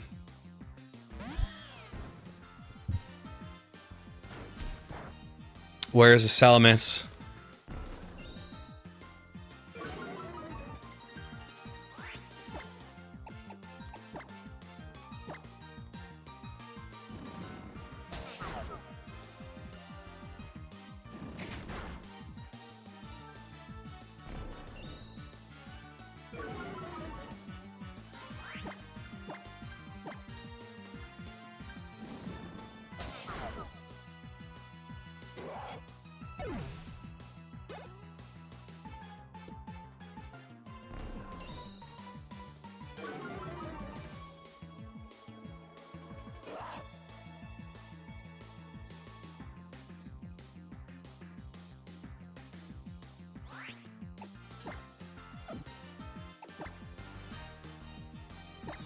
Ooh, I do have one Ether.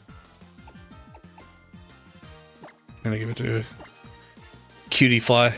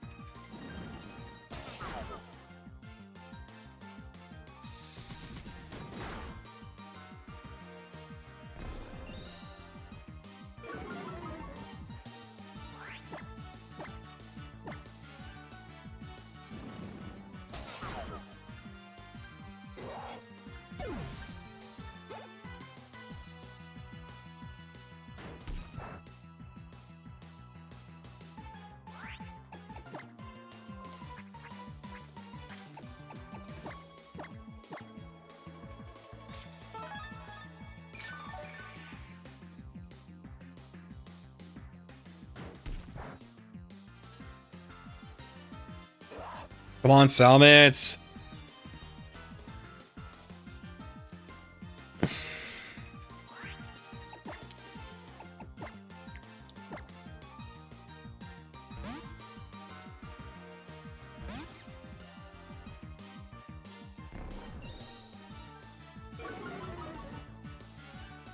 Salamence, please.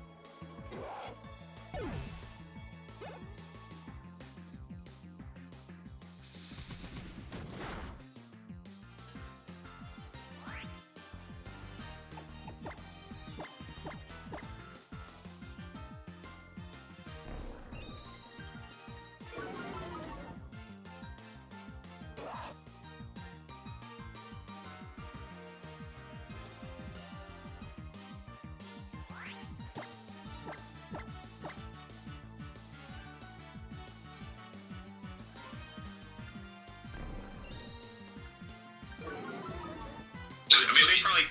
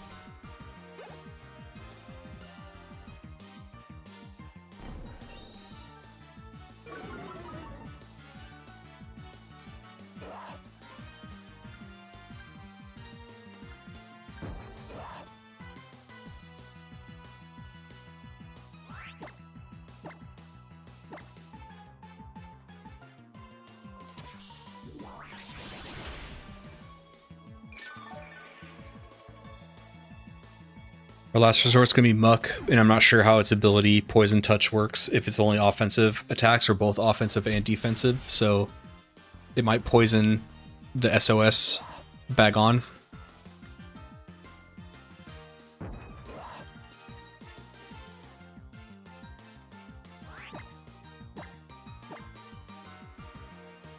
but at this point we don't really have an option.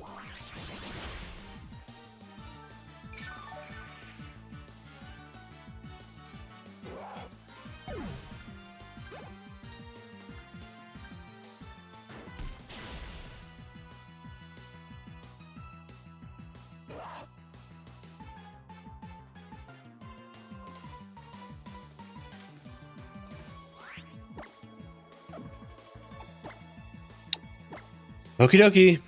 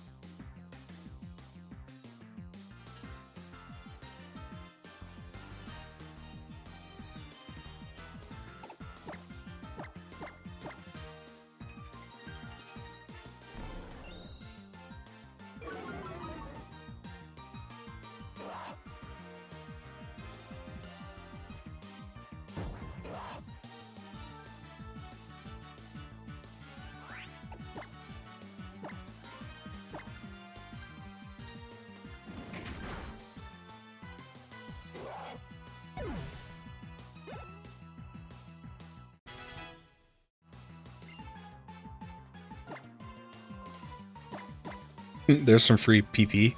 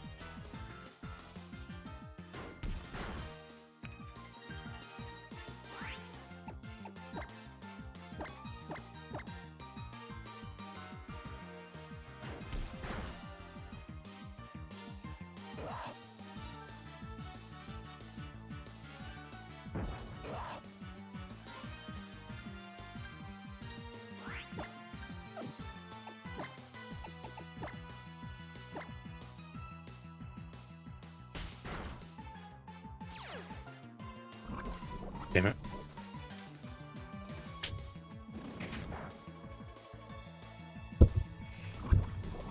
I didn't want that to get poisoned.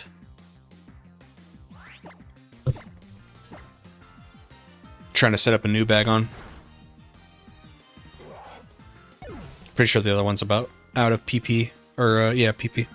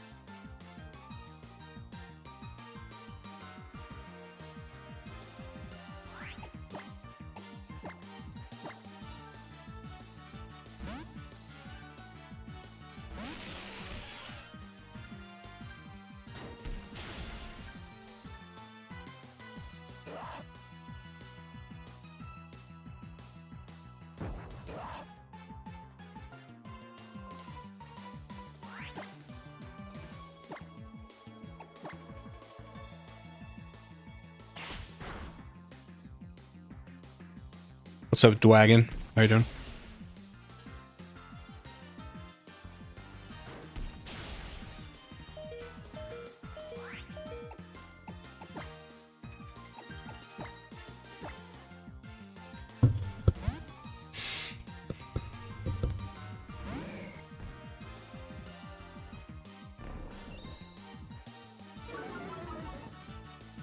Is that how you found me on Twitch?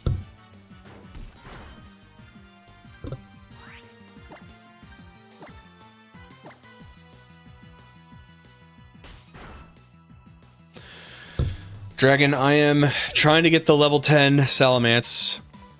I haven't been counting. You don't see an Eon ticket happening, if only for the reason that the Latias are in a mega dimension. What do you mean? Oh, do you mean like it would undermine DLC? Gotcha. Yeah.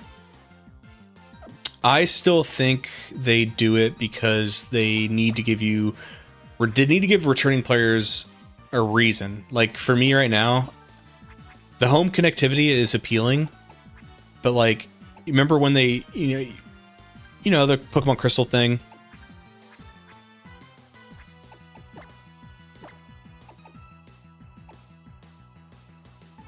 I do hear you're saying. I don't play ZA DLC very much, or I mean, I don't at all. Is that a prominent thing? The Laddies being part of the DLC? Are they like the marquee thing about the DLC?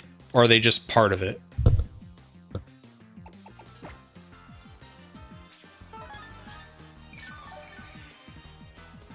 They're in the DLC post game. That's about it. But like, is the story centered around them or something? Or is it just they're part of it? They're not the focus at all, then I don't think they'd care. I don't think they'd factor that. If they were like the selling point of that DLC, I would actually agree with you.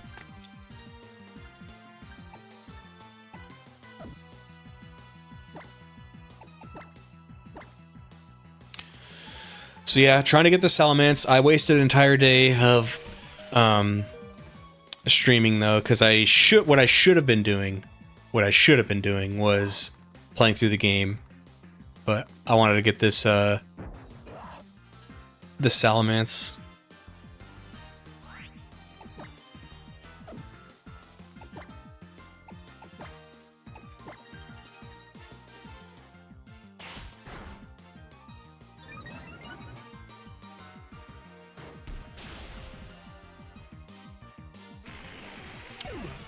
Right on.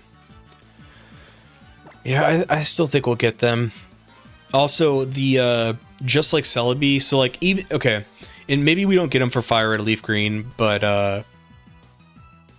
I think Eon Ticket for Emerald and Ruby and Sapphire, when those come out, that's got to be a thing, because the well, I guess it doesn't have to, but being able to get a possible shiny Mew legit would be very cool.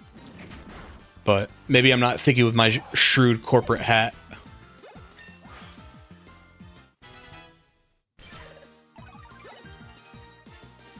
Oh my god, my EVs for doing all this is going crazy for attack. That's why Cutiefly's attack EVs are going so crazy. Now it makes sense, because I was like, I don't think Cutiefly is like naturally a huge attacker. Still prefer the ability to play stuff like ROM hacks and just not the OG version. I don't imagine the Switch version will allow that for obvious reasons. First, yeah, I mean, come on.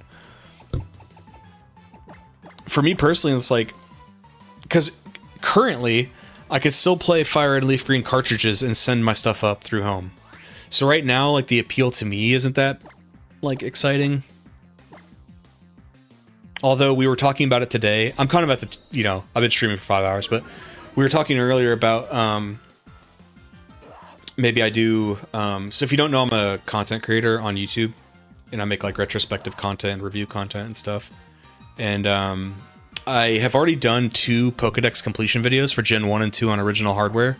But I was thinking about doing a generational living dex where like you catch everything in the generation it came from. And I have 2 options. I could set this modded 3DS, which is how you're seeing the gameplay. I can get this hacked so I can have my Virtual Console games on here, because I have legitimate Virtual Console games, but they're on a newer 3DS that can't back transfer to this 3DS. So anyway, I need Virtual Console games on this so I can get the gameplay footage for the video, and then I can trade it to myself on my legitimate stuff, and then trade it up into home. It's a whole thing.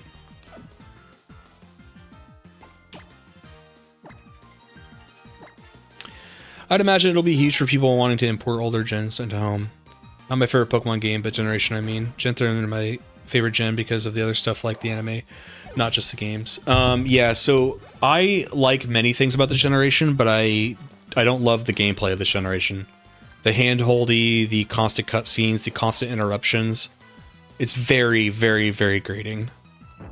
It weighs on me a lot.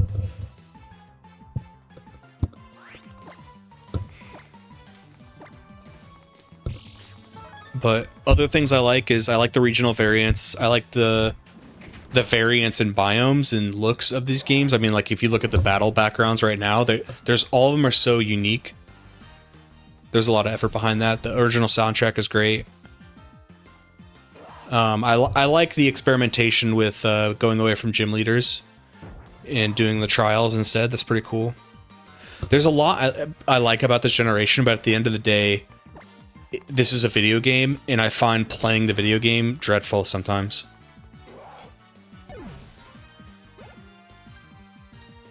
I haven't watched any of the anime and stuff.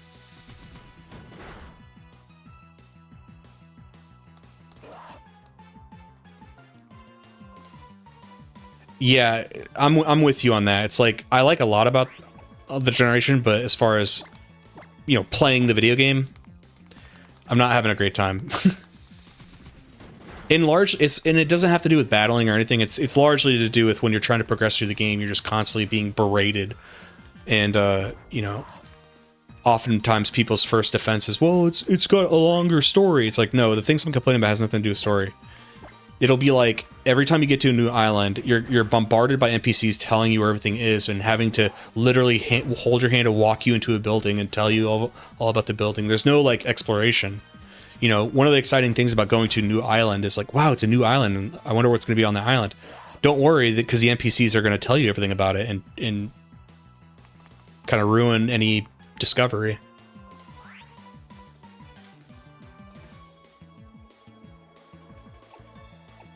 Yeah, I haven't watched the anime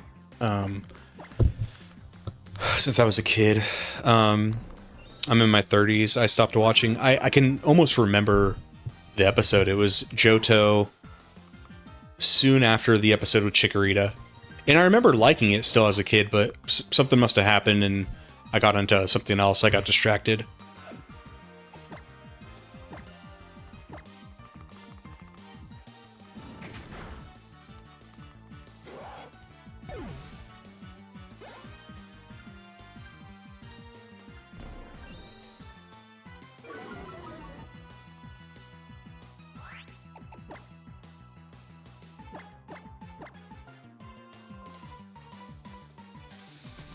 Cutscene simulator of the game, yeah. And I would argue that, like, while there are certain parts on the story that are good and pretty cool, that's mostly late game. And a lot of the interruptions is like, hey, I like Pokemon. Do you like Pokemon? Yeah, I like Pokemon. And,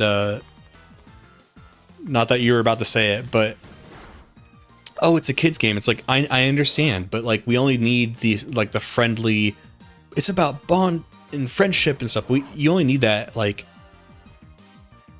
at certain points. You don't need it on every island, constantly beating the player over the head with it.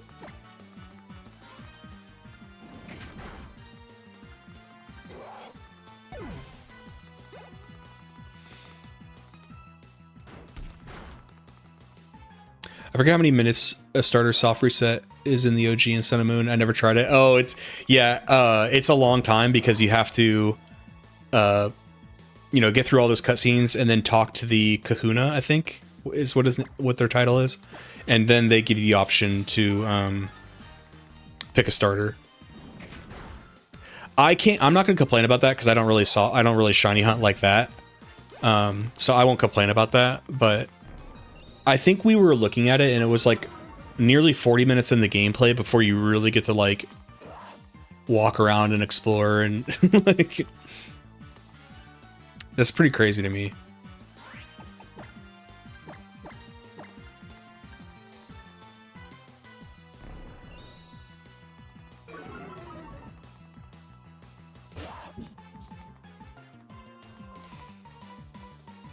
I kind of swore I'd never do full odds, old school full odds soft resetting ever again, but if they do Eon Ticket in Emerald, I'll do it for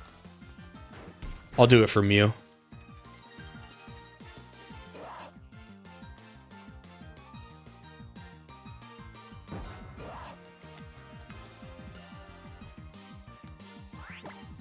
At this point, I think I'm gonna get a shiny Bagon before I get the level 10 Salamence.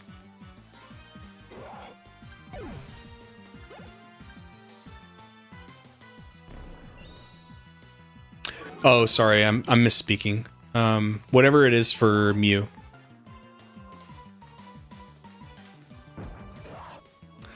What? The something flute?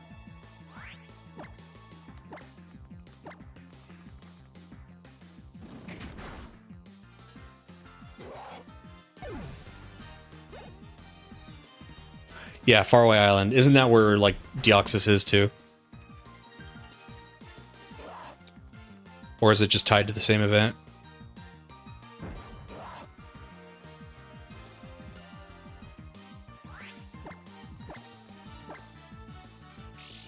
Different island, gotcha. Gotcha.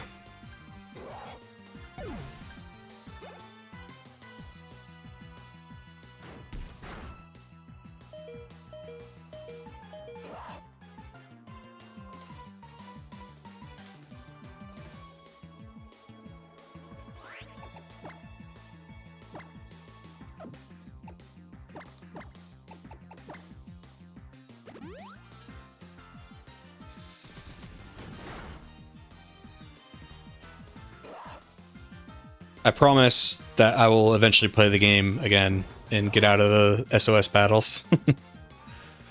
Yesterday, I planned on doing an island a day.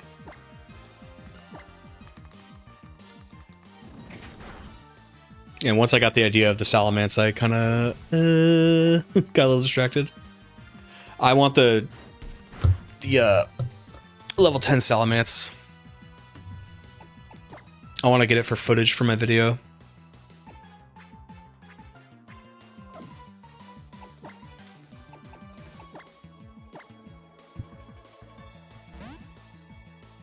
No, not XP grind.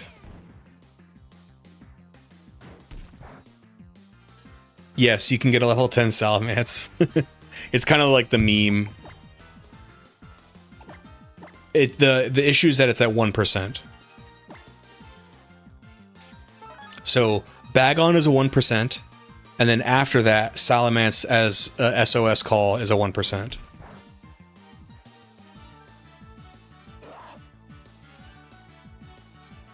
But yes, you can get a level 10 when it's supposed to be level 50 to evolve Salamence.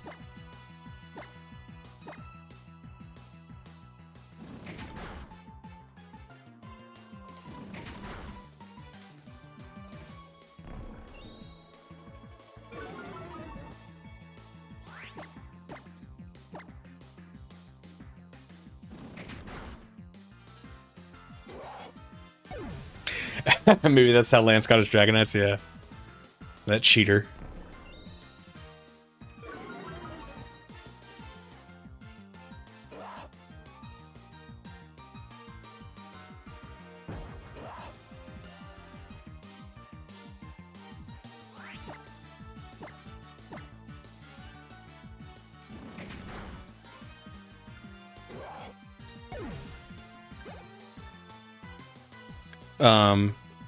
Suki, are you playing anything right now? I don't like Mega Dragonite.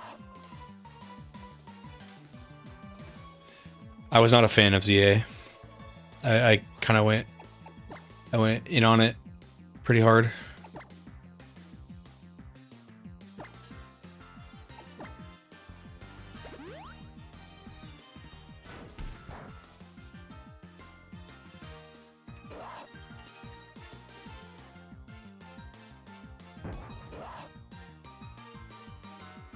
Well, not this instant, but what about in general?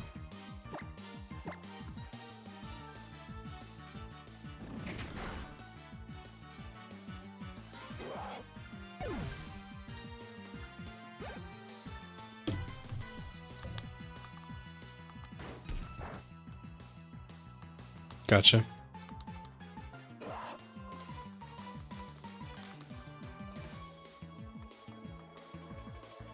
Busy with work?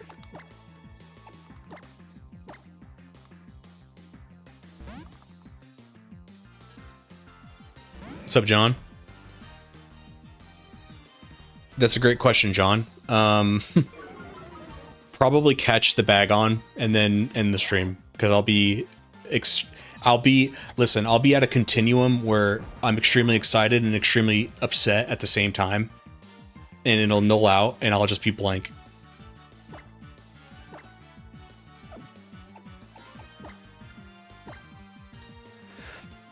ADHD making me not feel like playing any video games. Yeah, I got you.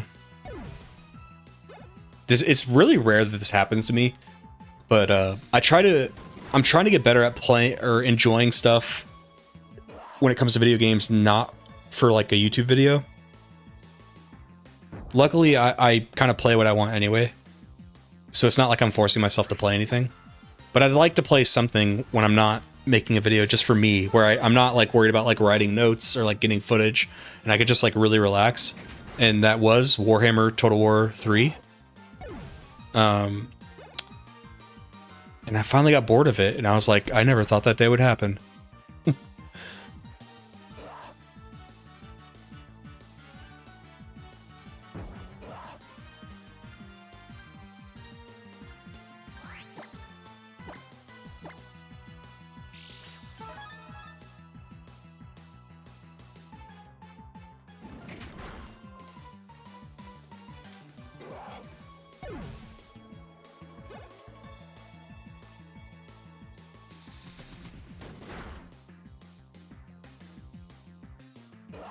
It is, Suki. I don't love it.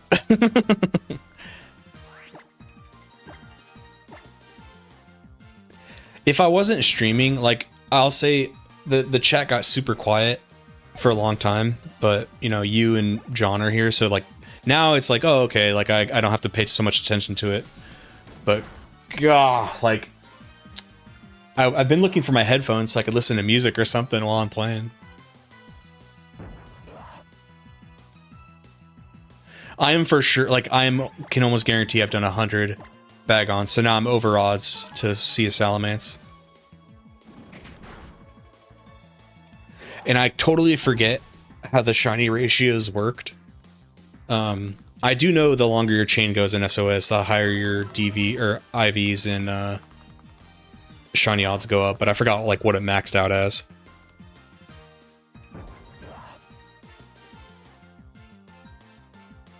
Oh, the soaring feature, yeah, that would have been sick. Soaring was so cool. I liked replaying Omega Ruby and Alpha Sapphire a lot. I just got done playing those.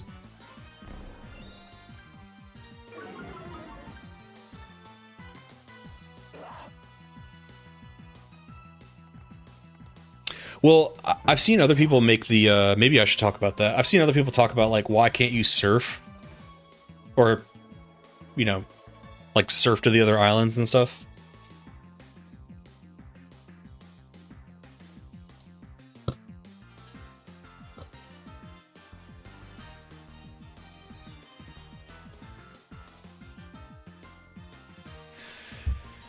Almost like soaring, but except on the high seas, you know what I mean?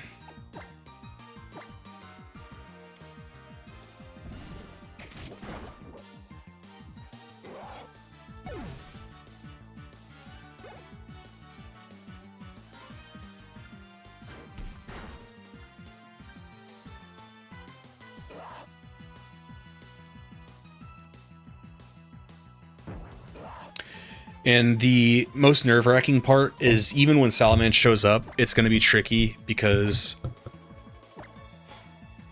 I have to make sure Paris lives long enough to at least put Stun Spore on it. Or false swipe it down. The more likely scenario is somehow Paris survives and I can use Stun Spore. Because once Stun Spore is on it, I have a status condition and it can't call in reinforcements anymore. The series loves its boats so much, yeah.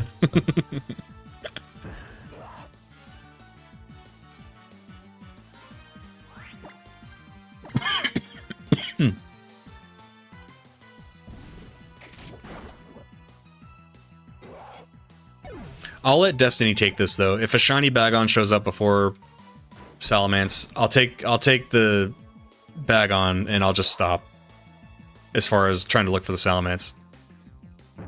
We'll call it a good day. We gave it a good try. And I guess I'll just take a shiny Bagon.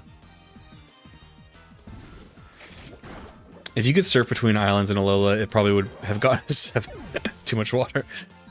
It was because there was too many water-type Pokemon, like when fighting Team Aqua.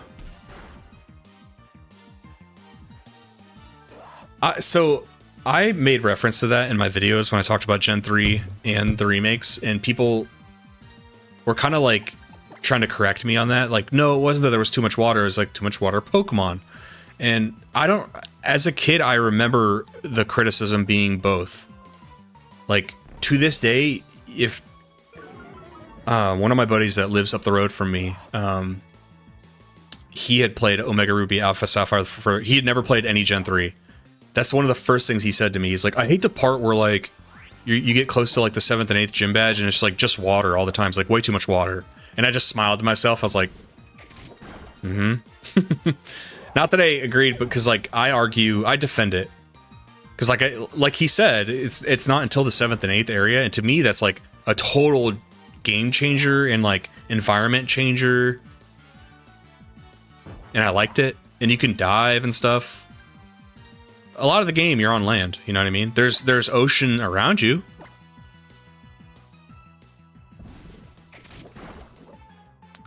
Seven, 8 is still funny, yeah.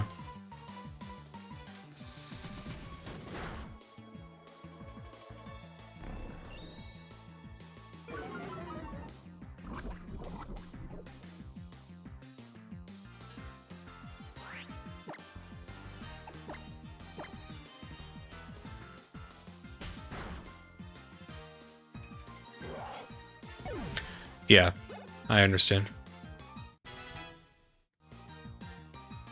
I think the issue I came across was I used the IGN review as part of when I talked about it, but I said in it, I'm pretty sure I said people think, or some people think it literally does have too much water. So I also distinguished that, like, it's not just from that review, but like even people totally like removed from the situation, removed from that review, have no idea about the meme. And I'm using this as anecdotal evidence, but yeah, my buddy was like, is there a reason why there's so much water in that game? And like, am I not getting something?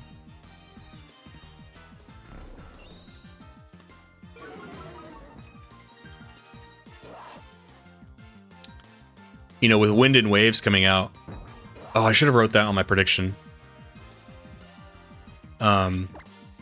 I think it's going to be based in Southeast Asia, either in terms of real countries, either Indonesia or the Philippines, or both. Gen 4 is a hugely flawed generation, despite me liking it and having a lot of nostalgia for it. I agree. I liked Platinum, but I did not like Diamond and Pearl. I found that Pokedex very frustrating. And I hate honey trees.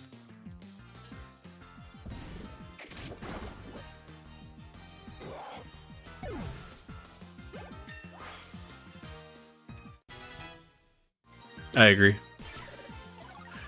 I agree with you.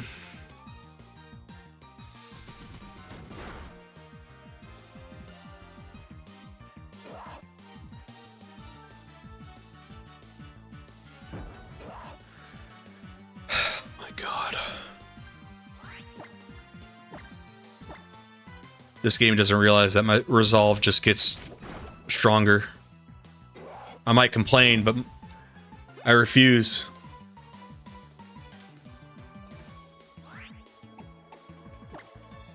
The remakes have always been based off of the non-definitive version, and people have been fine with it. Hold on. People have not been fine with Brilliant Diamond, Shining Pearl.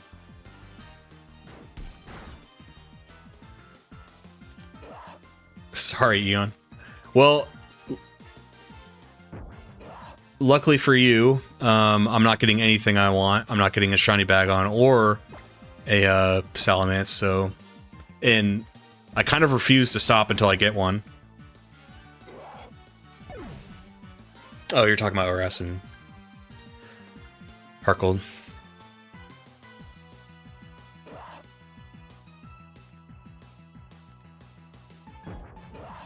Yeah, you always talk about that. That's so funny.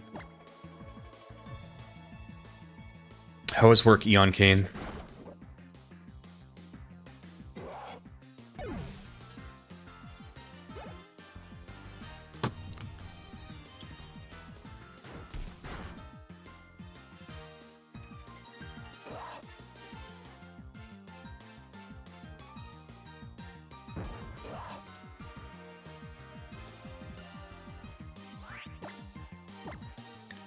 Well, they were based on the original games to a stupid degree. A degree that nobody wanted.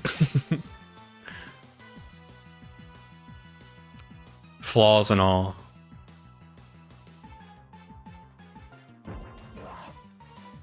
Didn't they kind of get caught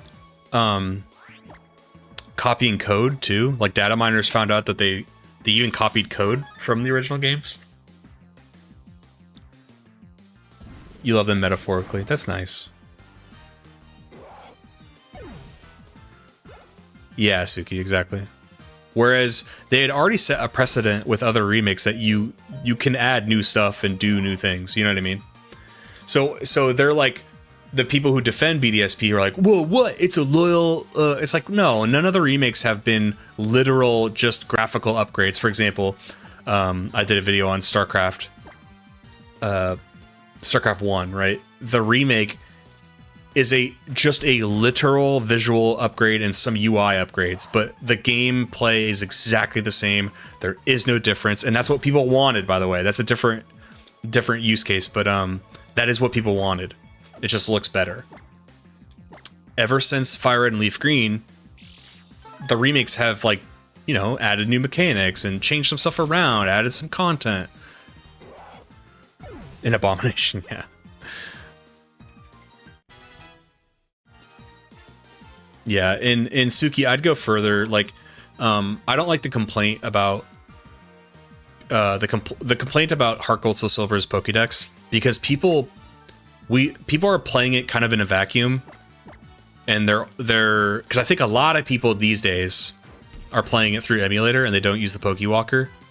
The Pokewalker came with the box. It was part of the game, and it did help the Pokédex. So people will be like, it didn't even fix the Pokédex. It's like, well, that's not fair to talk about it in retrospect, because it came with a Pokewalker. And it did provide a lot of different Pokemon that aren't normally in the base game.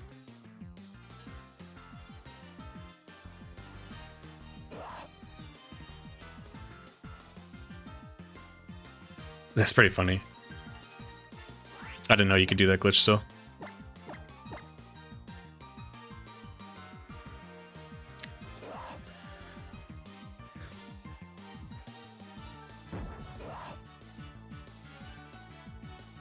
I have been doing this enough, by the way, chat, that when Cutiefly leveled up, it got tons of attack. And I was like, I didn't think Cutiefly was an attacking Pokemon. And then I realized, I was like, wait, I've basically been EV training, and Cutiefly has just gotten a shit ton of attack EVs. Further proof they copied the code correct, yeah. Laziness. Yeah, and you know, I think it was a third party who did BDSP, right? And it's when you hire a third party, part of the thing about it is third parties bid as low as they can, right? Because I'm sure Game Freak, Nintendo, Pokemon Company, when they were canvassing, hey, who could make this game for us because we don't want to use assets, like we'd rather give it to you, right? In order for that third party company to make any money, they have to make sure costs are extremely thin, right? And they have to bid super low to even win the right to do it. So when Game Freak is searching like, hey, who do we want? They go, hey, we'll do it for this amount. So anything beyond that, they have to make sure costs are super low. So if you think that they're not gonna, you know, I'm sure Game Freak handed over all the code and probably has like a baseline. Hey, here's all the code, is, you know, whatever you want to do. You know, probably not. You know, I'm even gonna give. I'm not defending the billion-dollar corporation here, but I'm actually gonna give Game Freak, like, I don't think they probably thought they would literally copy the code. Third party to Game Freak. Yeah.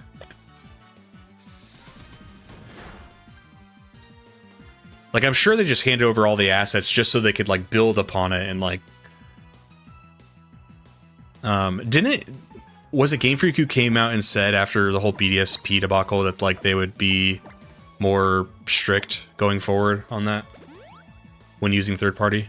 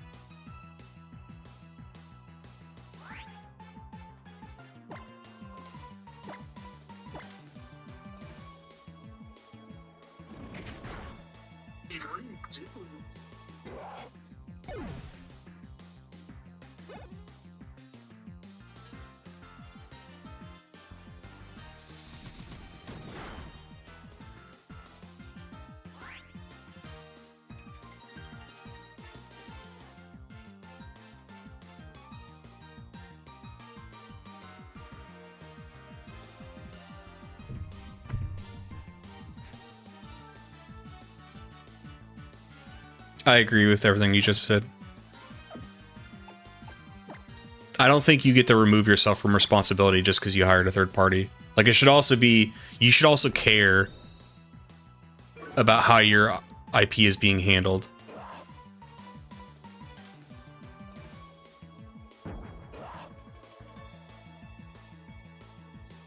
Yeah, apparently ZA was only 15 million, which is crazy because their Super Bowl ad was something like, I think they said 34 million.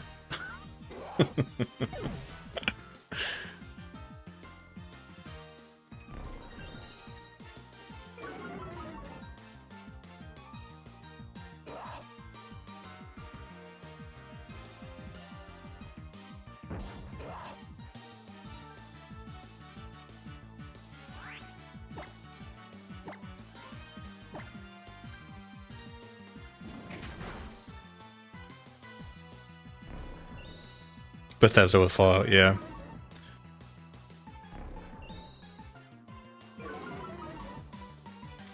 Yeah, I'm thinking people were way... I was not on board with this whole, we're going to get New Vegas and Fallout 3 remaster drops. I don't know where that was coming from. I didn't see any credible stuff on that. People just started promising themselves that. Did you... Dude, Toracat just got 9 attack. 9 attack on that level up. That's how many Bagons we've killed. Dogpiling on Game Freak? No, I mean, I think at some point it's worth it. Or, it's warranted.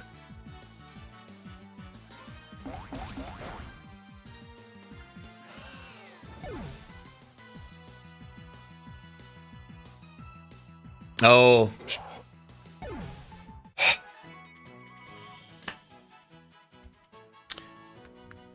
I'm not fucking leaving!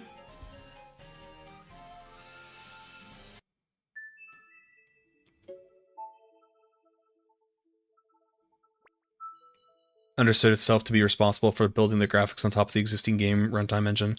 In which case, why would they look into existing mechanics and bugs? That's a good point. That's a good point. I also... Do you think I'm valid in that I like the graphics of, like, Diamond Pearl Platinum, but I did not like how it looked for BDSP? And I know art is subjective, but I just didn't... I don't know. I just didn't like how it looked at all. And I can't really explain the difference, but... Yeah, it's I guess Chibi in the old style looked great, but, like... Chibi in that style looked really strange to me. And then here, I'll add something else to the mix to make it seem even more unfair. I liked how Link's Awakening looked, even though that's also Chibi.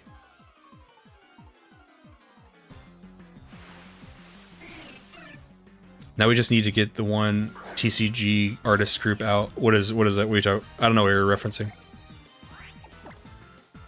I don't entirely mind BDSP art style, but I'd rather they have done the game in more ORAS style. Yes, yeah. I definitely mind it, but I would have gone for more, like, ORAS style. I actively don't like it, though. Like, it looks really weird to me.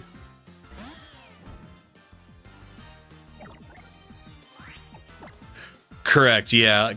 Either...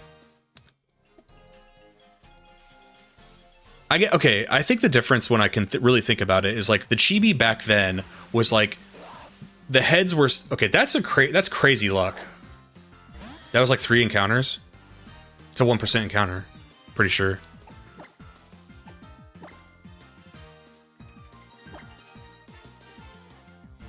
Link's Awakening is a good video game, yeah.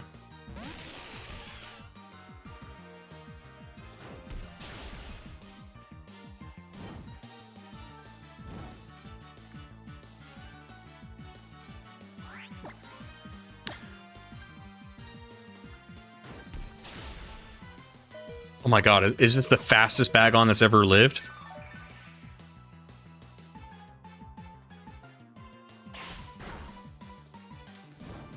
What the fuck is going on here?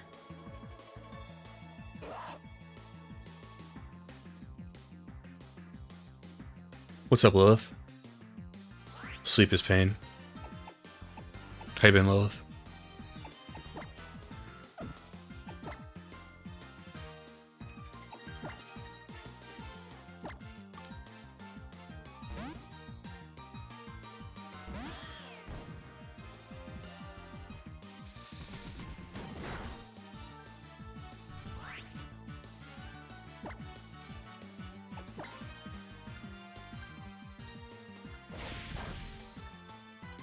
Perfect. Oh my god. Why do I need a false swipe when Torracat can do just the same?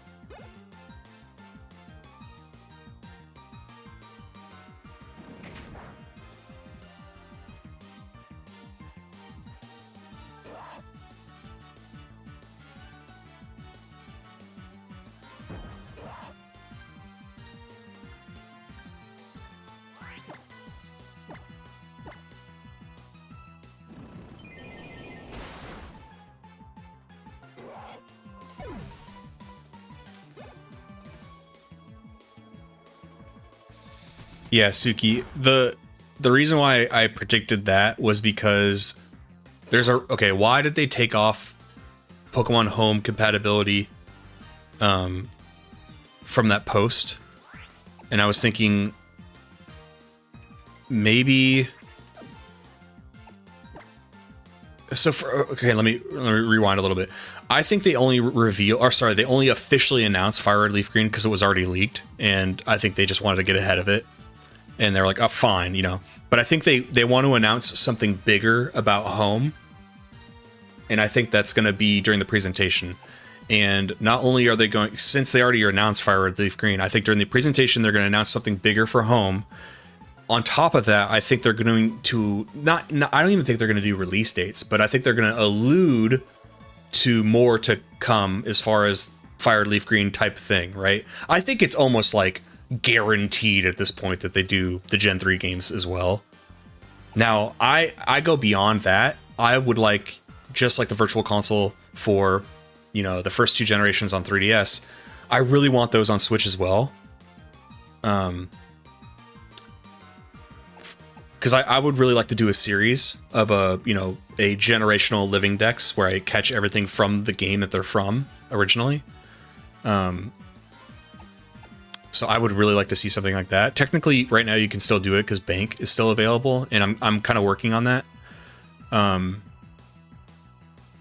need to get my hard modded 3DS soft modded with software, and then I can do it.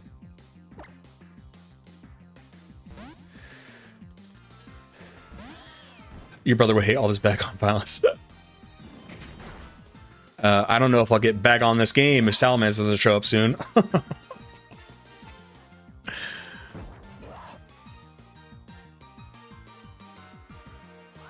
The clock is still ticking on Pokebank. The transfer path is gonna, yes. I was even gonna make a video about that on how very soon, or sorry, I can't say very. It is coming though. They already warned us that they're going to, and the thing that's so sad is they're severing 7 generations. They're going to sever 7 generations. Now, with Fire and Leaf Green, half of one generation, or less than half, about 40% of one generation, is revived. And when I say generate, I'm talking about Gen 3, not necessarily, the Fire and Leaf Green or remix of Gen 1. I'm talking about Gen 3, okay? So that is happening, right? Now, listen, if I was marketing for Nintendo and Game Freak, this is what I would have done. The same day that you shut down Bank is when you announce that, hey, going forward every 6 months. And why do I say 6 months? Because they're a corporation and they don't want to give you everything up front because it's unlikely that a consumer would buy everything at once. So they're going to drip feed it to you piecemeal. How do I know that, or why do I think that? Because that's what they did with, the Gen 1 and 2 games. I think they did Red, Blue, Yellow all at once, but then they did Gold and Crystal first, waited, then they did Crystal.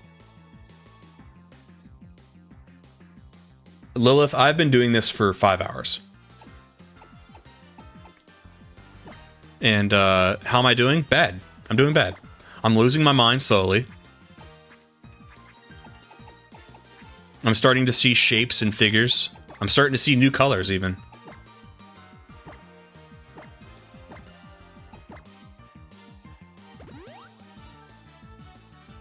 It's going to be a Gen 3 situation all over again once the transfer path gets cut. There's hope. There's more hope than I would have thought, because with the whole Fire Red Leaf Green thing, that is an indicator of what may be to come. And the idea being that, like, hopefully they slowly re-release old games on Switch so that everything could be back under the banner, right? Now, you know what would make this all easier? I would like to see a non-bias, a very true... How much money does it cost just to keep the Bank servers running? Seriously.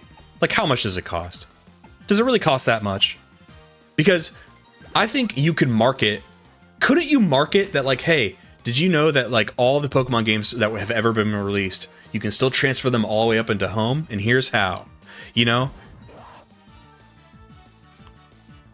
And you can even do both. You could even reintroduce old games with keeping up Bank onto Switch to buy, like they're doing, just so it can make it easier for a casual consumer. Now, everybody in this chat probably knows how to do everything. They probably know which consoles they need and transfer techniques they need to transfer everything up to home.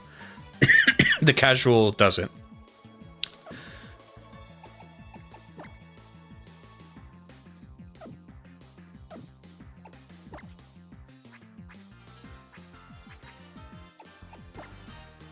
Oh, wow. Torcat's already... Okay, I gotta switch out.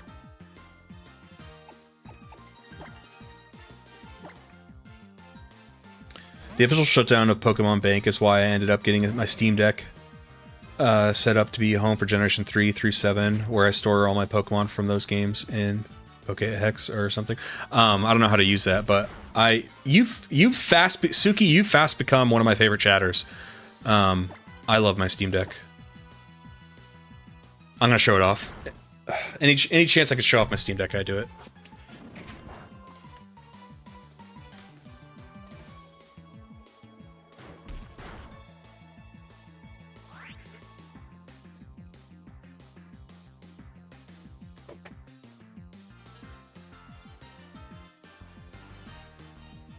Oh yes, look at the special edition OLED model.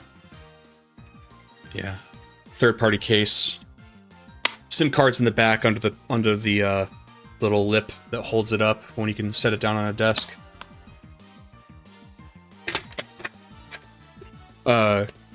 Charcoal transparent with a face covering. Orange accent.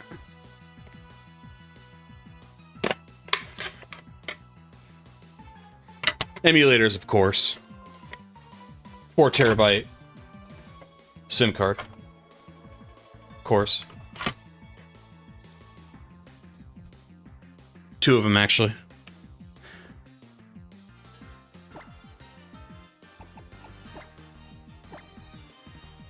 Let's see your Steam Deck. What's up, Wes? Why are you up? I don't see why they don't incorporate Bank into home servers and keep the tether. Exactly. Dude, you could market the tether. You could market that. You can make money on that. Being able to brag that all of your games going back to 1996 are still compatible with each other. You could market that. That's it. Like, that's why I'm saying, like, how much realistically does it cost us to keep those servers running? Seriously. You know why I know it can't be much? Look, it's not a feature that a lot of people are going to use. It's really not. If you think like it's just not a feature a lot of people would use. So what I'm saying is like the server bandwidth and everything like that, it can't be that much. And you know how I know it can't, like it really can't cost that much? Because there's fan servers that will allow you to do the event games from the DS era, right? So if random fans are doing it, I can't think that like the corporation behind Pokebank can't just keep the server running. or at least let people pay for it. Let us give it to the fans.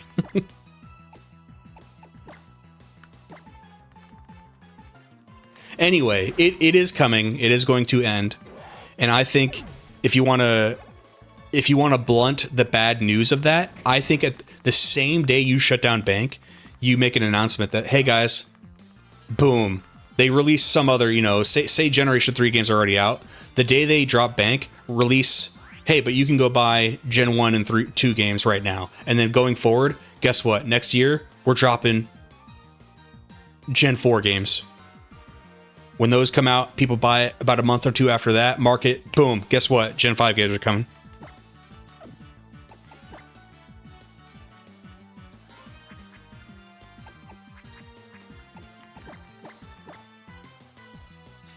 I'm rather glad I never really cared about catching every Pokemon in one place. Well, let me ask you, Lilith, how old are you? I missed some of your messages. God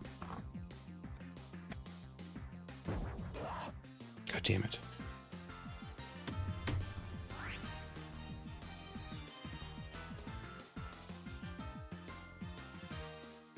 Okay, that's cool, Suki.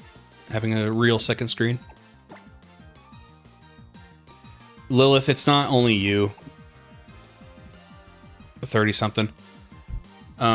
Yeah, the message thing is not only you. I don't know if it's a problem on my end, but people have been saying that the messages are messing up on YouTube.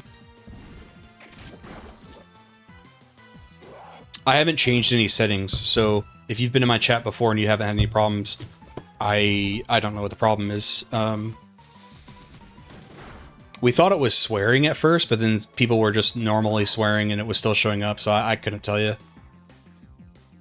And I don't have any settings for swearing or anything. I don't think I do.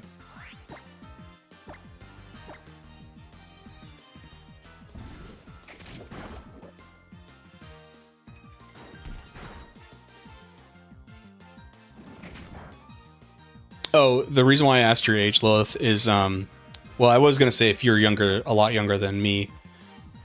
I don't know. Since I've played the series, my whole thing has been collecting and passing on, you know? And I know that Gen 3 severed itself from Gen 1 and 2. I get that. But that has been so long ago that by the time the Dexit happened, it had been so much time that, I don't know. I guess I thought it would just never happen. I never thought that it'd be that, like, shrewd.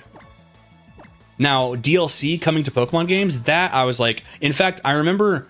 during the DS era, kind of feeling grateful that they hadn't gotten on that bandwagon. And I'm like, you know, Pokemon could easily start doing DLCs on these games. And then with Sword and Shield, like, they went full force for it. I was like, okay. I never thought they'd really do the whole, like, no, we're going to sell back Pokemon to you in the form of DLC and you can't catch everything. Call it naive.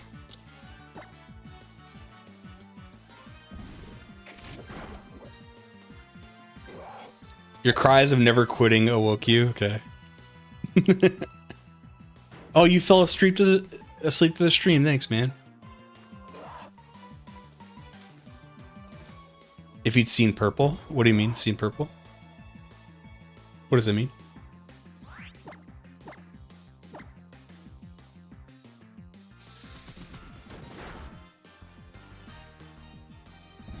All I've got from you, Lilith, is oh hi, very late. And then you're doing the low-level Salamence grind, and then the past couple of messages.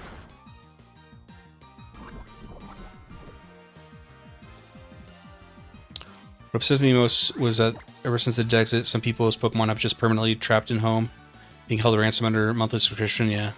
Yep. Sad. Oh, you said you'd see new colors. Gotcha.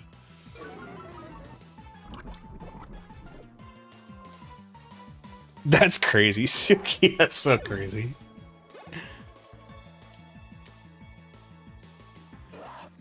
It's crazy that they haven't fixed that.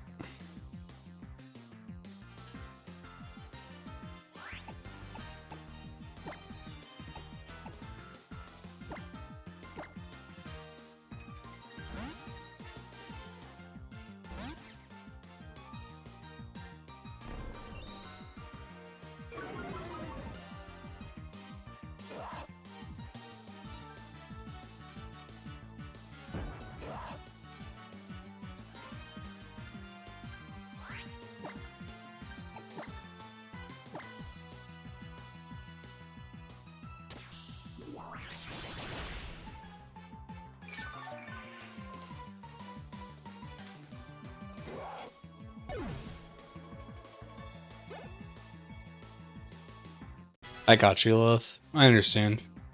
For me, the appeal of the games was catching, collecting, and keeping.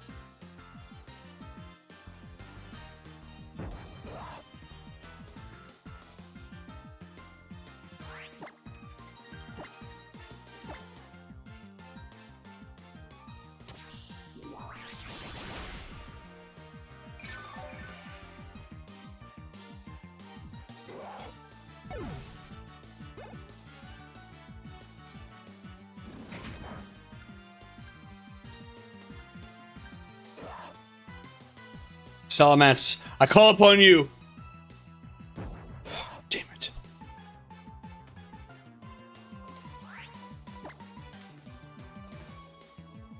Johto was DLC for Let's Go Pikachu Eevee. Dude, I thought the next Legends game was so primed to be Johto. I was like, it's so perfect. You know what I mean? Old school Johto, because it's so traditional. Imagine you go back to before the tower burns.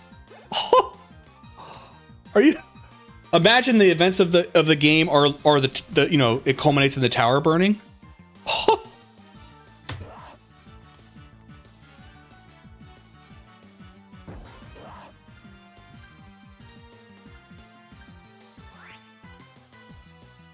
It is not 1 in 7. It is 1%. I'm sorry. I didn't mean to yell at you, but no, it is 1%. And I'm definitely I'm guaranteed over odds because I've been counting my PP. Not exact, but like I've definitely done more than 100, so I'm over odds to get one. It's coming. Maybe it's coming right now.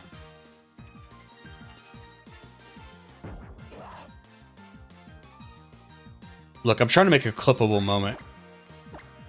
Can you help me out a little bit, game?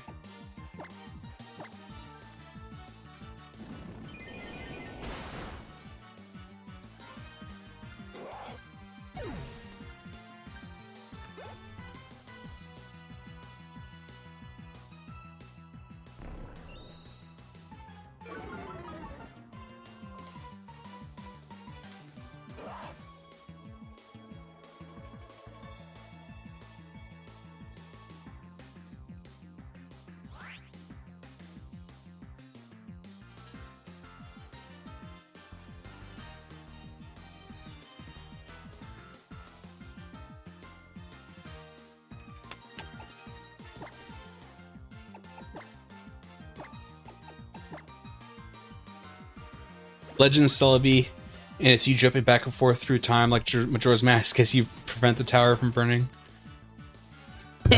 Yep.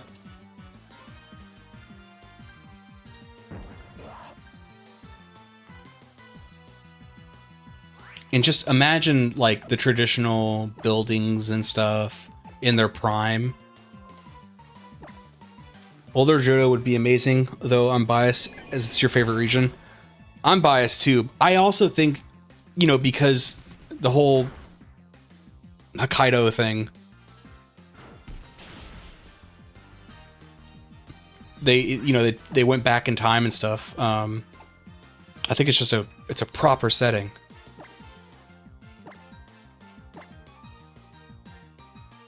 Gritty noir version of Unova Legends. Kyurem. Okay, as a Gen 5 lover, I do kind of like that too.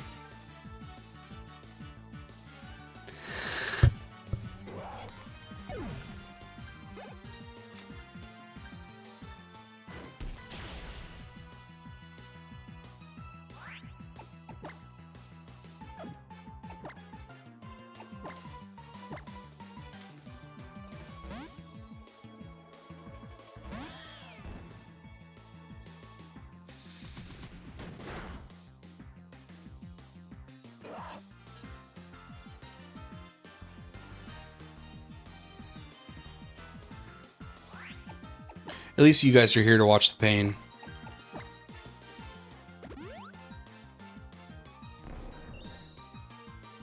You know, I'm not so alone in this.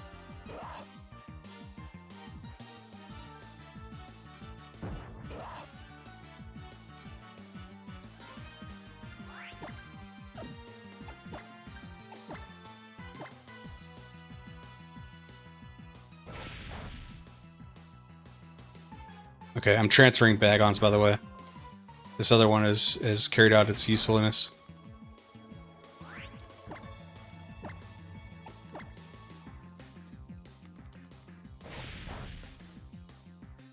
Agatha's your rival, yeah. That's a cool one.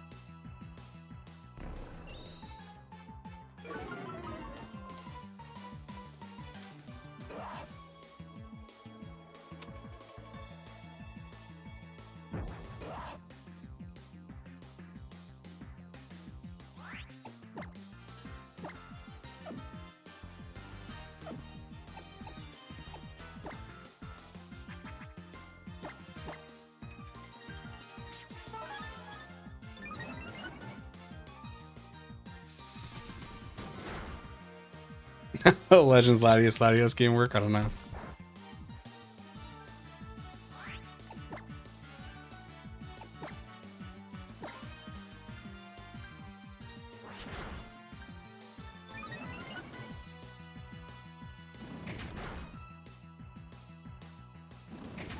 I'm still waiting for the promise of home to be fulfilled where we can travel across regions with our teams. Nah, dude. Nah.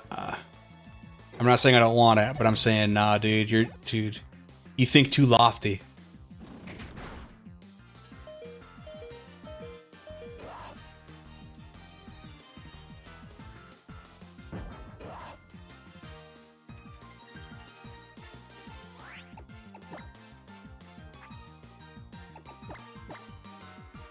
I think you could do a legend. You could justify a Legends game in any of the regions because you can either do futuristic, back in the day, or even contemporary. Because I think ZA is probably contemporary, if anything.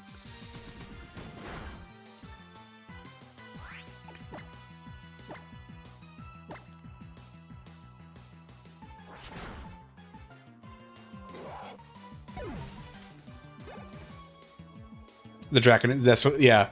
So the stuff they added in Mega, you know, during the Delta episode, you could do the whole Draconid and that whole tribe. You could go over the events of when Rayquaza first intervened. By the way, I say Rayquaza because that's how the Pokemon Company says you should say it. And no matter what you say, you're wrong.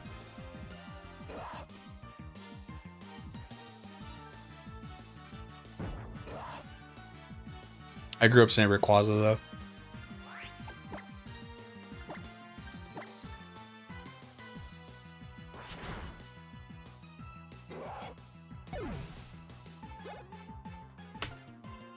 You never played the remix? Ah, yeah. So the Omega Ruby Alpha Sapphire, there's a thing called the Delta episode, which kind of takes some elements from Emerald and, like, greatly expands it. Quasar. Now I know. I don't care what anybody says. I don't know how I'm saying it wrong, but I say Lugia.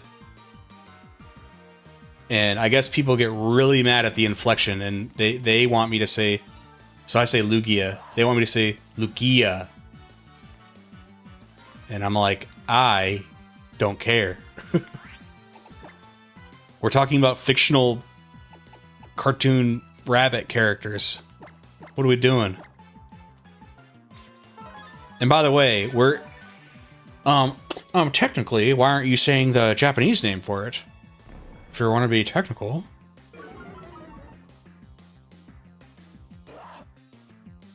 Legends Jirachi. Player wishes on a star to stop the waging war between Groudon and Kyogre. There you go. They got to get you in the writer's room, Wes.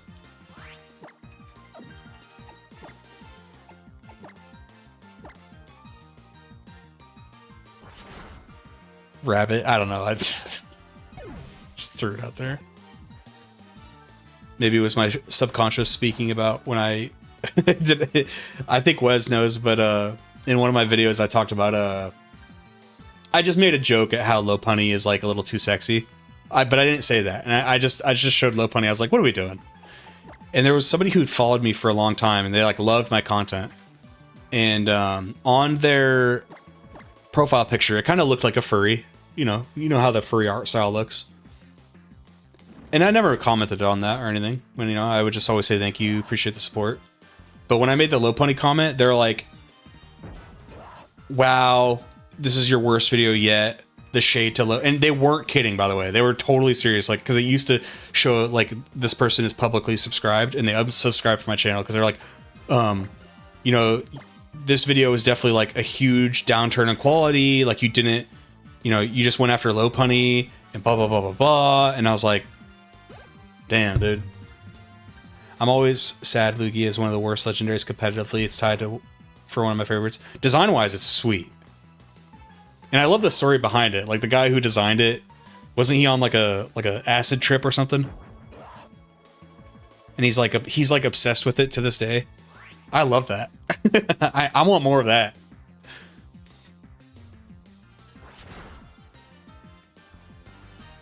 I also think the TCG Lugia, the first one they ever printed, is so cool. Oh my god.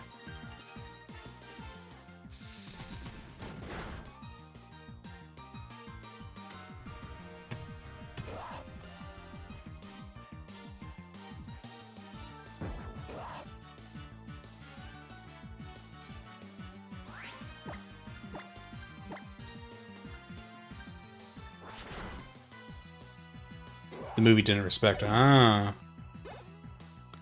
What's up, Phantom Thief?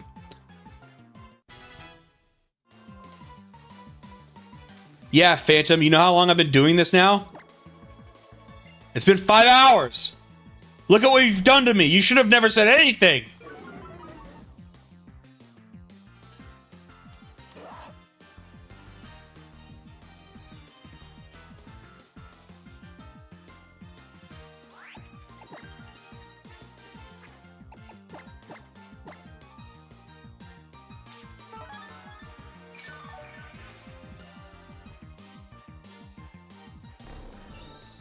Sexualizing low pony is Sinnoh culture.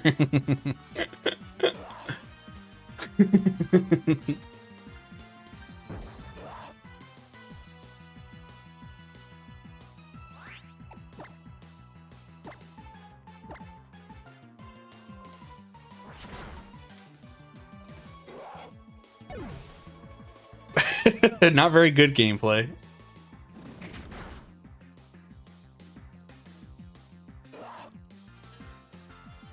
Show up for Phantom. Show up for Phantom. Dang it.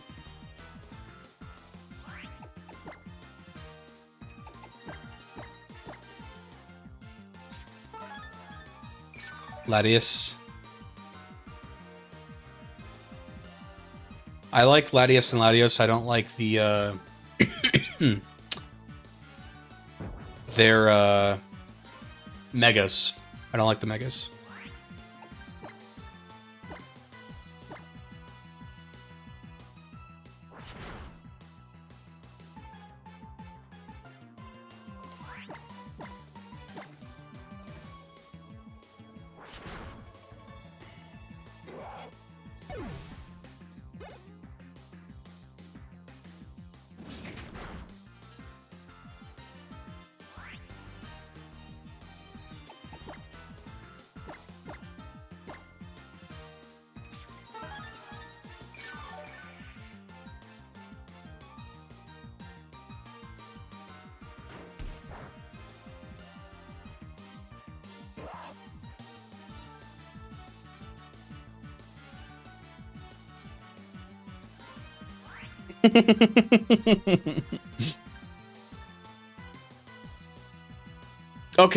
Okay, Lilith.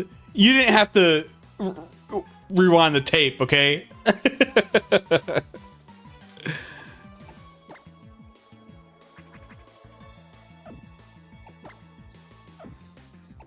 You're not propaganda department material. You'd never make it in my propaganda department. I had hopes for you, Lilith.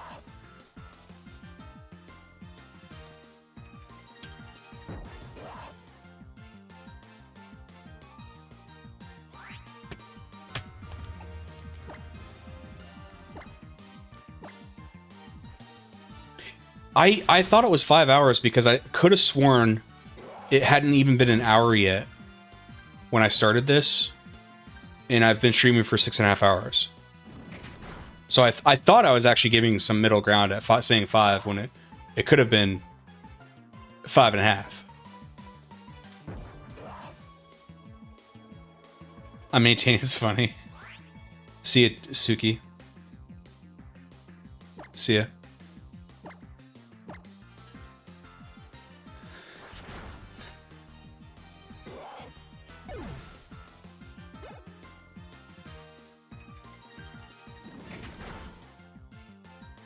Oh, yeah, looking for a bag on? Yeah. Well, that counts.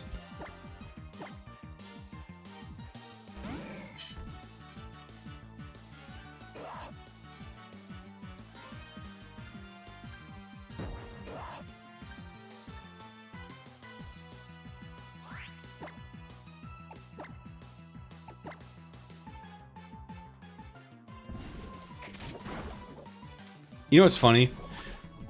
For the video, this is only going to account for like 15 seconds.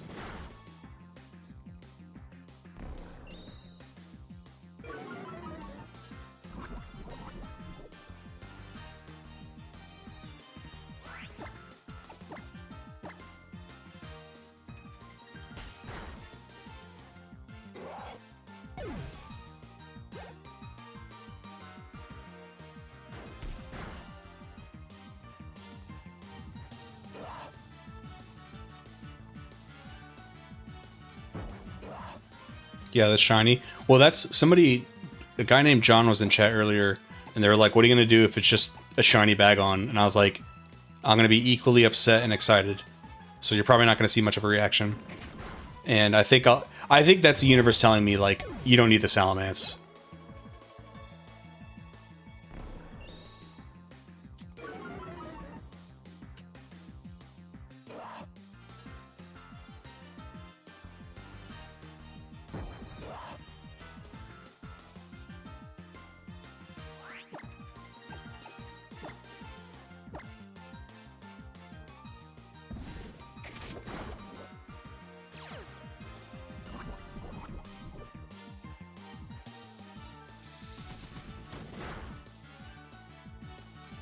There it is. Shiny bag on, yeah. Well, hold on. I might throw a temper tantrum. I might even catch it. First day back at work. Store was wrecked from repairs. We usually open at 6 a.m. Didn't go till 7:30. Store didn't open till 1:30 p.m. because it was not store ready. Damn. I mean, was that all part of the plan, though? Or were people stressing?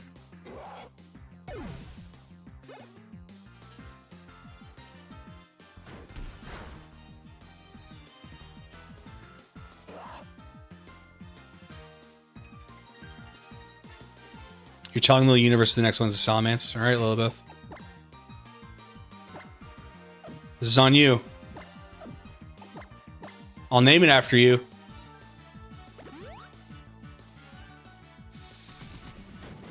Salamence, you have been called upon. Conjure yourself. Arrive! Guys, I've tried everything.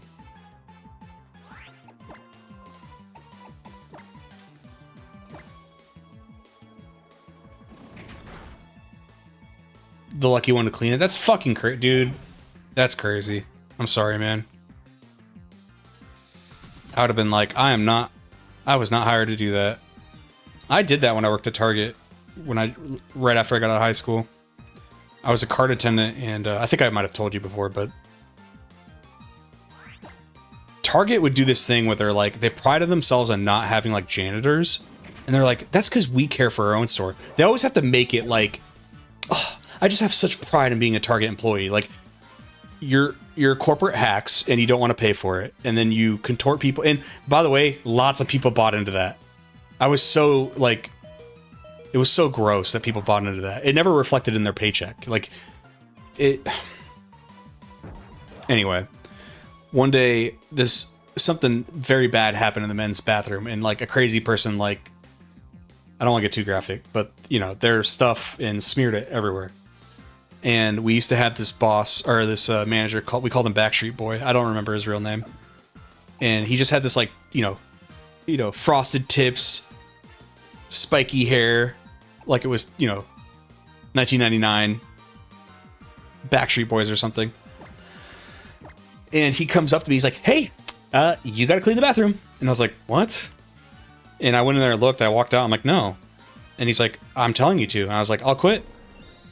And so he ended up cleaning it, but I was like, I'm not... When did I ever, like, get hired on that premise?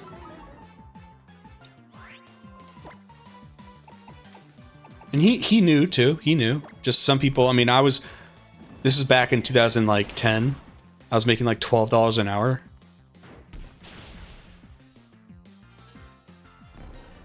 Not the frosted tips, swear to God.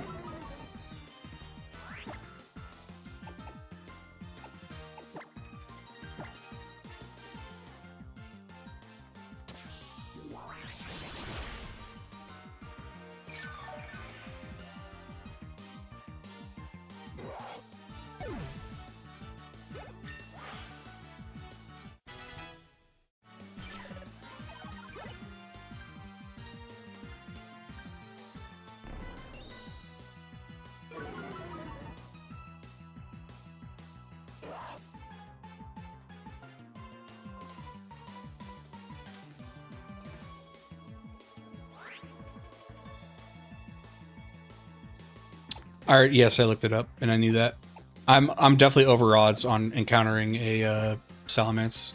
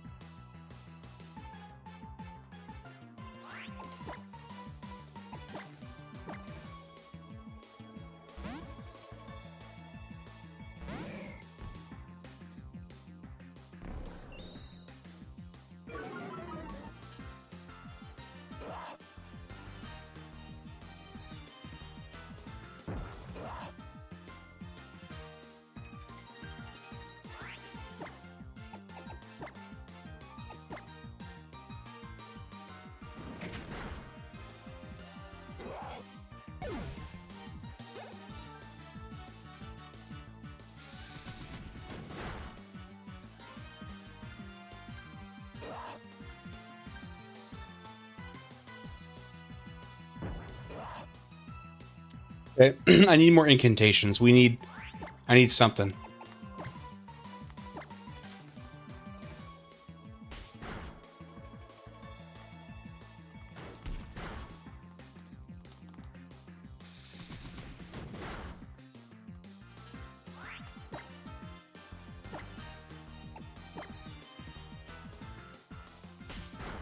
I'm sure somebody's gotten a shiny bag on it.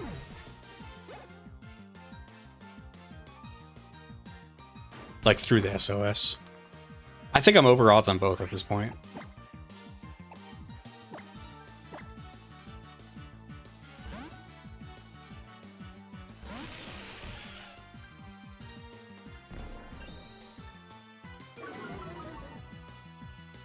What the hell was that, Lilith?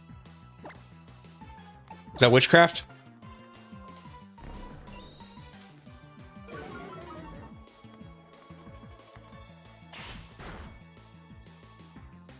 What dark arts did you summon? Whatever it is, it's false. Because it didn't work.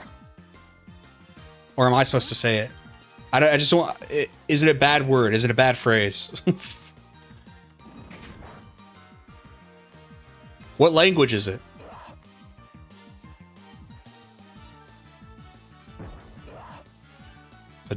Is that Dutch?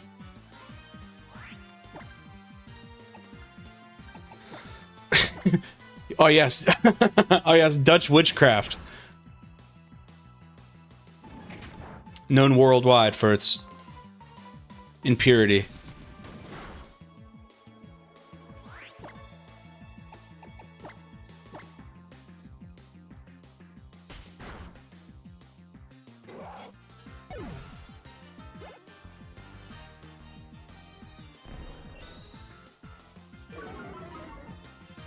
Language is secret.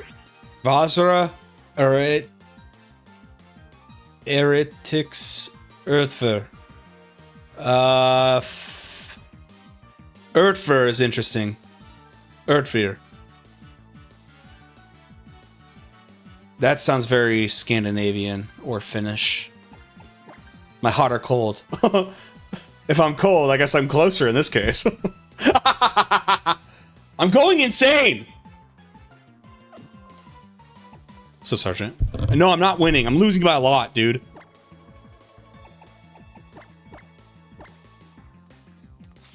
Someone tricks the stream to say a slur in a different language, ensuring them it was a chant of good luck.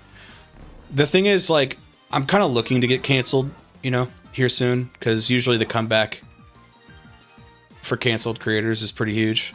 I need to get a ukulele, though, because I need to film an apology video. I need to be ready for that. I told you guys I've been getting better at YouTube.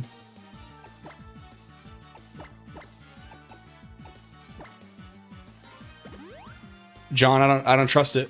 I don't trust it, John. I'm not gonna say racial things in Finnish.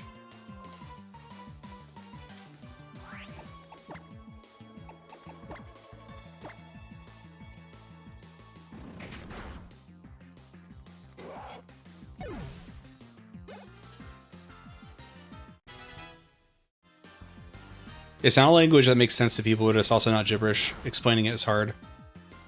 So it's literally... you are speaking witch.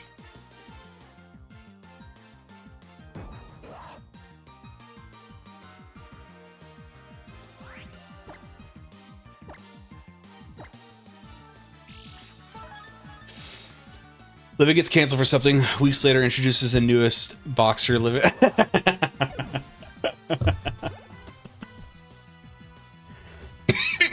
Yeah. You said that the light in the room flickering. There's something tapping on my window and a shadow in the corner of my room. Can't stop. The way close enough. Oh.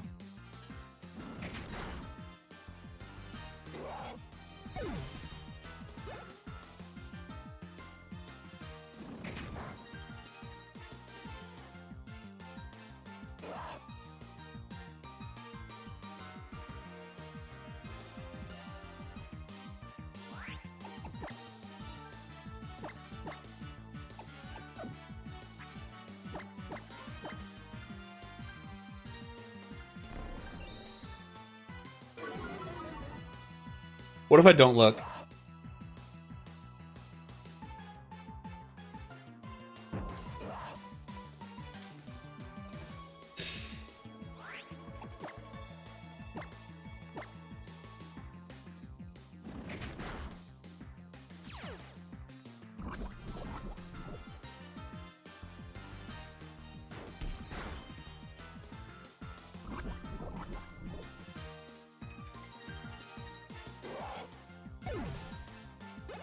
Nice attempt at pronouncing it though, thanks.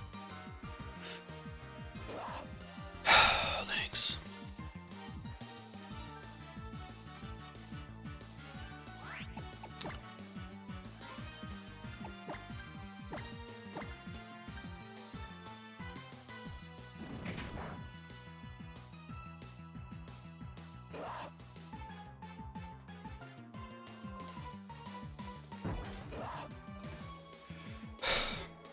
Hold on.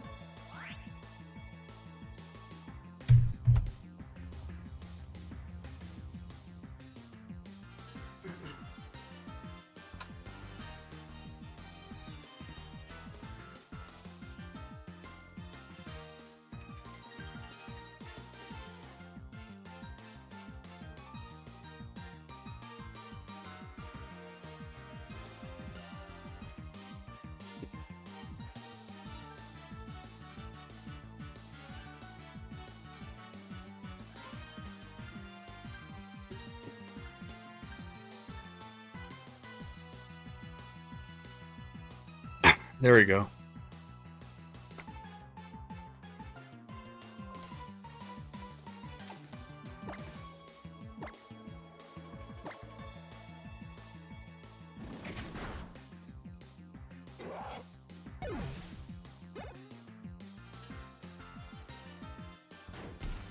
Also, I think I stubbed my toe really hard when I went over next to the table. But I think my feet are so cold I can't feel it. But I have like a weird tingling sensation in my foot. And I'm pretty sure it's because the table slammed into my foot.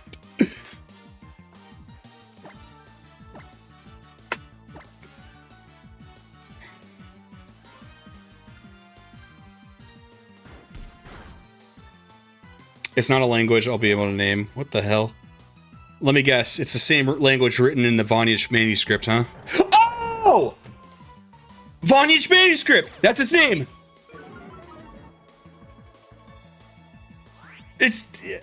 I wanna be the very best! Yes, dude! Okay.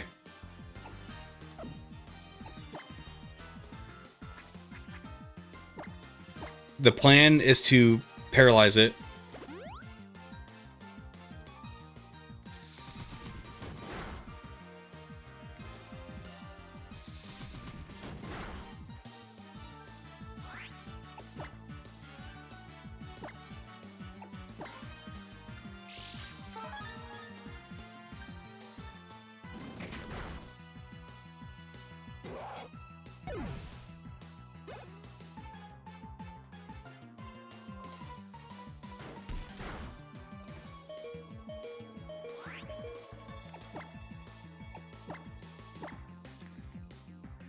Cutiefly has Stun Spore.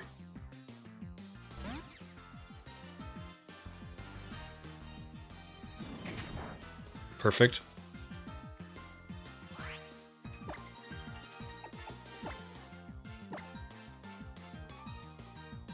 Oh god.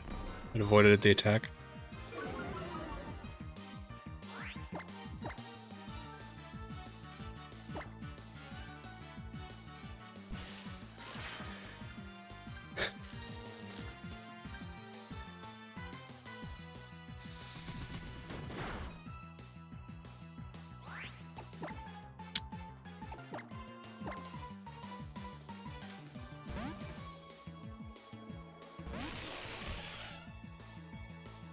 No, not Ember.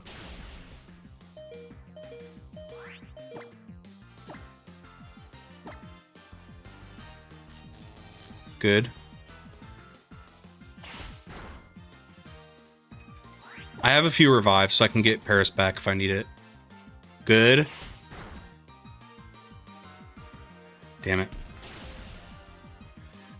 John, I kept saying level 10 because that's how Thief explained it to me, but I don't care what level it is.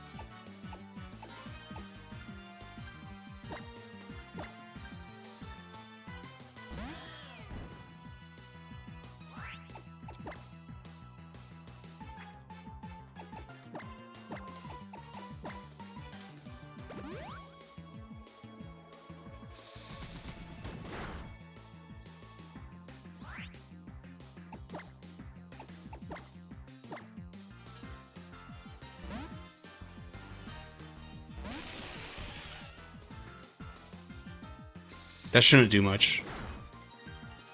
Yeah.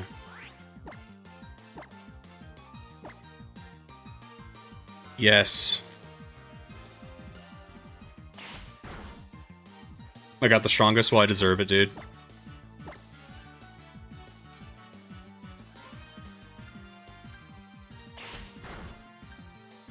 Okay. Now we're ready.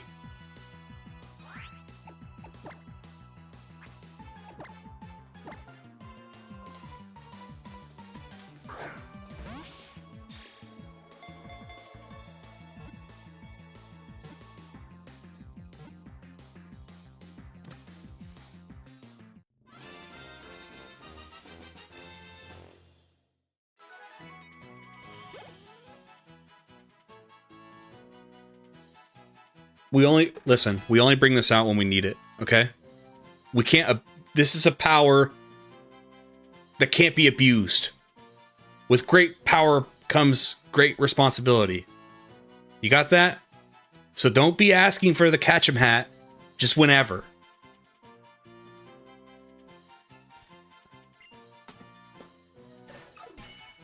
And I know what we're gonna name it. I have to look up how to say it. Voynich manuscript, yes.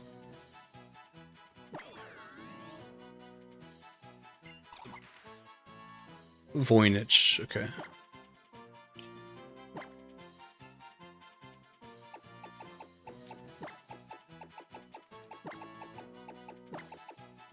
Voynich.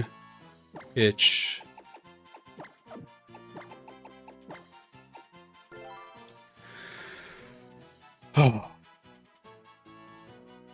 Thanks, Phantom. Thanks, everybody. Let's see what nature it is. Any guesses? Any nature guesses?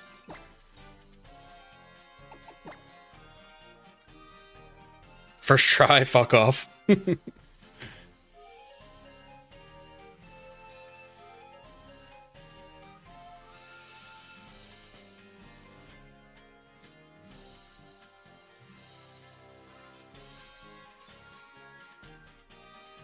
You never heard of Voynich? You should look it up. The Voynich manuscript is crazy. It's written in a language nobody knows, like, what it means. And nobody's been able to figure it out. Hasty.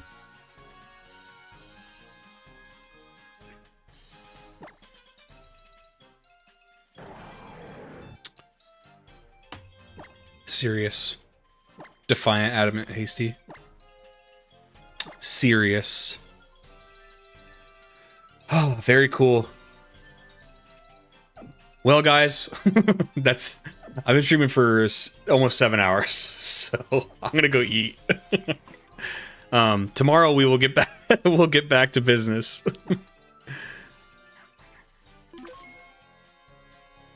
Defiance and ability. Who cares? I knew what you meant. All right. Hold on, what was its ability? Let me check that real quick. Fuck you, Eon Kane. Eon Kane is referencing when I threw a Master Ball at a Tauros on accident. Wait, where's the... Oh, Intimidate, nice. Okay. Well, guys, I'll see you tomorrow. We'll continue. Hope you guys have a good weekend. Bye.